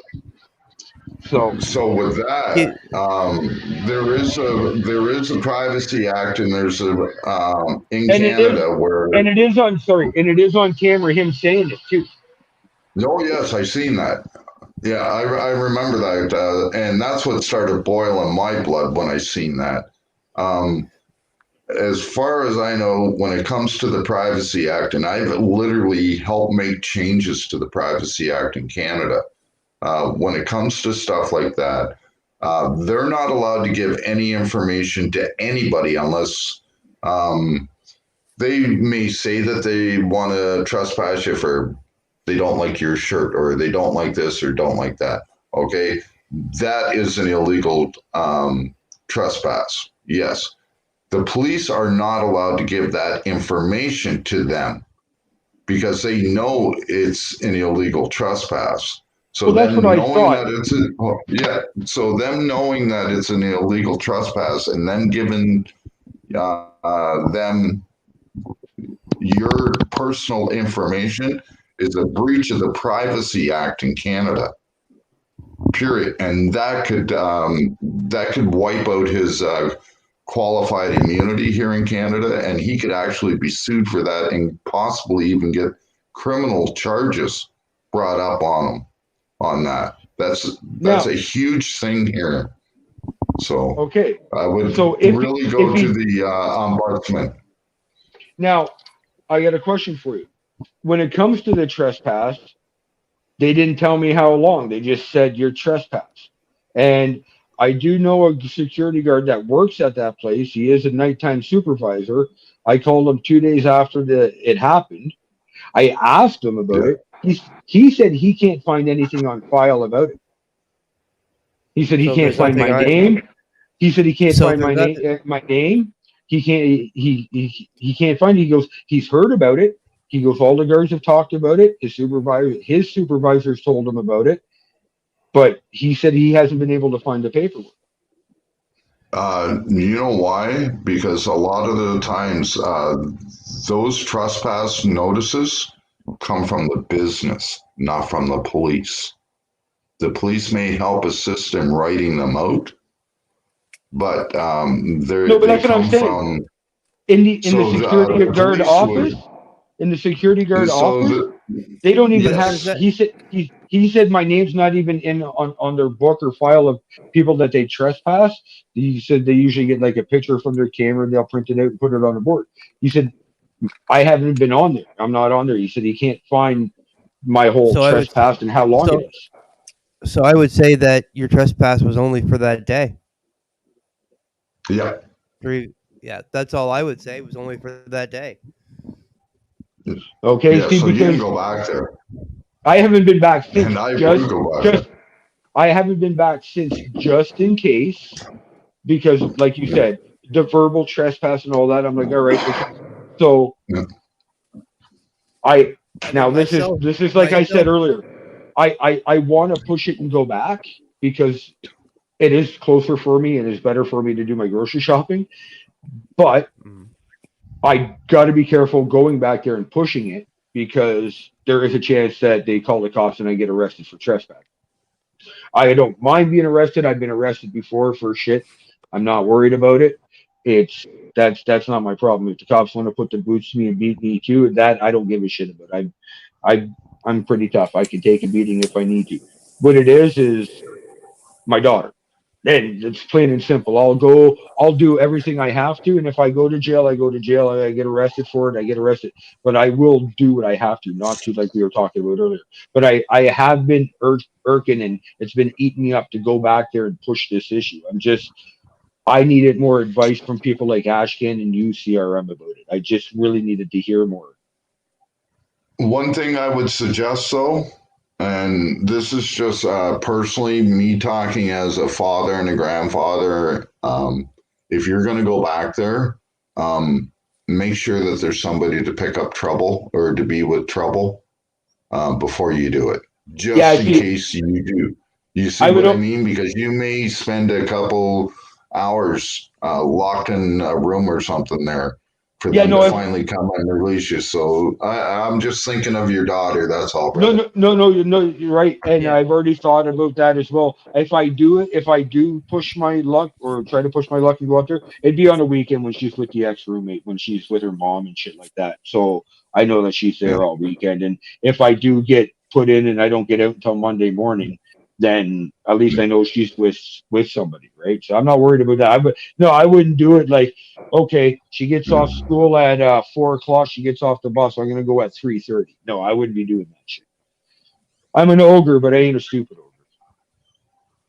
Yeah. No, I'm not saying that I was just. It was just one of those things that came up to me, and it's like, you know, you got a beautiful daughter. It's advice from one father to another, and from somebody who Yeah. knows. Listen, I get it, dude. That's just pure concern, and Yeah. for me, like I have concerns for you when I'm talking to you on the fucking panel, and you just drop out of nowhere, and we can't get a hold of you, and I have no phone number and no nothing to find out if you're okay. That shit You bothers don't me. have my number? I do now. I mean, Okay. we've already messaged back and forth, but the day Oh, you yeah. slow and I were on your fucking panel and you just dropped on us, man. Him and I were fucking Oh, yeah. Oh, when I had the seizure. Yeah. yeah. Yeah. We're fucking. Yeah. I'm ready to call my buddy upstairs. Come grab my daughter. I gotta run to fucking New Brunswick. Yeah, no, Oh, yeah, but trust me, I'm closer than you are to him, Ogre. And even when I like Slow messaged me privately and told me that this happened, and I was like, "What?" And I literally wanted to run there as fast as I could to make sure he was Yeah, okay. it freaked me the fuck out. It really did. But no, but that's and people like if you ever run into Annie and talk to Annie, he knows him and I talked a lot behind the scenes, like on personal levels about our families and shit like that. But Ashken, you guys will all get to know me. I'm a loyal person, so if people are there for me, and I just when I like somebody, I feel for them, and when that happened, man, it shook me to the core. I'm like, man, I can't have this guy going down on me while I'm standing here listening to it happen. I'm like, yeah. One thing I do want to mention though, whenever I have a panel, please do not feel that you have to dance around the subject of Dirty Mike. Okay, Dirty Mike helped me out a lot too. Okay, I have a personal thing with Dirty Mike about what he said to me and what he said about Sarah and what he said about Epic. But I met a lot of good people through him. We did some good work together in that. So I'm not going to go around and I'm not going to keep bashing them and stuff like that. I said what I had to say. I got it off my chest. So please, if you guys come in, don't feel that you have to dance around about Dirty Mike and that. I do have I appreciate a little. I appreciate that. Yeah, I do have a little bit of respect to him for him because of the people that I've met.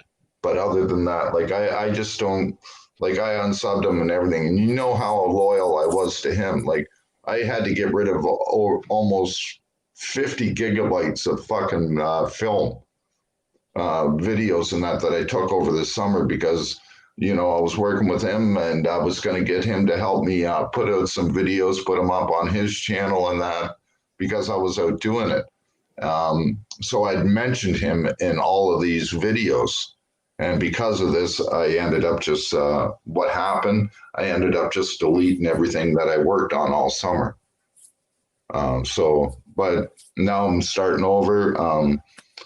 As for Dirty Mike, if he wants to do, he can do what he wants. I know that he comes over here. He's my one of my biggest haters. He's one of the ones that always hits the thumbs down. But I want to thank him for that because it still shows the algorithm, and it still helps out the channel, whether it's good or bad. But it still helps, and the watch time helps too. So I appreciate that. But I don't go to his channel. He doesn't come on mine or anything. He doesn't say anything in here. And that's it. I asked him. I told him the last time I talked to him on Myron's channel, you go your way, I'll go mine. I won't talk bullshit about you if you leave me the fuck alone and you don't start your bullshit again. He started his bullshit, but I sort of like kind of left it. When people start dodging on them and stuff like that, I sort of like stay back. I'm still a little hurt of what he said to me. Well, that's obvious, you know, man.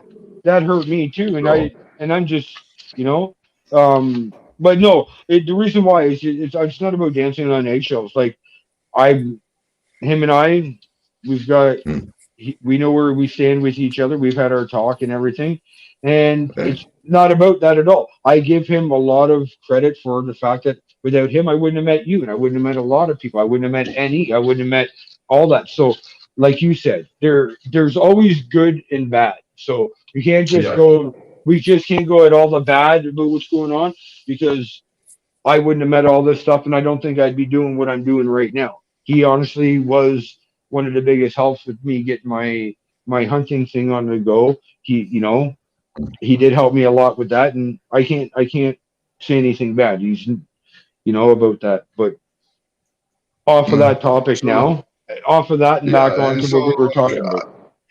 yeah, like I don't care who anybody's friends with. I don't hold it against anybody whatsoever. So don't think that you have to dance around here at all. You can mention his name all you want. I don't care because obviously he helped other people.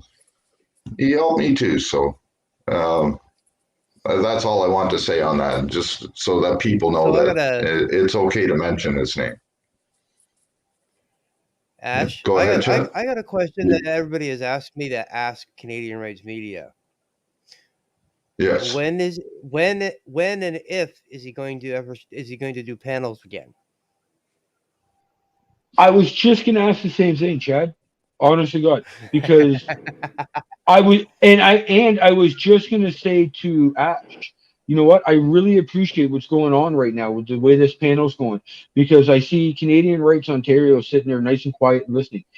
A year ago, that was me sitting on a couple panels trying to listen on these type of panels, and then they just disappeared. They all turned into drama panels here and there. Like I thought I was Yeah. trying to learn, and we got away from it. And then Canadian Rights Media and Canadian Rights Review and ET were doing theirs. It was always on a Sunday, and I could never make it because I was That busy was the with big. my daughter and That was my the big daughter and problem stuff. we were And all having. Yeah. and it really killed me because you guys know so much, and I just wanted to be there to learn. And I said to Slow a while ago, when we started talking again, man, I'm like, man, I wish there was a panel where there was somebody out there that I can ask questions to, where we can just get together and have this type of conversation and forget about all the other bullshit. Even I was talking to And Annie about it. I said, man, I'm new to this. I'm not looking to get 1 million subscribers and 1 trillion views. I just want someone to help me learn so I can go out there and do it the best way I can. And if we can work together, we work together. Okay, I have a bit of support. Like if I get arrested, at least somebody I know in this community or somebody knows what to do. My friends, they all think I'm crazy. They get what I'm doing, but they don't get it. You know what I mean? So if I were to call them and say I got arrested, they'd be like, kind of like, yeah, okay, you're kind of on your own. We don't know what to do. At least people like having this community and having you guys as friends and stuff, it helps. And it's pissed me off, honestly, that a lot of this aspect is is gone from A1 here in Canada and in the States, whatever you want to call it, 1A, whatever. The community itself, there is yeah. no panels like this anymore. And I really enjoyed the ones on the Sunday night. And I'm so happy that you're doing this. And if this is something you're going to do on a regular, I guarantee you I will be at every panel. I will stop going to every other panel just to be here to learn as much as I can. Because Well, I don't see why we can't. I don't see why we can't be doing this. And you put up one, like, and I'm going to use me as an example. You put up one of my videos, and we sit here and we watch it, and we'll watch 5 minutes or 2 minutes of it, and then we critique it. CRM's like, you know what? You were wrong when you said this, or this is exactly right. You did what you had to do, or you know what? If you ever next time and if we don't sit and break down videos amongst ourselves, forget watching and ADS docs and all those guys who break them down and all those other ones. I get it; they're big channels with millions of, but I like doing this because it's more on a personal, and I learned a little bit more, and I can pick it up a little bit better. And I would rather and do it this way. You play a CRM video, and I learn the right way to do something. You play it against one of my videos and say, this is the difference. This is how we should be doing. Not should be, but this is the most effective way. Let's come up with an effective way to try and make this a better community and more productive for us to change the things we need to change. Yeah, and that was one of the things. Like I kept going on different panels, as you know. Like you see me, I was going on Dirty Mike's panel. I go on Hippie's panel. I've been on Drama Dome's panel, believe it or not. PDF, all of them. And no offense to anybody, okay? And please, if anybody's listening, any of yous, please don't take this the wrong way. I just find that there's a lot of drama and everybody wants to talk over everybody. They try to fill the room up as much as they can, and everybody's talking over everybody, and you can't really hear what they're trying to say. And we have some good auditors here in Canada, and I'd like to be able to hope that maybe people might see this here in Canada and might get them to pick up a camera and start recording. And like I tell them, if they don't want to put it out themselves, you know, check my about page. My email address is there. Email it to me. To just put in the email, say anonymous or whatever. You know, I'll see who it's coming from. But if I see the word anonymous or keep my name out or anything like that, I will not mention anybody's name, and I'll just put the video out as anonymous, and so that word gets out. You know, we need an outlet for people to do this, and you know, we need a place for people to be able to sit down with auditors, have like the reason my whole goal was that Chad and I would do this, and we would bring up, like today, our first show, CRM. Right. We would bring up one person, maybe two, like we're doing now, get a few questions in and that. And then if there's more people, we would drop those other people down and bring up more people, so that there's only like one or two people that's asking the guests the question, so that, you know, you get the answer that you're looking for, and you're not having to fight with like 6 or 7 other people to get your answer and wait like 20 minutes to an hour to get your answer. You're able to come up, you're able to ask the question, you get your answers, and then, you know, we move on and we go to the next person. In that, it hasn't been that busy tonight, and that's why Canadian Rights Ontario has been up here the whole time. He's been here, and we're, you know, I'm not asking anybody to jump down or anything, right? Because yeah, exactly. So there's nobody else in the basement right now, and so that's just, you know, we're having a really good discussion. We're, you know, I've learned a couple of things tonight, and I hope that maybe a few other people might have learned 1 or 2 things on the Canadian law tonight, and that's my whole goal. I just want to get the message out there, and I want people to learn their rights and stick up for themselves and stop letting this tyrannical government ruin our country. You know, I'm a very proud Canadian. We should let our guest. Yeah, we should let our guest answer the question, though. What question? Yes. Hey, you guys took my line. I was going to say that. When would the Canadian Rights Media show start again? It has been top of my head for a while. I was going to restart it in the new year. There's been a couple times where I was going to do, throw a show in, but I'm going to start the Canadian Rights Media show in the new year. The day and time I haven't picked yet. If you guys going to be doing your show Sundays, I guess you will have competition. So because I will not do it on Sunday, but it will be starting again in the new year. I do want to touch base on this one question, and just also something that was mentioned, if you don't mind, really quickly. What's Truth wrote, auditors in Canada should not depend on legal aid. If you want to audit in Canada, you should have to retain a lawyer so you're ready to fight. Now, you have to understand a couple of things. Legal aid's there for everybody. It doesn't matter if you're an auditor or not. 2, you know how much it costs to retain a lawyer? Right? Unless you know somebody who's a lawyer or a family friend who's a lawyer or a family member's a lawyer. I don't know anybody. But it costs Yeah. it costs a lot of money to retain a lawyer, to even have a lawyer, to even have someone go, yeah, I will be your lawyer. It costs a lot of money. Now, is there anything wrong for, and I'm going to say quote unquote an auditor, attaining or contacting legal aid? No, that's what our tax money's for. Isn't that kind of what we're doing? We at least get the government assistance to help us get out of an issue that the government put us in by trying to oppress Yeah, us in the first place. we So we why pay should we? we pay for it. We pay for it. So the thing is that, Hey, you know Josh. what? Legal aid probably would have turned around and say, you might need, see if you could get a hold of a real lawyer because we don't know if we will have to fight it.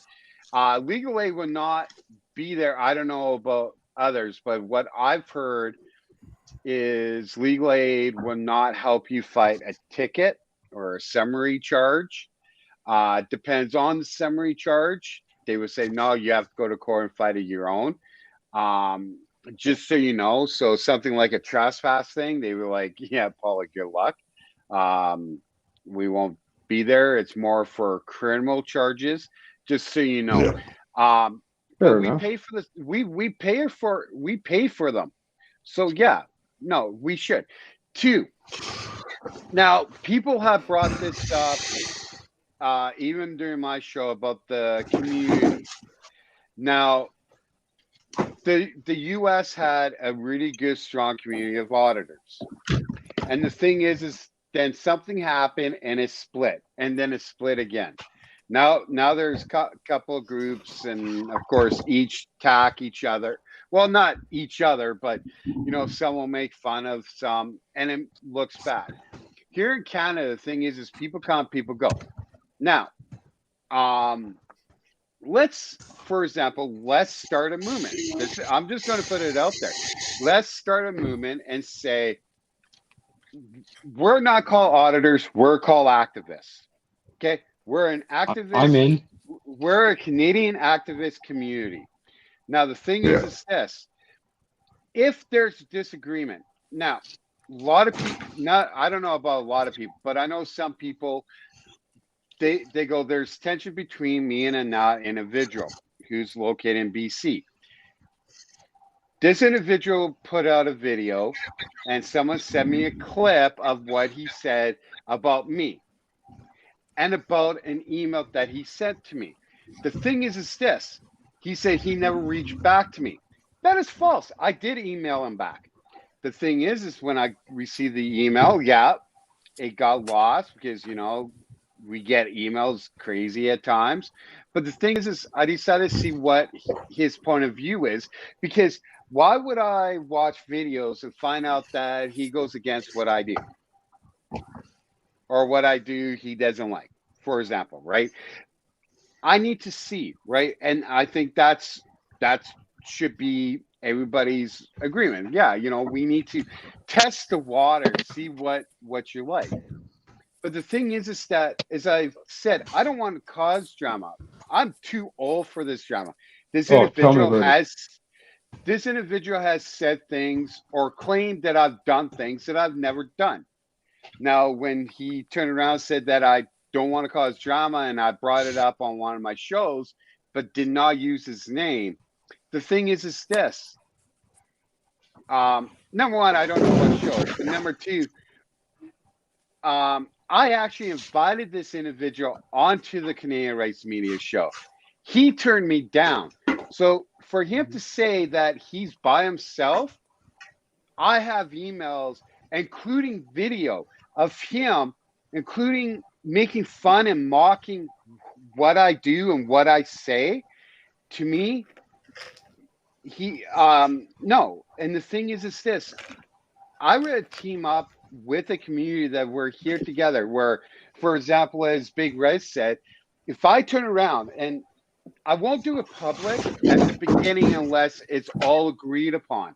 But if I see a video and I email you, go, look, I'm not going to put it in a comment. You're probably going to hear it, but I'm going to tell you, dude, you effed up so effing big time, man. If I were you, you better be prepared to maybe do a public, and I've had it done to me, but maybe you should address it before it gets too late. Or I would like that. But see, I would do it privately first, and then. But that's say, what I hey, mean. That whole idea of us being close enough as a community here in Canada that we can, and- like, Ashcan's got my email. I give you my But- email. You watch one of my videos. You're like, dude, man, this But the is what thing I've is always looking for. But the thing is that because of little drama that happened with the Canadian Rights Media Show with some individuals on the panel, that's how the panel kind of crashed, was because of some drama. Yeah. And the thing is I'm going, we're all adults. We're all adults. And the thing is why? You know, like, why are we acting like this? Number one, I can say we're Canadian, but why are we acting like this? We're grown ass men, adults. If you have a problem with me, come tell me. Let me, with viewers who said when I first started, and they're going, dude, why are you being so angry? Why are you using a tone? Like, they called me out, and that's when I realized, hey, but with people who turn around, even nasty Nathaniel said, hey man, look, why are you being like this? I watch your videos. Why did you change? And it made me think. Or he once said, why did you do this? And I said, this is why I did it.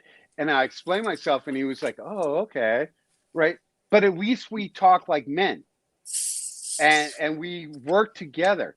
But this little drama, and the thing is I don't want to compare ourselves to the Americans. That's why I said, let's drop the word auditor. They have that word, let them have it. I literally, and a lot of the people on this panel kept saying activism. I'm an activist. I think I'm not if you saying watch my videos, I think that's what I said. And I kind of felt, I don't know if I should be saying it. Because I think I said in one of my videos, I'm like, oh, I'm a rights activist. I'm like, I'm here. And script. And yeah, I might have that little title in my intro where it says Canadian rights activist. You call yourself a Canadian rights activist? Good. I'm happy. I'm not saying I have claim over it. I'm happy. We're all activists. We're all activists in the right state of mind. And that's why I said, let's take that word activist and let's make that into our community. And the biggest thing too, and because this is, I don't know how many ones of people are watching right now, but the thing is this, let's all make a pact. If we have problems, or if we said something that upset us, after the show, let's contact each other and let's hash it out. Like, not like men, but like true people, and clear the air.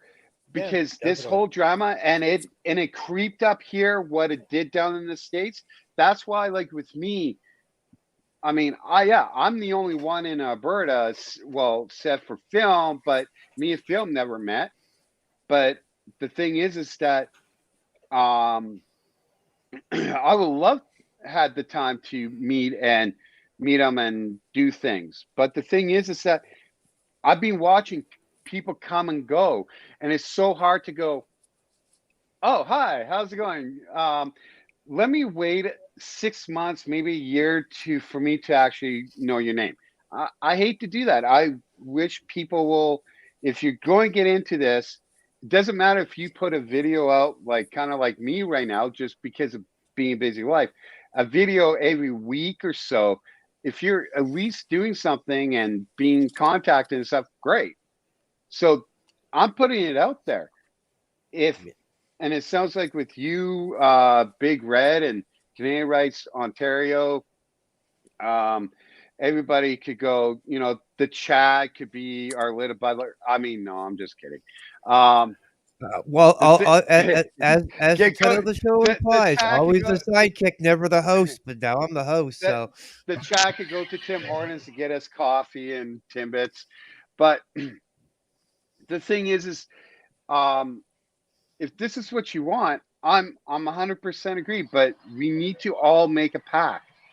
But when I always tell people, let's make a pact, and they're like, yeah, but nobody sticks to it. Dude, And you don't hearing understand like, something. If I give you my word to something, I'll give you my fucking word. I've been shot for people. I've been stabbed for people. I've been beaten and left in ditches for people. If I give somebody my word that I'm going to do my best at something, I will fucking do my best at something. And I guarantee you, all I want to do is learn and do whatever I can at this. I get that. That's what I want. I got a 7-year-old daughter, and she's starting to understand because she can see that because her mom's one of these brainwashed sheep people, and she's with her and all her friends and all those people. She sees the difference between that and the way I am, the way I make people listen to what our rights are and adhere. She's seen me deal with the cops, and she's seen me do it. She's getting it. So I don't want to. I want that to continue because I don't want it that by the time she's my age at 45, she's in a gray jumpsuit with a fucking barcode tattooed across her forehead, getting fucking Soylent Green fucking tabs to eat every day because that's what it's going to end up like. yeah. So, So what is the actual difference between an auditor and a activist? okay, so and Okay. well, the biggest difference is an auditor goes and technically audits a place where they're to see if they're going to react or unreact. That's what the First Amendment auditors did to see what the reaction of the people. Now, why I like for me personally, where I went from auditor to activist because people were saying, "Hey, man, you're being an activist. Once you realize you're being an activist by teaching people, you're standing ground, you're using your voice, your activism of standing the ground." And that's the difference where if you really watch, you know, as I said, a lot of my old videos, yeah, I more have the auditor thing to where now when people come up, yeah, I might have, you know, play around at times, but what do? I I tell people this is what I'm doing, and I literally my attempt to open people's eyes and realize what we're doing. And you know, do I lose my cool at times? Yeah, I might tell people, "Oh, yeah, you're going to call the police. Fine, they're going to come and educate you. What I'm doing is perfectly legal, like I try to explain." But the biggest thing is even what we're doing now, like we're talking about it, we're explaining to people, hey, this is our rights. It's so for us being activists is because mostly we're acting in the way of what we're doing, our passion. So for you, Canadian Rights Ontario, you're going out, you're testing the water, but you're seeing if people going to respect art. Now, if you actually start listening to my new intro saying, I don't say, and it's the biggest thing, and nobody told me to do this, okay? I decided to come up with, because I used to say, I'm here at the Chad restaurant to see if the Chad people will respect my Canadian rights to film in public. Now I say to see if they're going to respect our Canadian rights. Because to me, if I say my Canadian rights, the thing is it's all about me. But it's it might not our apply Canadian to everyone rights. else. Yeah. Yeah. Right. So, and for you, when you're going out, you're exercising your Canadian rights, but you're also exercising everybody's rights. And that's what activism is. It's not just you. An auditor to me is you're doing it for yourself. An activist, we're doing it for everybody, or we're doing it for the reason or the movement. You know, people who protect whalers, sea shepherds, they're activists. They protect the whales. Us, we're here to educate and really be a voice and try to protect our Canadian rights before, as Shane says, our rights get stripped away from us. You know what's funny, CRM?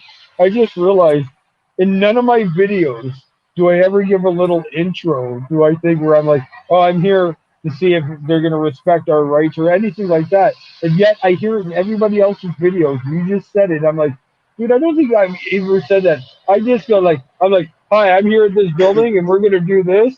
I got a camera and I'm going to walk around and I'm going to blah, blah. And I just start rambling on. So here's the thing. A lot of people at the beginning all said, how did I decided to take the name Canadian Rights Media? Originally, Canadian Rights Media was not the original name. It wasn't. I had different names and using the word auditor or audits. And I wanted something that was snappy. But when you talk about the intro talk, I really have to think about it. But for example, it came down to Canadian Rights Audit or Canadian Rights Media. And I sat there, right? And I went over and over and over again and start saying, right before I even start filming, my first ever place, TAC building, me going, all right, everybody, this is Canadian Rights Audit. I'm here. And I go, all right, everybody, this is Canadian Rights Media. And I'm like, that actually sounds good. I wish to a point, I wish I thought the word activist, because I probably would have said Canadian Rights Activist. But now I kind of go, no, I probably would have sticked with media anyway, because it just flows. And that's how the Canadian Rights Media name came, was me just going, all right, everybody, this is Canadian Rights Media. And I'm like, I like that. It just flows. That's how I got my name. But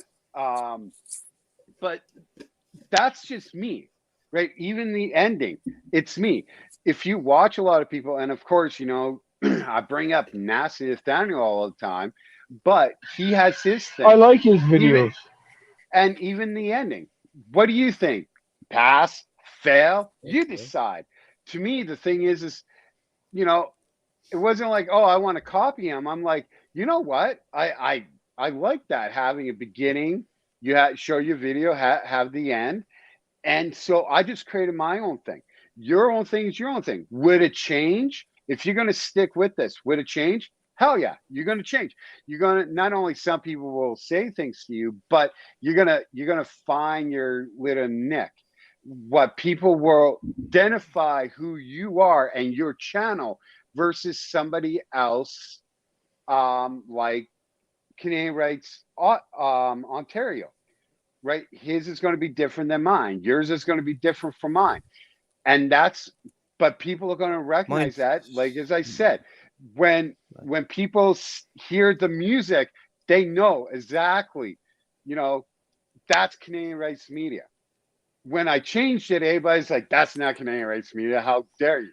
Because it's now my, like, I'm a wrestler. Sometimes when I watch my video and I hear the music, I feel like I'm The Rock walking down the ramp, the wrestler, like, this is mine. But you're just gonna get your own. You're new at this, and you're gonna get your own. What's Truth says, I'm in BC. Where is CRM at? Well, I'm on Earth. That's what they tell me, but it looks like Mars. I'm actually located in Calgary. So yeah, Calgary. That's where I am. Yeah. You know, One of the she let me.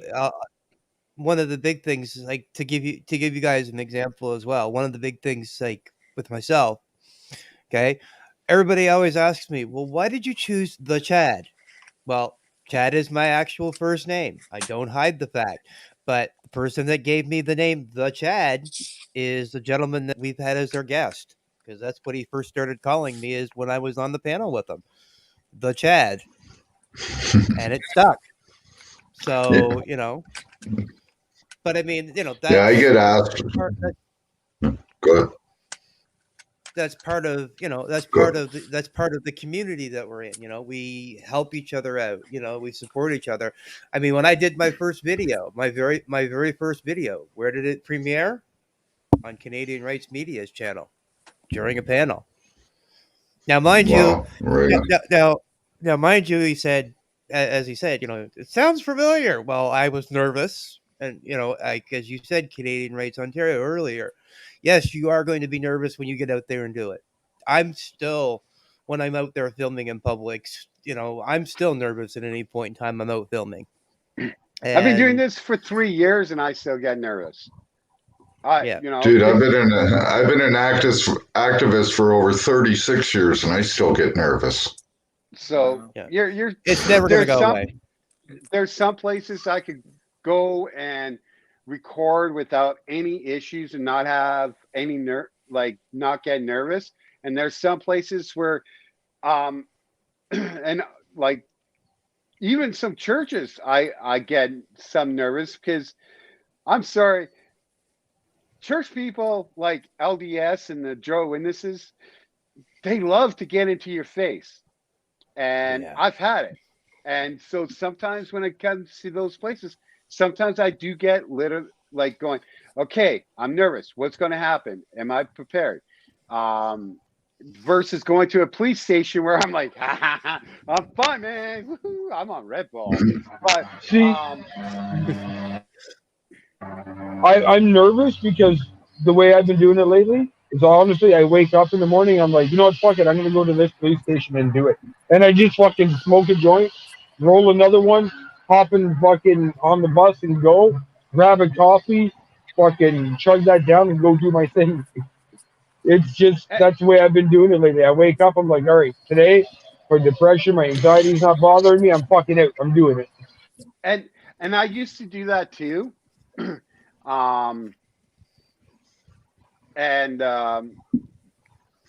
Not I don't do it as much, but there's nothing wrong with that. You kind of get up, go, you know what, screw this.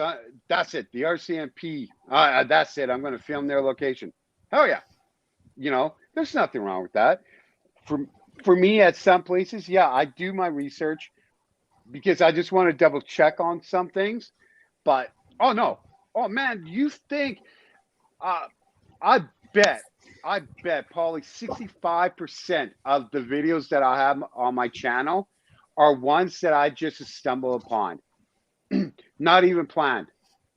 Yeah, a lot of them is like, hey, that place looks cool, and just go right over. So, oh hell yeah, man! There's nothing wrong with that. But yeah, you're gonna get nervous, and it's fine. You're gonna get nervous. But the biggest thing too is, as I tell people, is the right to self-defend yourself is your right. But if you want to make yourself look good, including with the camera, keep your cool head. No point of losing it. Because if and it happened, oh, who did it happen to? This person's not around anymore because of their video. And they said right straight down that they're going to win their case, but the video actually showed, their own video showed that they crossed that line and they got charged for assault. And it was their own evidence that caused it. And so the thing is that, as I said, keep a cool head. Can you self-defend yourself? Hell yeah. I've actually literally put my hand out and push people back. Go, don't get into my personal space. And Did they're we like, ever? Did we ever? and I go ahead. Sorry, Sorry. did you Go ahead. did you ever? No, I was gonna No, say you were. I get a lot of people that get into my face, and I just kind of tell them, listen, that's you don't want to be doing that. Just back it up, and most people back up. I'm not a small guy, and but I ain't afraid to fucking. And people can tell that I ain't afraid to fucking give them a knock in the face. I carry I walk with a cane, so you give me a push. Best bet to be careful because as I fall down, that cane might swing upwards and catch you underneath the chin. Yeah, I mean, the thing is, it's like I use like with my camera. I mean, I first started with the phone, gimbal, then I got a cheap body camera. I am planning to upgrade. Then I have this old digital camera. This thing was really good, but because of the wear and abuse that I've put this camera through, it's now showing.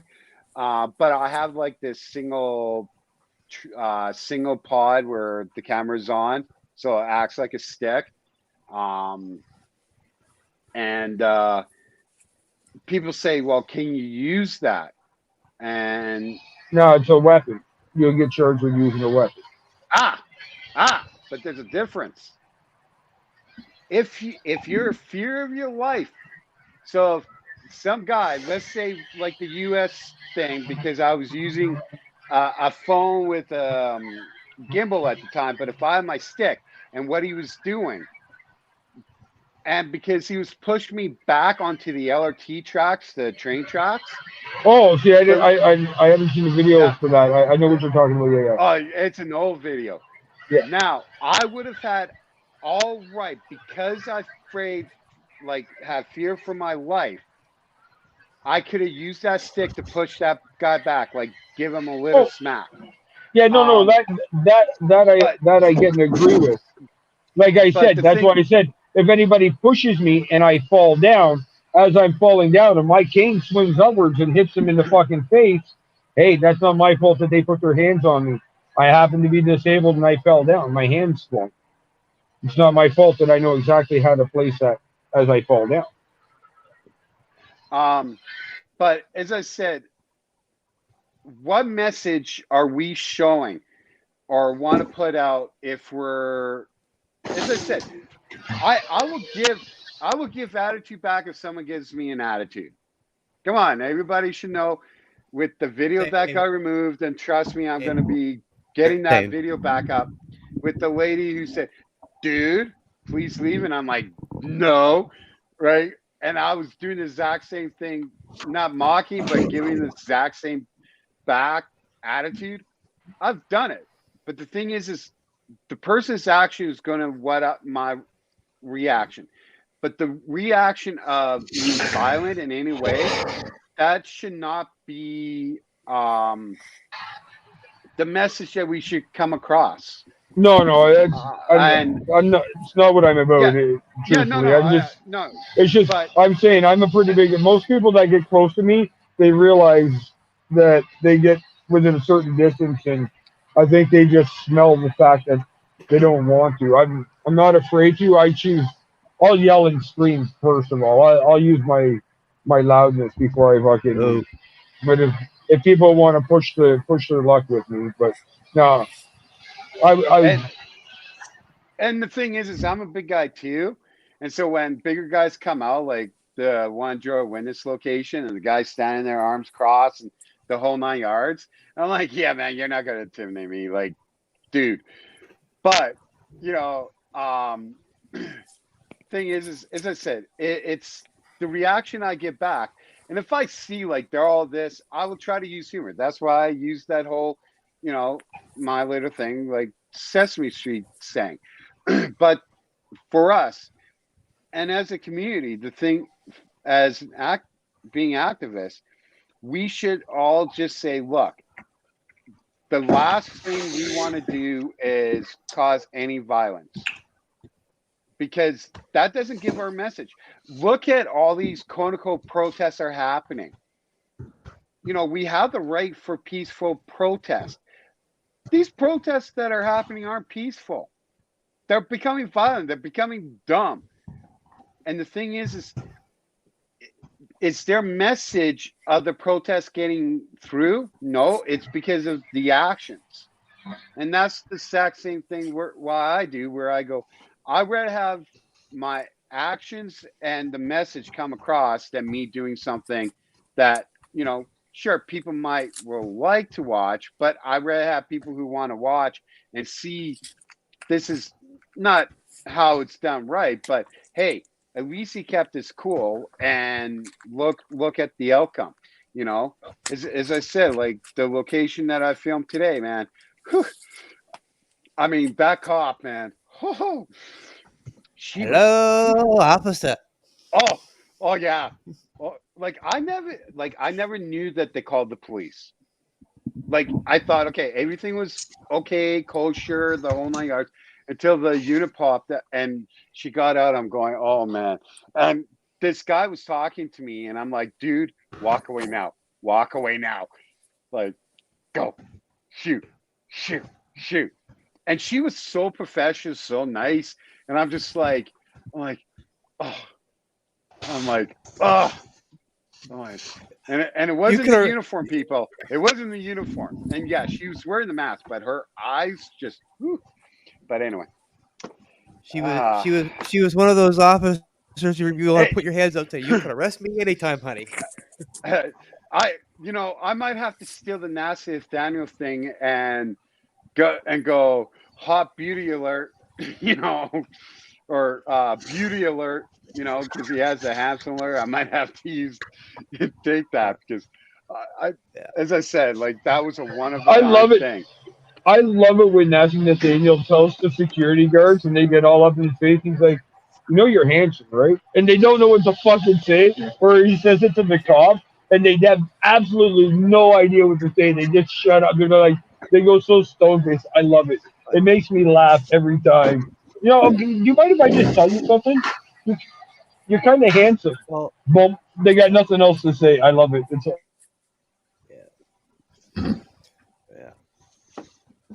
So we are at 5 hours and 12 minutes. Yeah.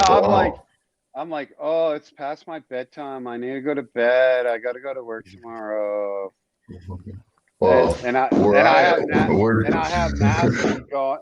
Nasty, like, aren't you going to put up a video? I'm like, no, not today.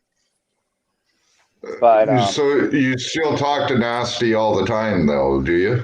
Me and Nasty, we're like brothers. We text sometimes. Man.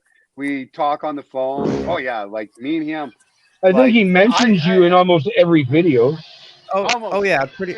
Almost. Because I'm subbed to him and I have him belt and I try to watch every one of his videos that he puts out. I like it. He makes me laugh. He really does. He's really comical. I wish I had his wit to be able to do shit like that. I'm more on an angry end, so I try to be more quiet. I would love to. I would actually love to do a show with him too. Have him come on. I've always liked Nasty. Yeah. But I'm trying to stick to the Canadian portion of it. Yeah. But there, because there's not enough. There are some auditors in the States or activists that I would love to come up on channel. My first one from the States, if I can get him, and I've tried. He told me to do the show a couple of times and that, but we can never hook up. And that's a guy that brought me to the 1A community years ago, and the very first person I subbed to. And that's the GOAT, Tom Zebra. I would love him to come up on the show. I'd love to pick his brain. Him and Jody Cat Media are out there all the time. They're constantly putting in the work. And I would just love to be able to have a chat like we're having now with Tom Zebra. He's the one that, it's his fault I'm here. No. My thing is I blame Nasty Nathaniel and Johnny 5-0 why I'm here. And I blame. part of YouTube too, because the thing is before I even started this, there was that YouTube trend going around where refuse to show your receipt at Walmart while leaving. Yeah. and the thing is that YouTube suggested an old, and sometimes I do go back and watch it, an old live stream of Johnny 5-0 and Nasty at Big Blue, the Church of Scientology.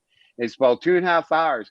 And I laughed. And when they found the license plate reader camera in a public tree, and Johnny 5-0 went to go touch it, and the Church of Scientology security comes running out and called the police and stuff.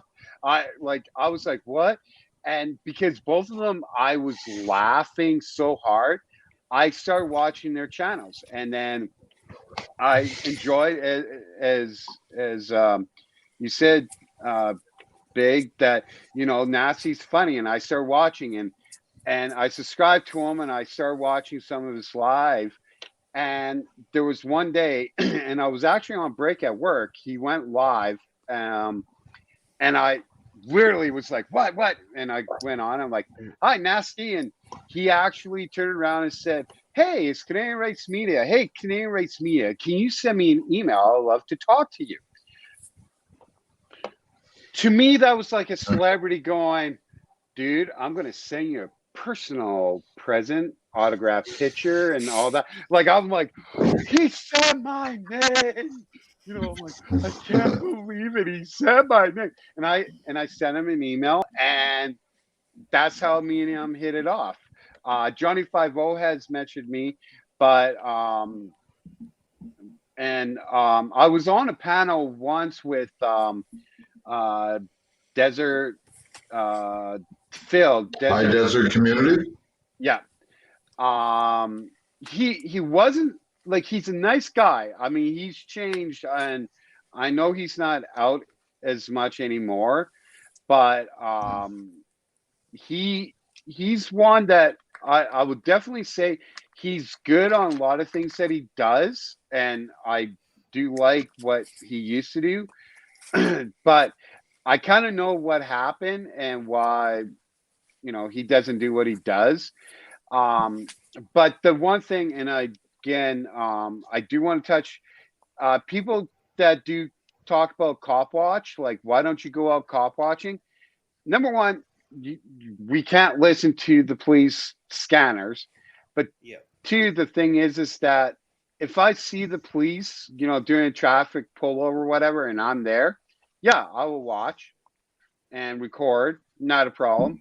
But the thing is that, is cop watching getting old? No, we just don't have the ability of, because the police have their radios scrambled, encrypted, so we can't do it unless you stumble upon it.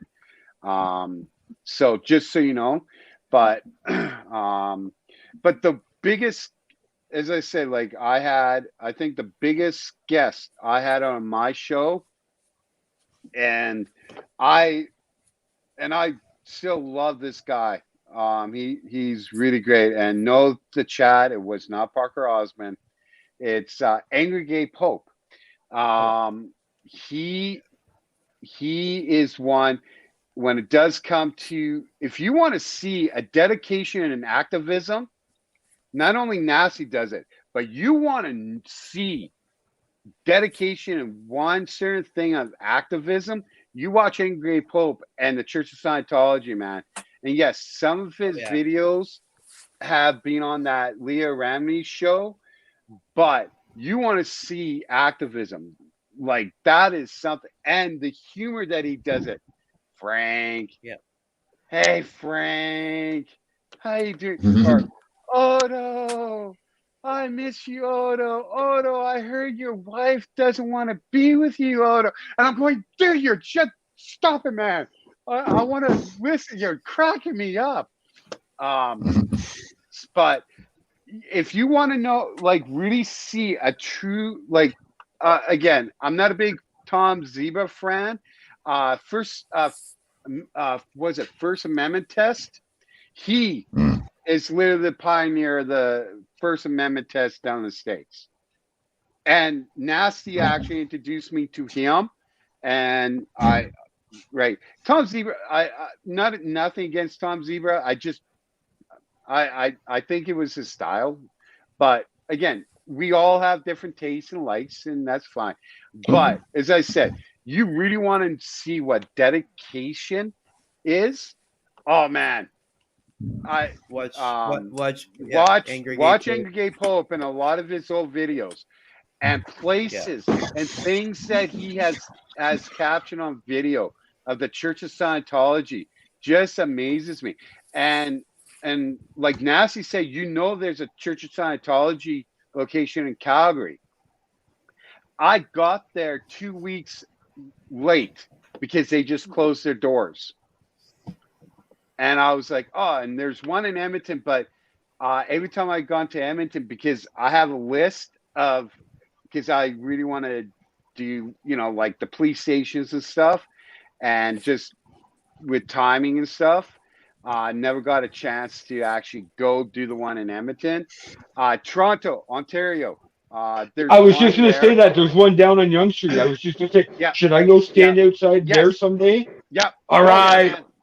Yeah. I don't know how to go live, but I'll do it. Don't worry about going live. Just stand there. And don't even say nothing. That actually pisses them off even more. Oh, sure. Okay. It's COVID time, right? I don't wear a mask anywhere I go. I've heard actually I got a comment for Ashkin. So yesterday I was out with Trouble. We were doing some running around, and I took her into a McDonald's, and I sat her down at the table. We got her big wagon, and it's all tarped off so that I could put her in if it rains and stuff like that. I put it beside the table, and I go to get in line to order food. And some lady comes up, and I'm just sitting there, and she's like, excuse me. And I looked at her, I'm like, what? And she just didn't know what to say. She kind of, she goes, are you staying to eat? I'm like, why? I was just wondering if, I'm like, you asked me anything about my medical history? I guarantee you, God damn it, right now. And I just went like that. And she just looked at me and walked away. That was it. I sat down and ate. Nobody said a fucking word to me. I went into Tim Hortons last week and I bought a coffee and a donut, and they told me that I had to take it outside. And I said, well, I want to sit down. I said, I've been walking all day and I need a rest, and I just want to sit down and have a coffee and a donut. Well, you got to show me proof of vaccine. I said, but I'm medically exempt. Oh, we don't care. This is exactly what they said. We don't care. Oh, yeah. They didn't know what to say to me. They honestly didn't. I just looked at them. I'm like, yeah, you don't want to start that shit with me. I'm like, you guarantee you don't want to start that shit. Asking me about my medical history? I'm like, are you a fucking doctor? I didn't. Yeah, I kind of went off on her a bit, and the guy standing behind me, he's like, excuse me. I'm like, don't you start too. My daughter was watching. She's looking at me, and she's kind of like you guys picked on the wrong guy today. She knows when people get in my face. That especially if I'm having a day, and I was, because her mom was giving me a hard time yesterday, and I had to go pick up my daughter when I was supposed to be out busy. But no, I'm gonna go stand outside the Church of Scientology, like you suggested, and because it's COVID time and it's mask time, I'll wear my mask. What do you think? Yeah. Cool mask. Cool mask, man. Cool mask. I'll say this. I've been regarding what CRM has said about some of his influences and stuff. I was always a bit of an activist anyway, but I have to say I wouldn't have gotten out there and be much more, or be more of an activist if it wasn't for him and Nasty. So I just want to say it. Who's getting their ass kicked in the background? Well, sorry, I'm going through my stuff here looking for something. Oh, okay. Sounds like somebody's getting their ass kicked. Not yet, but So Here, I just maybe want I'll to mute say, my mic for a minute. so I know it's getting late for a shame. I don't want to hold you up anymore. Plus, my pillow's being texting me going, "I missed you." So I want to personally thank you for letting me on. Sorry that I thought it was 5 o'clock my time, not 4 o'clock. But I had to get at least a couple hour nap in because I worked all night Saturday, went out filming, got home, and had to at least get a little nap in before the show anyway. But thank you so much for having me on. I really appreciate it. Of course, keep in touch.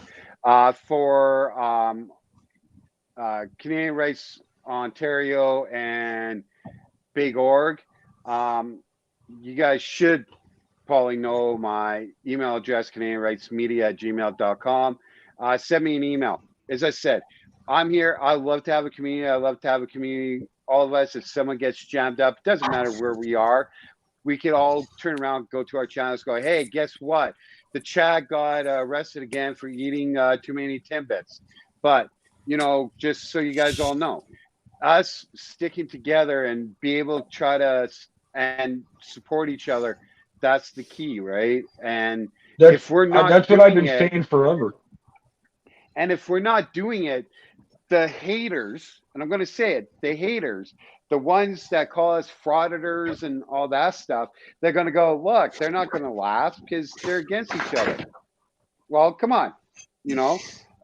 So thank you so much. I will definitely say there, I'm going to have some new videos being posted this week.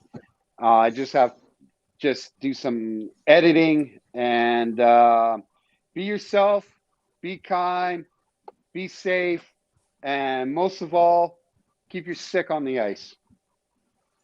And I just want to thank you for coming in and sharing your story. And, you know, you never know. I hope that somebody had learned something today. And this is what I just want to do, is just be able to talk and help people out. So I appreciate you coming on. I'm really glad that you accepted my invitation, brother. This is our first show, and I really appreciate you coming on. And I really hope to see you on here more and more.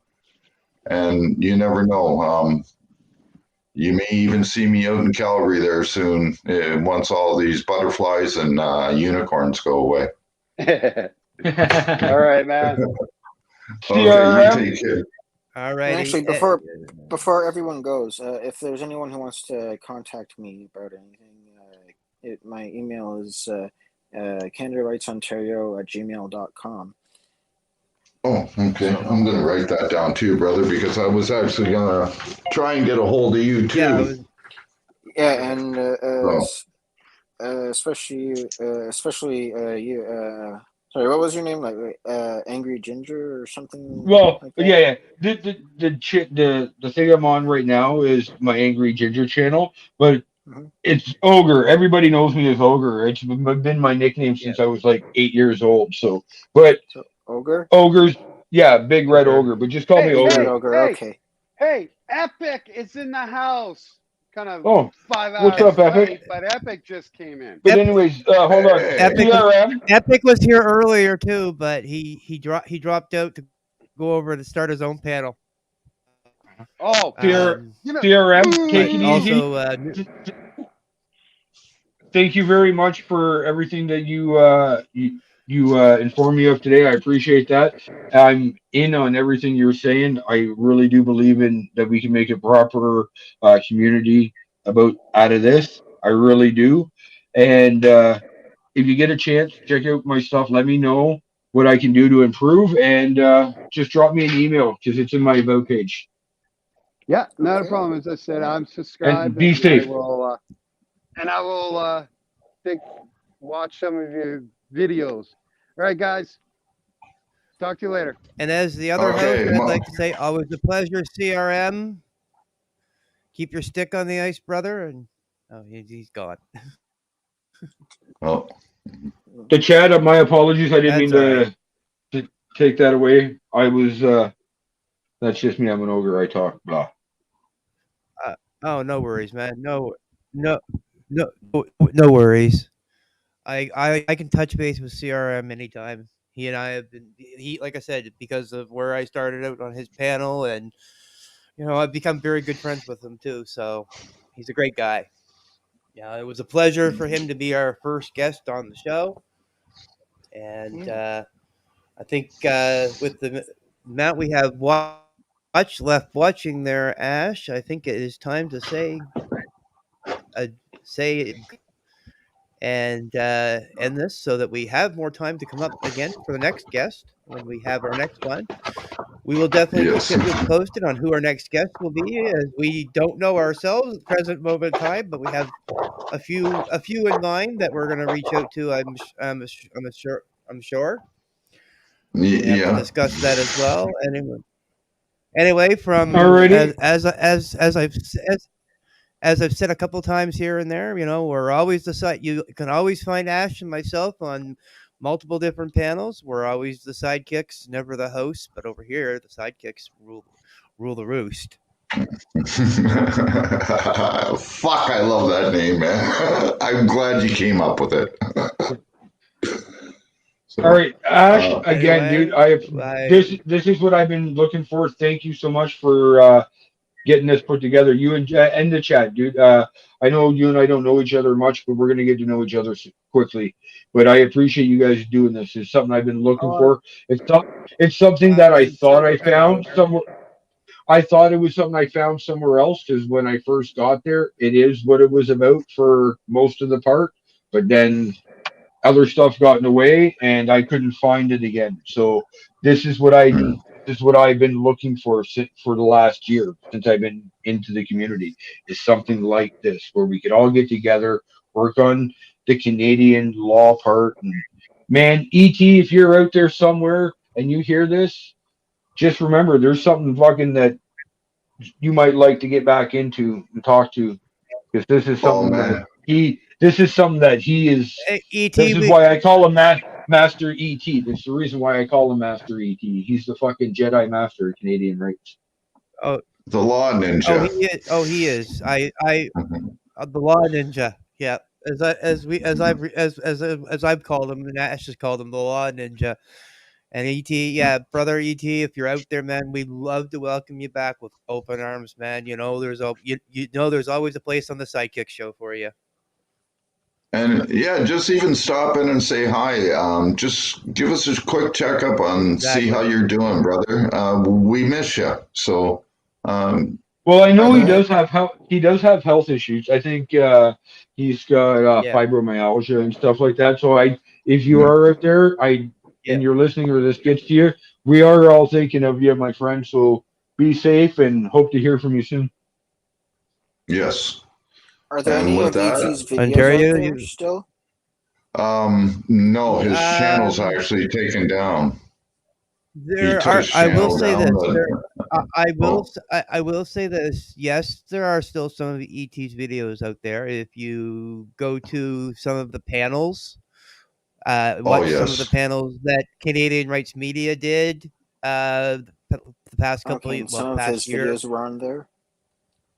Yeah, some of his videos are actually on there as well, especially the one with him filming 5D, which is somebody he wasn't here, but he is a big supporter of us all, and a great guy to talk to when you get to know him. And but he's he's an activist as well. He stands up for his freedom. So he took on a cop, dude. Honest to God. Oh yeah, This cop. he When you see this video, it'll blow your fucking mind, dude. It was one of the greatest videos I saw in the last year. In this whole since fucking dude, it was awesome. This cop that's supposed to be trained to be able to take somebody to the ground, fucking was being fucking couldn't do it, and all this guy was doing was using one arm. Watch the video and enjoy it, Ontario. Yeah, and and I'll tell you this one cop, which is what the cop that we're referring to, his name is Choi, and he has a puppet made of him as well. But quite literally, he's like, help, help, help, help, asking people around him to come help him take Dan down. It's funny. Yeah. That was, yeah. So, 5D quick Dan shout outs is here. Yeah. Epic, really glad to see you come back, brother. Always much respect to you. You've taught me a lot here already in YouTube and StreamYard. Much respect goes out to you. I-124Q, thank you for stopping in, brother. Much respect. Mexican long hair.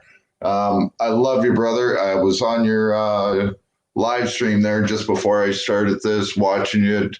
I love your work also. Who knows? Maybe we can have you up on the show one night. And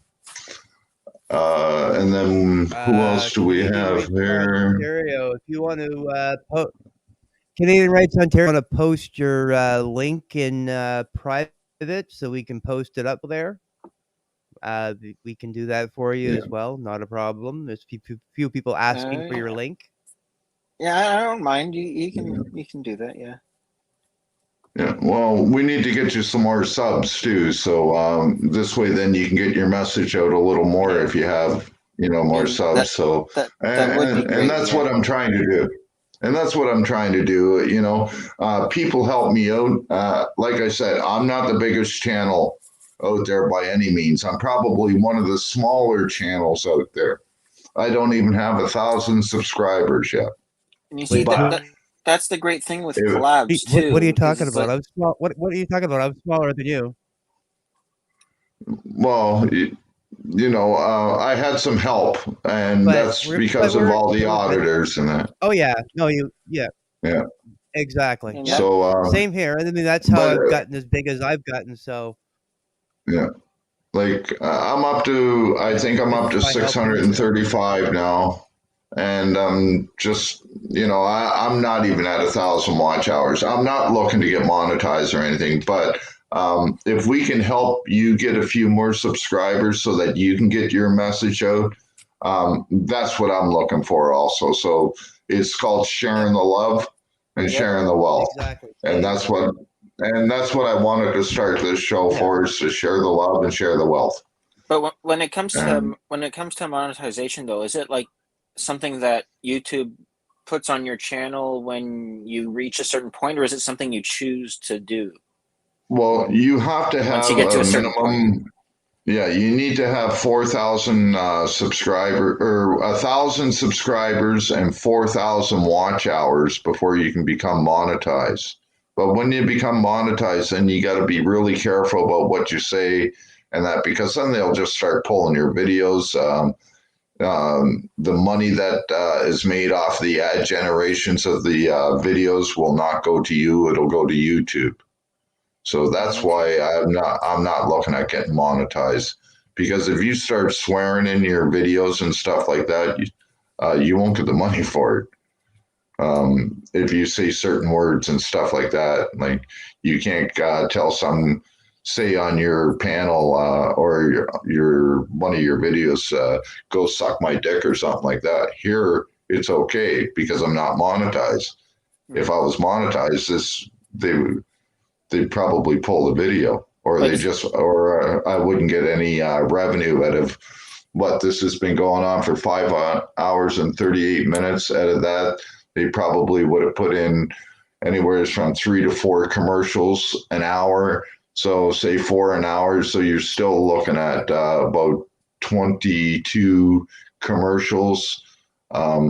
Now times that over the amount of people, so it does add up after a while, how many views and stuff like that, how many times people click on the ads and that. So, and I don't want all that. I don't want to be monetized. I just want to help people. If people want to help me, the ticker's there. Give me a second here. I think I got. Yeah, I so wouldn't just want let you know, that they're Canadian either, Rights Ontario. You just gained a new sub. Oh, from who?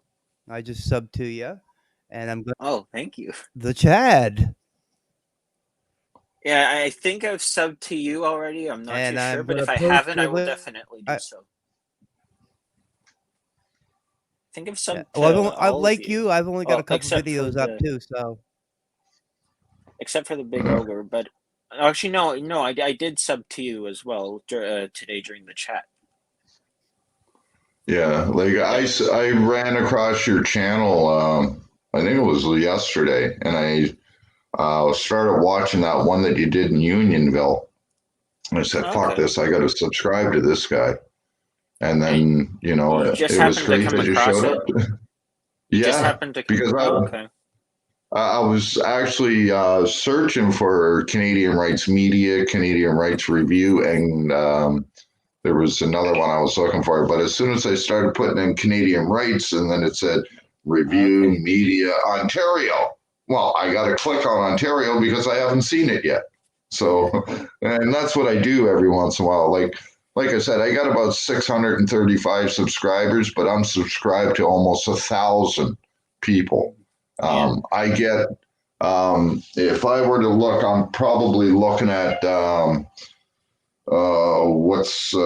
probably got about 1,500 videos that I have to go through on YouTube.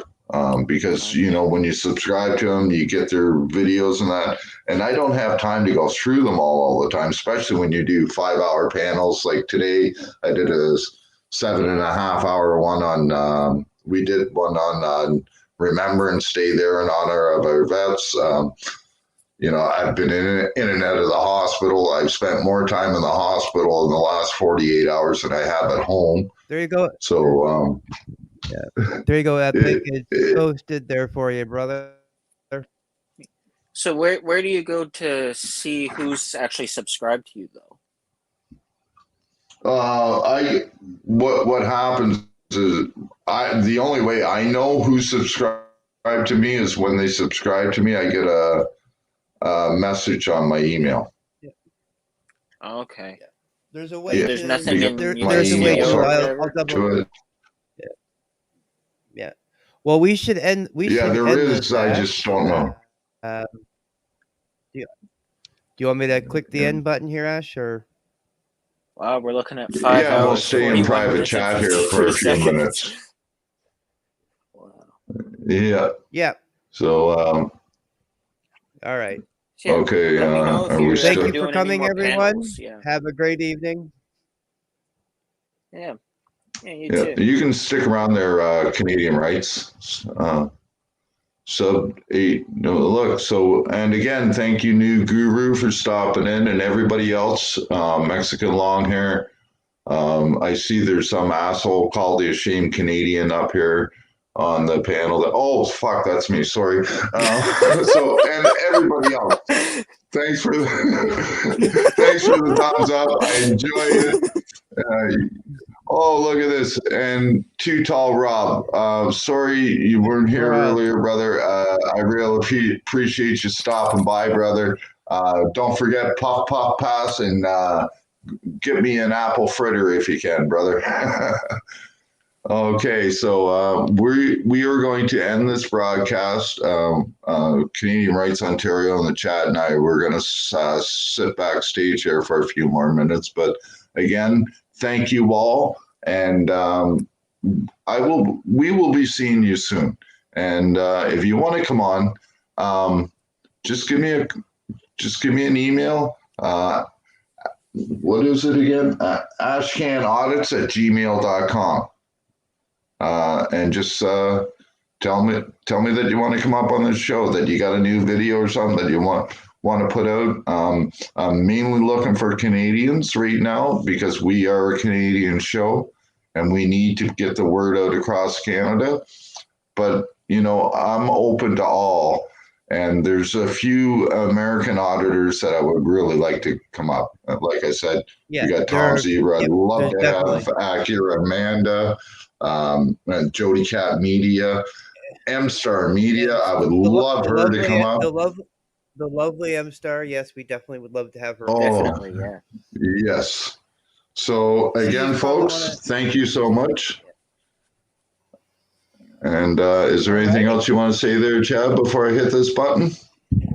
No, I'll say thank you again, everybody. Nude, Mexican long hair, Too Tall Rob, And again, thank you very much, Canadian Rights Media, for being our first guest on the show. Thank you, Canadian Rights Ontario, for coming up as well.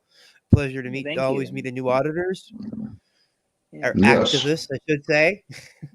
Yes. And hopefully you get a couple more subscribers too there, brother. Yeah. So that's what we're all about here. Yeah. So anyways, And folks, keep an eye out for us on other panels, because remember, we are the sidekicks, but over here, the sidekicks rule the roost. Okay, folks. Have a good night. See you in the chats. Yeah. And